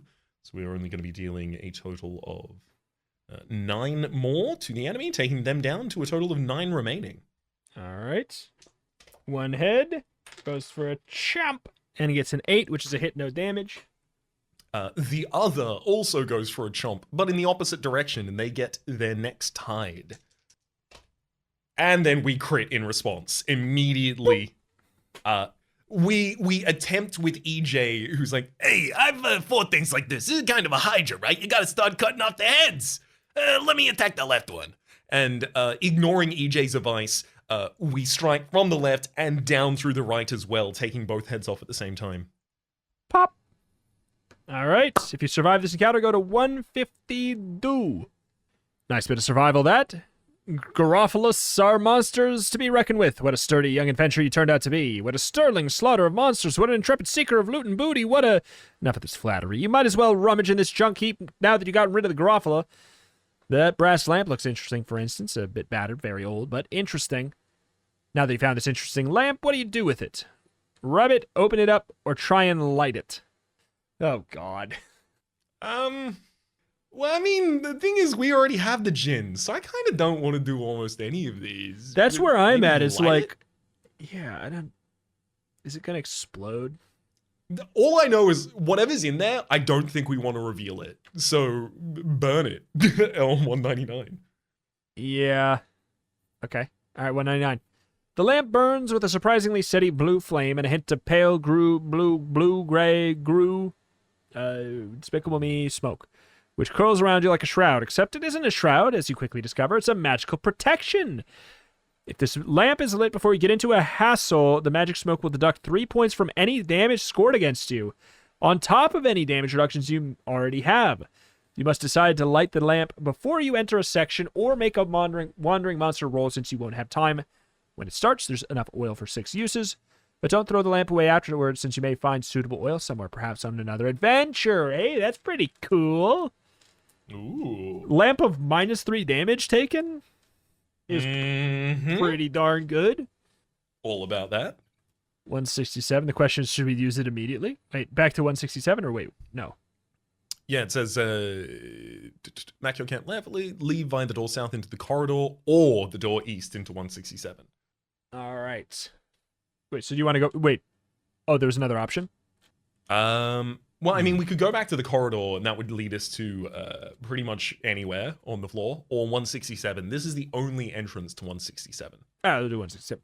A whirlwind envelops you to the second you step through this doorway, blacking you out momentarily, teleporting you back to 74, which is right at the beginning of level 2. Wouldn't that make you spit? What? It'd try. The thing is, It's irrelevant. Oh, no. I don't think that it works like that. I think it cleanses the monsters for the level. Yeah. If that's what you're saying. But. And it's a big but. The way we came down to level 3, rolling 10 die effectively of damage, is not something we can repeat. Why? I gotta admit, I'm not a fan of this section. Yeah. Alas. Boy howdy. We could try and go fight that seed monster thing now. That's true. If we're screwed anyways, right? That would make it a lot easier. If we're screwed anyways, we might as well try. Sure. So if I recall correctly, I think the fight for that, because we can just get there, like all of the things are already dead on their way.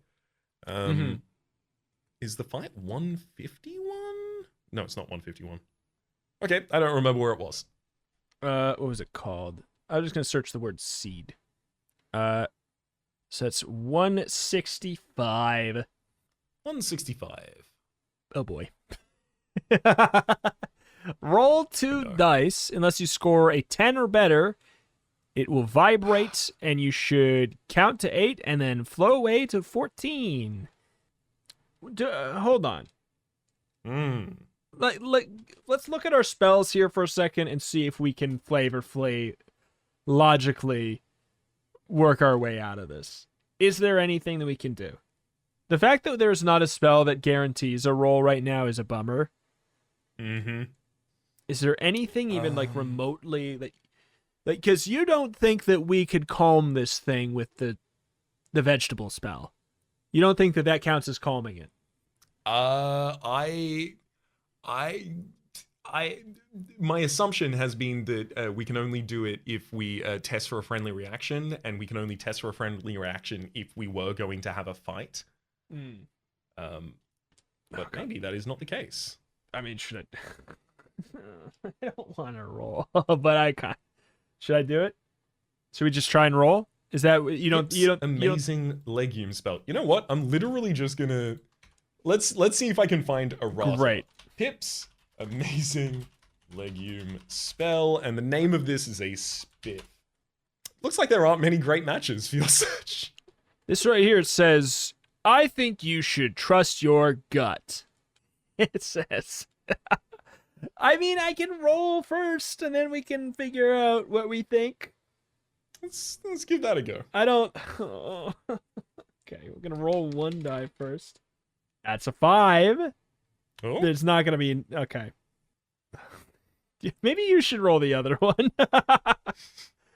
Or what do you think? I'll give it a go. Let's split it up. I got a 5. I wish I rolled better. Okay, maybe I'll roll another die. I got a 6. That sounds good. We never split up spells You never across two split different up people. It spells only across makes two different sense people. to read Why over would and I done the whole. even make you do it? Oh God. Well, now I feel. I could. This is one of those things. I should have just rolled, but now I messed it up in fear of the odds. You know. No, I'm gonna happily put my hand up and say this is like, if I had have succeeded, we probably would have gone ahead. This is definitely a little bit of a fudge, but it is in order to avoid It's ridiculous extra overdoing of the same flaws again. yeah on the situation where we are 4 hours plus in already. So yeah, I'm with you there. Fudging for the sake of it, dear God, it's gonna be too long otherwise. So 81 is where we go. Mm-hmm. And right Oh now- wait, hang on. Wait, no. If you score, then you should roll one die to see how many seeds are in the head. Oh wait, where is this? Oh God. That's just below the if you score 10 or better. Unless you score 10 or better, rather, the spiff will vibrate. Oh, okay. Oh, that's right. The information was on the other one. I got a 5. That's incredible. Hey! So 5 we're not going to get seeds. a permanent HP, but we will get 5 seeds of full heal.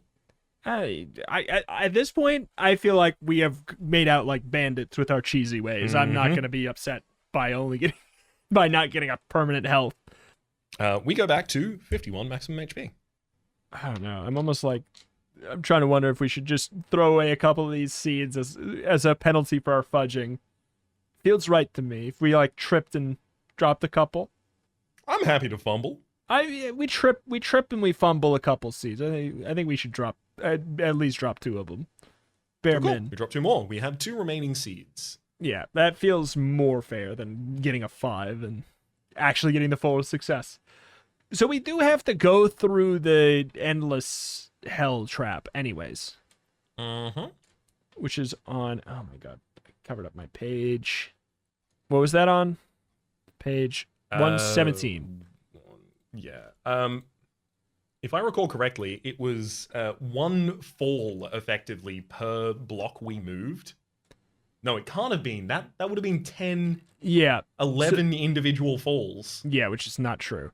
So 94, so there's, I'll tell you what's a roll one, I'll tell you what's a roll and I'll go through it. Okay? Cool. Roll one die, 1d6. 3.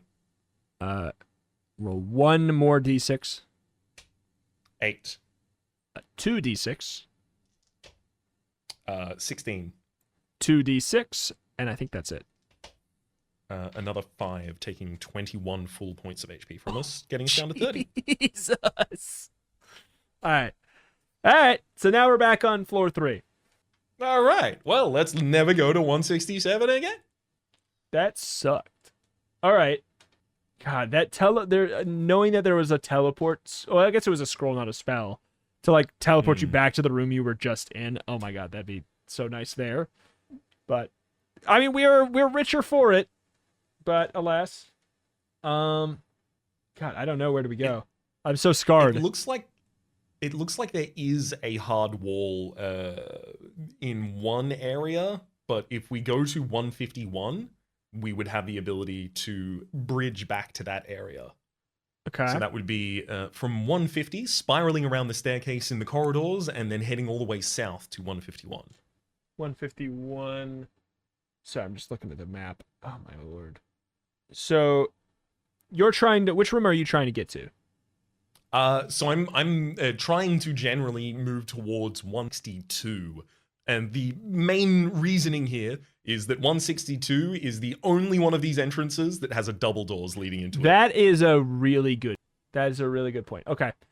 You take the wheel. So you think 150, 151 we have to go to eventually get to the...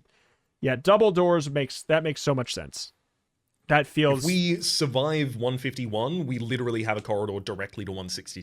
All right. It's 151.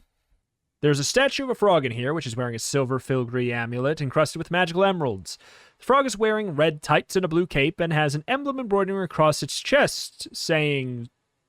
You know what? Super Frog! Yes. All this must come from something of a shock to you, but there's more. A chiseled inscription to the frog's plinth states... Touch my amulet, and I'll kill you. Signed, Super Forg. Frogs were never really that good at spelling. Propped beside the inscription is a note, written in ornate but familiar handwriting, that reads in Super Frog's voice. Oh, no. I don't believe this is Super Frog. There is a character. I like that too, but the thing is, I've known that this character has existed because I've seen them on the other side of pages in previous books. This is a character we're supposed to be very familiar with. We, in fact, encountered him. He's the one who made us do the rhyming limerick in the Dreamtime. Yeah. Yep. But as soon as I knew who this character was, I knew what his voice was going to be. The amulet, I can report, contains a scroll of teleport, which you can use to travel true or stop them teleporting you. The frog is not a super frog. It's carved out of a piece of log. So on its plinth it will just sit while you rip off its amulet. This is a tip from me to you, so you will know what to do. Signed, things that were not quite what they seemed. Signed, your old pal, the Poetic Fiend. How nice. The Poetic Fiend was here and is looking after your interests. Writing slightly better verse, too. If you're prepared to believe the Fiend's note, then you can try grabbing the amulet on 157. You're quite free to leave where it is. We leave it where it is and leave the section via the doors north and east, both which lead to 156. I mean, I think that... I don't know why I'm inclined to trust him. Me too. But maybe it's just the voice. It's a shame. I've unfortunately doomed us with that voice. If we should head over to 157 to see if we can keep this amulet. I'm willing to give it a go. He said it was... I feel like it... Let's give it a crack. Cautiously, carefully, you lift the amulet from around the frog's neck, waiting for the statue to spring to life and zap you. But it doesn't. The Poetic Fiend wrote truly as well as poetically. Good old fiend. Okay. Can possibly also mark knowledge that the Poetic Fiend is on our side. Now, or at least chaotically on our side. Now, place the amulet around your own neck. Prepare yourself for a bit of good news for a change. Anything up to 3 times during this adventure. You can use the amulet to teleport yourself directly to any section on a level that you've already visited. Oh. Even if you've managed to get yourself killed since you visited it. Can save you a lot of problems with wandering monsters. You cannot use it to teleport yourself to a section you have not yet visited, and if you try, it will teleport you to 14. Better news that if you find yourself in a section that threatens to teleport you somewhere else, you can use the amulet to stop it from happening, allowing you to leave the section you are in by the same door you entered. The amulet may be used this way 6 times in the present adventure. Now you can leave the northern or eastern doors into the corridors, or through to 156. Or you can blow a charge to go somewhere else. So, I mean, if you're wanting to go up to 162, it seems to me that we go to 156, right? No. Wait, what? If Oh, we is that a go wall? to the eastern corridor, Oh, wait, we can that just just follow goes the there, corridor doesn't up to 162. Oh, there's no wall. Oh, there's no wall there. Yeah. I mean, okay. I think it's a good idea. I think it's a good idea. Well, I'll meet you on 162 then. All right. There are many great urns in here. Terracotta and alabaster and a few rough... Okay, so it's not the final boss. Rough baked clay, but all extremely large and all sealed. Who knows what might be in them? Who indeed? But if you're determined to open them, roll 1 die, remember the result, and go to 154. I don't know. What do you I think? mean, we don't have any. We do have immunity to poison in a poison antidote, as well as those sharp teeth. Yeah. I don't know. I wanted to come here because I thought that it was the boss. I'm fine to just like peace. Same. Personally. Let's peace out. Whoop. Well, I've selected the last room we are directing ourselves towards. Why don't you give us the next? Oh, God. So the only other rooms of like, there's a couple other rooms of kind of note. 179 has like weird scroll, like pathing on it, like a treasure map. There's 190 and 193 in the northeast of the map that are kind of like 2 circle columns side by side, sort of. It's a little weird. And then there's also something that says Zone of Darkness in the bottom left. And there's 2 rooms on either side of it. And that's the same room as well. Yeah, it's the same room number, regardless of where you enter it from. And then there's a Zone of Darkness in the middle between those. Oh, you know what that probably is? You can probably go to 164 in the bottom left, and then there's a Zone of Darkness separating it and the other 164. My guess is that is actually just like get through here if you have like light. I mean, we could find out, but I have a sneaking suspicion that that's actually just a way to avoid a lot of monster fights if you don't have monster avoidance. That's what that looks like. That's what that looks like to me. Which leads me, I guess, towards the only rooms of note kind of feeling like 190 and 193. Okay. No continuing interest in 179, the treasure room map? 179. Directly above the double doors. I'm down. You know what? Sure. Let's go to 179. I'm not feeling exactly pulled into many. All right. How strange, how odd, how positively bizarre. There's a winding path laid out on the floor of this huge chamber, and along it are marching in perfect unison an armed contingent of 7 dwarves. Hastily you look around for Snow White, but she's nowhere to be seen. And, well, may you blush. Fancy expecting Snow White in a joint like this. Squad, halt! Roars the leading dwarf, who is wearing 3 stripes and a crown on his sleeve, the insignia of the British Sergeant Major. Kill! Kill! Kill! Chant the remaining 6, their beady little eyes fixed on you, glittering slightly. Hold it down, lads! Growls the Sergeant Major. This one may know the answer. Yeah, tell us the answer! Chant the dwarves in unison. The answer to what? You ask cautiously, not particularly anxious to tackle 7 well-trained martial dwarves. Oh, God. The Sergeant Major dwarf scratches his nose in a most alarming manner. At 1500 hours, 3 o'clock in the afternoon to you, our CO, the dreaded Black Knight of Avalon, set us marching on a level road, then up a hill and home again, back the way we came. We got back at 2100 hours, 9 o'clock in the evening to you. Then he asked us how far we'd marched. Of course, being pig ignorant, none of us knew this, none of this sure knew. And being Sergeant Major, neither did I. So he set us marching round and round this chamber until we work it out. Very boring it is too, and only the occasional adventure and a murder. Now, the question is, will you tell us how far we marched, or do we amuse ourselves by killing you? No one can tell you the answer to that unless you answer one question first. Oops. Oh, no. I scrolled. I broke everything. 179. Okay, sorry. Where was that? You say slyly, playing for time, but with an idea forming in your cunning little brain. And what's that? Asks the Sergeant Major dwarf. How quickly you walked in miles per hour. You say smugly, knowing full well this pig-ignorant shower won't have a clue. But to your horror, the Sergeant Major dwarf answers promptly. 4 miles an hour on level ground, 3 miles an hour uphill, and never varies on account of our military training. You stared him blankly. Oh no. Stuck now with answering the problem. Okay. Okay. Okay, so at 1500 hours, they were set marching along a level road, then up a hill, and then home again back the way they came. So, It doesn't. level road, hill. So uphill, then downhill, and then back the way they came. So they traveled the level road 2 times, so we'll reference that as 2x. And they travel uphill 1 time, that's y, and they travel downhill 1 time, that's z. And we know that 2x plus y plus z equals the difference between 9 and 3, so 6 hours. I'm just gonna sit back and say, yep.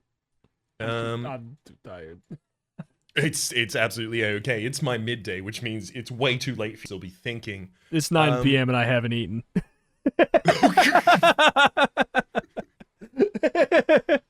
I ain't doing math. 4 miles an hour on level ground. So they've traveled 4 miles an hour twice. And then 3 miles an hour uphill and 6 miles an hour downhill. So that's 6 times their speed, S, at the end. So it's 8 plus... where are we? 8 plus 3 plus 6. Yep. That's what I got too. For a total of 17. And... Wait. I'm making this harder than it needs to be, right? I'm gonna say yep. Yep, okay. Damn, math is not my strong suit, apparently. Here I thought. Why does there have to be so many options? Oh! Yeah, it's 2 by 4 by distance plus 3 by distance prime plus z times distance double prime. It can't be this, right? Okay, all right. I'm stepping in. Step back. I mean, well, keep working because I'm probably gonna give up in 3 seconds. I'm probably gonna give up in 3 seconds. So just, or I haven't even. I'll admit, I have not even attempted to try and solve this yet. It doesn't say how long they go on a flat road, uphill or downhill, do they? Yeah, no. Set us marching along a level road, then up a Wait. hill, and then home again back the way we came. Wait, yeah. So they don't even. That's the thing, is they don't even specifically say if it's an even amount on all 3. You know? Yeah, exactly, which is why I'm trying to figure out some amount of distance for those as well. Because it's speed times distance on each of them. Okay, yeah, this makes sense. If you don't come up with something, I'm just gonna say the biggest one. 6 times d. So we have 8d plus 3d prime plus Welcome to Math Quest. 6d double prime equals 6 triple prime. And we know that Did you factor in at the Optimus Prime? same time that apologies, I can only have one brain working at a time. I'm We know that 2d plus d prime plus d prime prime is equal to d triple prime. yeah. We also know that the distance, well, we know that the flatland distance each way is the same, and we also know that the uphill and the downhill have to be the same. So that's not d prime and d double prime, that's d single prime, which makes that a lot easier. Yes. Why? Why must we do this to me? So here's the thing. 8d plus 9d prime equals 6d double prime. And we also know that 2d plus 2d prime equals d double prime. So we've got 2 equations that we can work at, possibly. Here's my answer. 4 times 6, 24. Okay, look. It's been 3 years. It's been a long time since I did math for a good reason. I I am just relying on the fact that the parallel equations that I was starting to work on before we took the break, that was, to me, was overcomplicating things, but I'm worried that everything I've done seems more and less correct. You said the word so prime a I'm lot. going to relent to that, which is 12 on flat and 12 on uphill and downhill. All right. So To be clear, 24 there's total miles. wait, the reason why it's rough to just guess is there's 5 answers here. So 24, 191, And just how did you figure that out? asks the Sergeant Major Dwarf aggressively. Simple. You reply, adopting your best intellectual expression. Since this pig ignorant sour matches at 4 miles per hour on the level, a level mile is going to take them a quarter of an hour. Going uphill at 3 miles per hour means they are going to take 1/3 of an hour to march a mile uphill. And since their speed downhill is 6 miles per hour, it follows that they will take 1/6 of an hour to follow a downhill mile. Yep. Nods the Sergeant Major Dwarf uncertainly. That means every mile you march, there and back, is going to take you half an hour. It doesn't actually matter whether you're marching on a level or a hill. Since you marched 6 hours altogether from 3 o'clock to 9 o'clock, you must have covered 12 miles there and 12 miles back, 24 miles altogether. You did it. Hooray! Hooray! Roars Raps. Roars the dwarves in unison. I'm the smallest of the dwarves in the background. Ah. Hip, hip, hooray! Can I go now? You ask politely, exhausted from all the thinking. I say less. Course you can. Yeah, says the Sergeant Major Dwarf delightedly. And so can we. Here, have a tin of spitting polish for your sword. Our compliments. Oh my. He hands you a small, rather rusty tin of wax polish. Great stuff, this. Not only does it keep your sword bright, but it also gives it an additional +2 in a fight. There's enough in there for 6 fights, too. So saying, the 7 dwarves march off singing lustily. Hey ho, off to the dreaded Black Knight of Avalon we will go. And if you are really quick off the mark, you can follow them to their secret route to 200. If you don't feel ready to face the black... Shut up. Yes, 200. Say less. I say less. I'm tired. Say nothing! We need to feed Rita. Despite the vast size of this chamber, the first thing you notice is that there's no doors leading out of it. But that hardly matters, since standing in the center of the chamber, we'll have to successfully math to find... Okay, it was probably a secret pass. I guess. There's probably another way. Since standing in the center of the chamber, black armor glistening in the light of a massive chandelier above his head... Oh, okay. For what it's worth, 200 is just like 100% a... Oh, it's a room with no entrances. I guess we should have clocked that. Huh. Interesting. Chandelier above his head is a burly figure carrying a sinister broadsword in one hand and an equally sinister mace in the other. Ranged in front of him are seven military dwarves. Ranged in front of them are 7 slime monsters. And sickening they look. Ranged in front of them are 7 Jinns. An unfortunate reality of Yep. having chosen that voice for the previous character. We'll just... The sergeant sounded slightly different. Because... Welcome, Pip. Says the black-armored figure heartily. I am, as you will instantly recognize, King Pelennor, bosom friend of King Arthur. No, you're not. You reply promptly, having made that mistake too many times before. Oh, God. Okay, I got fooled again as well. You're the dreaded Black Knight of Avalon. And I'm gonna do your fearful mischief and I am going to do you fearful mischief in order that I may shut the gateway to the ghastly kingdom. Well, if you're going to be like that, you'd better get on with it. Says the Black Knight huffily. Sick him, monsters! At which point the various monsters move towards you. This may not be quite so bad as it looks if you've already met, befriended, and defeated the 7 dwarves and the Jinns. We have, right? Not the Jinns. Oh, Jinns plural. The only things that'll actually attack you are the slime monsters. If you have not met them before, the dwarves and the Jinns will attack you as well. So that we don't have to worry about the dwarves. Boom, no dwarves. How The about each Jinns are open to Jinn? bribery. So that's a no-go. We don't have to worry about that. Well, wait, how many are there? Each Jinn has 30 life points, hits on a 5. Does it? I'm assuming it's 7, just because there were 7 of Oh, 7 each of Jinns. these. Yeah, no, yeah, it said 7 Jinns. I'm gonna be real. I'm down to spend the money. 100%. So We're 7 so to rich. 500, that's 4.5k that we're losing there. That a drop. Wait.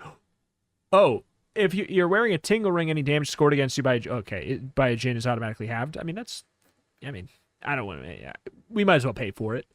The slime monsters are bad news all the way. Each has 10 life points and needs 6 to strike and scores only dice damage.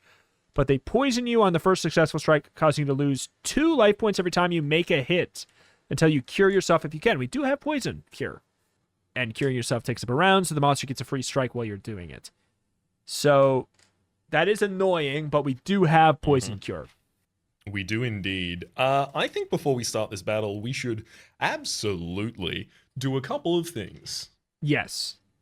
First things first, I think we should cast POW so our first hit is good. Yes. We failed to cast POW the first time, taking 3 damage. And then we succeed the second time, so we're out of POW charges now. Great. Well, not great, but fine. Mm-hmm. I will say POW charges when we have to fight the slimes first. Well, whatever. Yeah, it almost does nothing to a slime. It almost actually. doesn't It literally matter. does nothing to a slime. However, it almost doesn't matter, and it fully doesn't matter when we pop a seed, a spiff seed, into our mouth to heal back to full. Perfect. I guess you probably can't make the argument that we could have known that we were entering the room on the. We can put on the wax for the +2 damage. Oh yeah. That we can definitely do.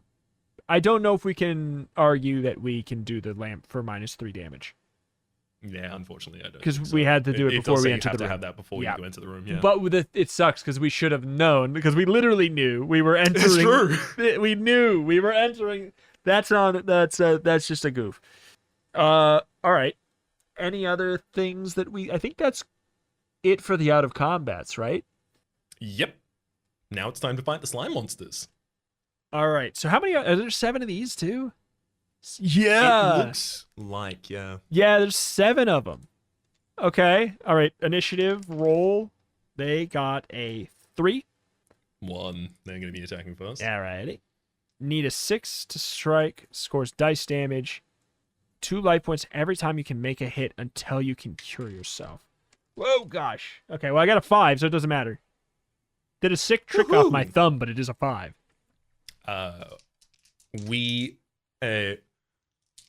Actually, let's. Oh, okay. Yes.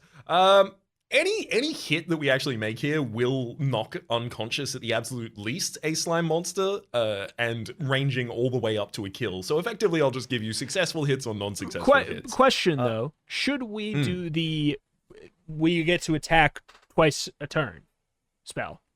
Is that a thing we have? This would all be one combat, right? It's squared. listed. It is listed like it's one big, long, back-to-back combat. It's listed like that. Yep. I think we should absolutely cast combat buffs like that, especially anything that lasts for the entire combat. Yeah, I think we have to. Sure. Well, I'm gonna roll for pi r squared then. Roll well. And fail. No. All right. Well, slime monster's going to attack. And roll bad, and roll bad, and roll bad, and roll bad, and roll bad, and roll 10. Well, here's the thing. We only take the damage when we hit anyways, so that doesn't matter. And rolling die damage, that's a force. That doesn't do damage to us. We are poisoned, but that's irrelevant until we swing, which if we're not doing, it's not that big of a deal. So it works. So pi r square. We cast pi r squared on its second successfully. Okay. And then I think we should cure ourselves secondarily. Well, should we? I think so. Because I think so. What if they just hit us again in return, and then we have to cure ourselves? That's a good point. Is there another spell we can cast that makes sense? I guess we could wait. Well, actually, yeah, we'd be able to cure ourselves and then Firefingers? hit them every round. I think we. Oh, I see I what don't you're think saying. we need to use anything here. So you So think... we'll cure ourselves, and then they can hit us back. Okay. All right. That's a 3 anyways, so we didn't... Sick. Good risk. Good risk panned out. Okay, we flip EJ from sharp side to flat side and just bring it down on the head of one of the slimes and crush them into the grout. And another one just falls apart, frankly, on seeing this happen to another and becomes no more than a puddle. All right, we're down to 5. Mm-hmm. Next one slimes up towards you and tries to slime you. He gets a 7, which is not damage, but is the poison. Yes, so we'll cure our poison on the first round, Yep. and then Is there strike back to take another round. Taking a little... Well, nah. Why risk it? Mm-hmm. Because it's Leave very them hard for them to down. do damage to us. Like, actual damage. Hmm. All right. Next one slimes towards you and slimes at you for a 6, which is a hit. It's so annoying because it's not damage, but it is poison. Mm-hmm. We'll unpoison ourselves again. We only have 2 poison antidotes remaining. Oh god. And Oh god. If we remain poisoned, well, we have the snake poison thing from before. Oh wait, no. we have shark teeth. Wait, that's true. We strike another one of them down. Brilliant. He slimes And it into will the not ground. raise stronger than ever before. It's true. Another one slimes at you and slimes for a 5. Thank God we don't have to poison this time. That helps the action Hell economy yeah, greatly. giving us the ability to fight back. 1, 2 of them die. Okay, we're sitting at how many slimes left? 1, 2. I think there's 2 remaining at this point. Okay. Another one slimes at you and slimes. That is an 8. Because it has to be messy. It's no damage, but it does just mess us up a bit. 1 more antidote, and we don't kill in return. Oh no. Okay. Another one slimes at you and slimes. Okay, for a 4, we're good. Ooh! Okay, we get 2 attack. Please. That's 1 down. Roll a sec. And that's a 4. That's enough to take the second down as well. That is Oh, the good. end of the slimes. We have 19 experience. Bless. Oh my god. Finally! Wait, we're 1 XP away? Mm-hmm. Finally, there's the dreaded Black Knight himself that has 80 life points, which could be worse, but both his sword and armor are magic. The armor will stop 12 points of damage the first time it's hit, 6 points the second, 4 points regularly thereafter. Sword allows him to strike on a 4 and does +4. We can handle an honest fight pretty well. Yeah, we could. We have fireballs still, too. Exactly. So 75 damage. He blocks 12 points the first time it's hit, regardless. Mm-hmm. But I think So, we have to roll for initiative. yeah, what's his initiative at? Because ours is 5. It is a 6. So, all right. He says, "My slimes, my beautiful slimes." And he swings. He gets a 7, which is definitely a hit. It is a 3. It is a 7. We do 4 less. So it's a 3 damage. Mm-hmm. We're down to 45 HP. In return, fireball. So it's automatically it's a roll a what or better? 7 or better? 7 or better. I rolled a 7, by the way. Okay, good. We fireball this man for 63 points of damage. That's pretty good. That's pretty good. This is why you save those fireballs and don't use them on grannies. As much as I wanted to. It's true. So wait, we can do fireball twice in a row, can't we? We Should we? theoretically could. I want to fight him mano a mano. Sure. Give So us- do we want to use EJ to finish this fight then? I think that sounds right. Doesn't it? How much health does he have? He has 17 health remaining, but he Oh, will of block course. 6 points from the next hit and 4 from there on. 100. I want to go blow on our finger, stick it in our pocket, come back out with the sword. And even though we have another one, just to assert dominance. Ooh, We do indeed. We grip EJ, who responds quite calmly and warmly to the warmth our hand emanates up through their hilt. We strike the enemy with the trusty EJ for 7, which is 3 plus 7 because of the spit shine oil. So that's a total of 10, which they block 6 of, taking 4 damage, down to 13 for the Black Knights. Now it's their turn. Oh, you little son of a so-and-so rolls a 10. That is something. That is That's a... damage. That's damage. Don't care who you are. That's damage. That's 10. 10 of damage minus 4. That's 6 of damage. Mm-hmm. That's a hurt. 39 HP remains for us. Oh, no. EJ hits exactly for 7, which the enemy blocks 4 of. So we get as small a possible pool of damage as we can, doing 3 to them, taking them down to 10, and then hoping that the next throw of EJ will do a lot better than that. And in fact, deciding that the problem here must have been the way we were wielding EJ, we decide instead to throw him such as a javelin or a dart directly into the head of the Black Knight. By rolling an 11, we do 7 plus 7, 14, minus their armor of 4. We instantly kill the Black Knight for their last 10 HP. Oh, kerpoof.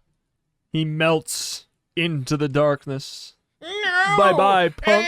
It reveals that I was a slime all along. If you get out of this mess with a whole skin, go on to 201. The Black Knight sinks to the floor. Hey, clutching his wounds. Oh, you rotter! He gasps, this being an ancient expression to convey the very depths of the insult. But you ignore him except for the token gesture of placing your boot lightly on his back and beating your chest. Then you search the huge chamber. Remember how the book started with gorillas? You remember that? 6 hours remember ago or whatever. How long? Oh my god! It almost is. It is almost 6 hours. 6 hours of 6 hour recording. Oh my god! You search This the is a huge fourth- chamber. This is half of our waking day. This is our total. Yeah. It's a long podcast. Oh boy, yeah. We've done it in one sitting, so hey. Then you search the huge chamber carefully until, at your agile touch, a secret panel opens in the ceiling, allowing you to climb out into the muted sunlight. You look around, and sure enough, the open gateway is a mere 100 yards away to the south, faster than a speeding arrow. Despite the various bits of booty you've collected. You zip through, slamming it tight shut behind you, and quickly you turn the key you found in the little old lady monster's chest. The bolt slides home with a satisfying click, and you turn away and seek the road to Camelot. So move to Pip Triumphant, which is a very small section. Oh, God, good. If the Monday morning meetings of the Table Round were bad, the Friday afternoon meetings of the Table Round were usually much worse. Even at the best of times, the knights were restless, anxious to get a shot of business so they could spend their weekends with sailing and carousing. But in the middle of this particular Friday afternoon meeting, something very peculiar happened. The knights suddenly began to act politely towards one another, and so that it was. After you, Sir Percival. And... No, my dear Galahad. What were you going to say? And... No, I insist you speak first, Sir Percival. And general sweetness and light all around. King Arthur studied this interesting development for nearly an hour before he rapped the table for silence. Have you noticed He said seriously. how benevolent we've all become to one another? There's not been one serious threat voiced for the last 60 minutes. The knights looked at each other in amazement, realizing that, of course, their king was right. What does that mean? Cried Sir Bedivere, who had the flair for the histrionics. I think Said the king slowly. it must mean someone has managed to clear the gateway to the ghastly kingdom of the dead. Pip? Asked Sir Lancelot. King Arthur nodded. Who else? I have a proposal. Said King Pellinore, seated in a corner. He glanced around, grinning. I expect you all know what it is. A knighthood? Asked Sir Lancelot, also grinning. Precisely. King Pellinor confirmed, A knighthood! roared the excited members of the Table Round. A knighthood for Pip! Even the king was smiling in circumstances. Sir Pip sounded good to him. The end! Oh my god! The end! We survived a sleep. We did! Oh my god, and now to do that for real. Yeah. A good point well made. Yeah, what are my thoughts on the book? I really like it. It got a lot beefier. I do not enjoy the amount of like forced damage and instant death possibilities they gave you very far in. Not a fan of that, but it also makes feels- some sense. It's just I get it, but it's like, but ow. Yeah, exactly. Like they tied it into the mechanic effectively as well. In the first two books, you're creating your own maps of the environment rather than being given them. And because of that, I think they decided that the maps themselves that you were going to have to navigate and generate for yourself could not be that complicated and could not have that many dead ends near the end of the map that come back to the very start. Whereas here, when they provide the map, it's much easier for them to do so. Format-wise, I think this would work very, very well for an individual reading a book, but format-wise, I think this is unfortunately a little harsher for those of us doing this as a podcast. It's true. But regardless, there's a lot of really cool stuff in it. I would say I think this book was the funniest. It's of the three so far for sure. It had a lot of like really good writing and a lot of like really clever, kind of punchy, humorous parts. So it's definitely the funniest, and I really appreciate that. But yeah, it also had a couple like rough things. There's a lot of it that I'm dying, dude. It felt very Goosebumps in it in a way that felt kind of nice, which obviously this long before they give yourself Goosebumps. I'm not saying anything like that. Just, I don't know, just like that kind of, that thing that I like, that little je ne sais quoi, that goofy, irreverent silliness tied in with something that you're supposed to care about, I find very, very compelling and fun. But what more is there to be said that I didn't say a million times every time we walked into a instant death possibility? Just, but we're triumphant. We're Pip triumphant. We're going to be knighted. And I think that, do you have any other thoughts in regards to specifically the book before we move on to the closing thoughts and me getting to eat and sleep? Only that it's taught me that the most powerful child in the schoolyard is the one who brought a magnifier and is standing over an anthill. That child is level 50. That is true. We did get to grind off of ants, and we will have that forever. And I think that we have the tingle ring. We came out of this. We didn't even use the Jinn in the final fight, which we could have done. But like, honestly, we should have used it against the slimes. Oh, whatever. Yeah, it would have been fine against the slimes. Yeah. Alas, it doesn't really matter. We were successful regardless. Anyways, it's been Turn the Page, a very, very beefy long one. And if you I love the flow of that. If you want to help support the work we put in here today, it's 10 p.m. Like, we got in the Discord call at 3, and it's 10 p.m.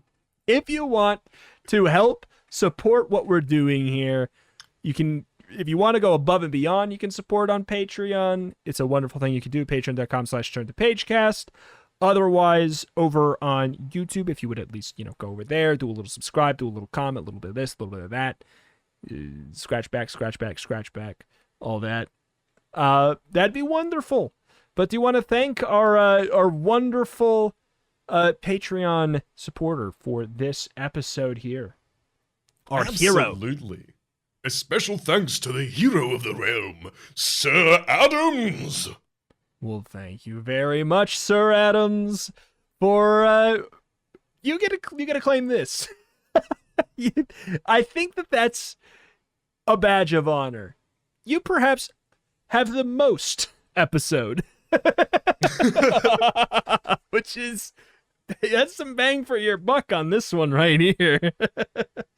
But alas, yeah, go rate the podcast on a streaming service. If you made your way through all this, go do that. But thank you for listening, and we'll see you next time. Bye. Hip hip. Good morrow.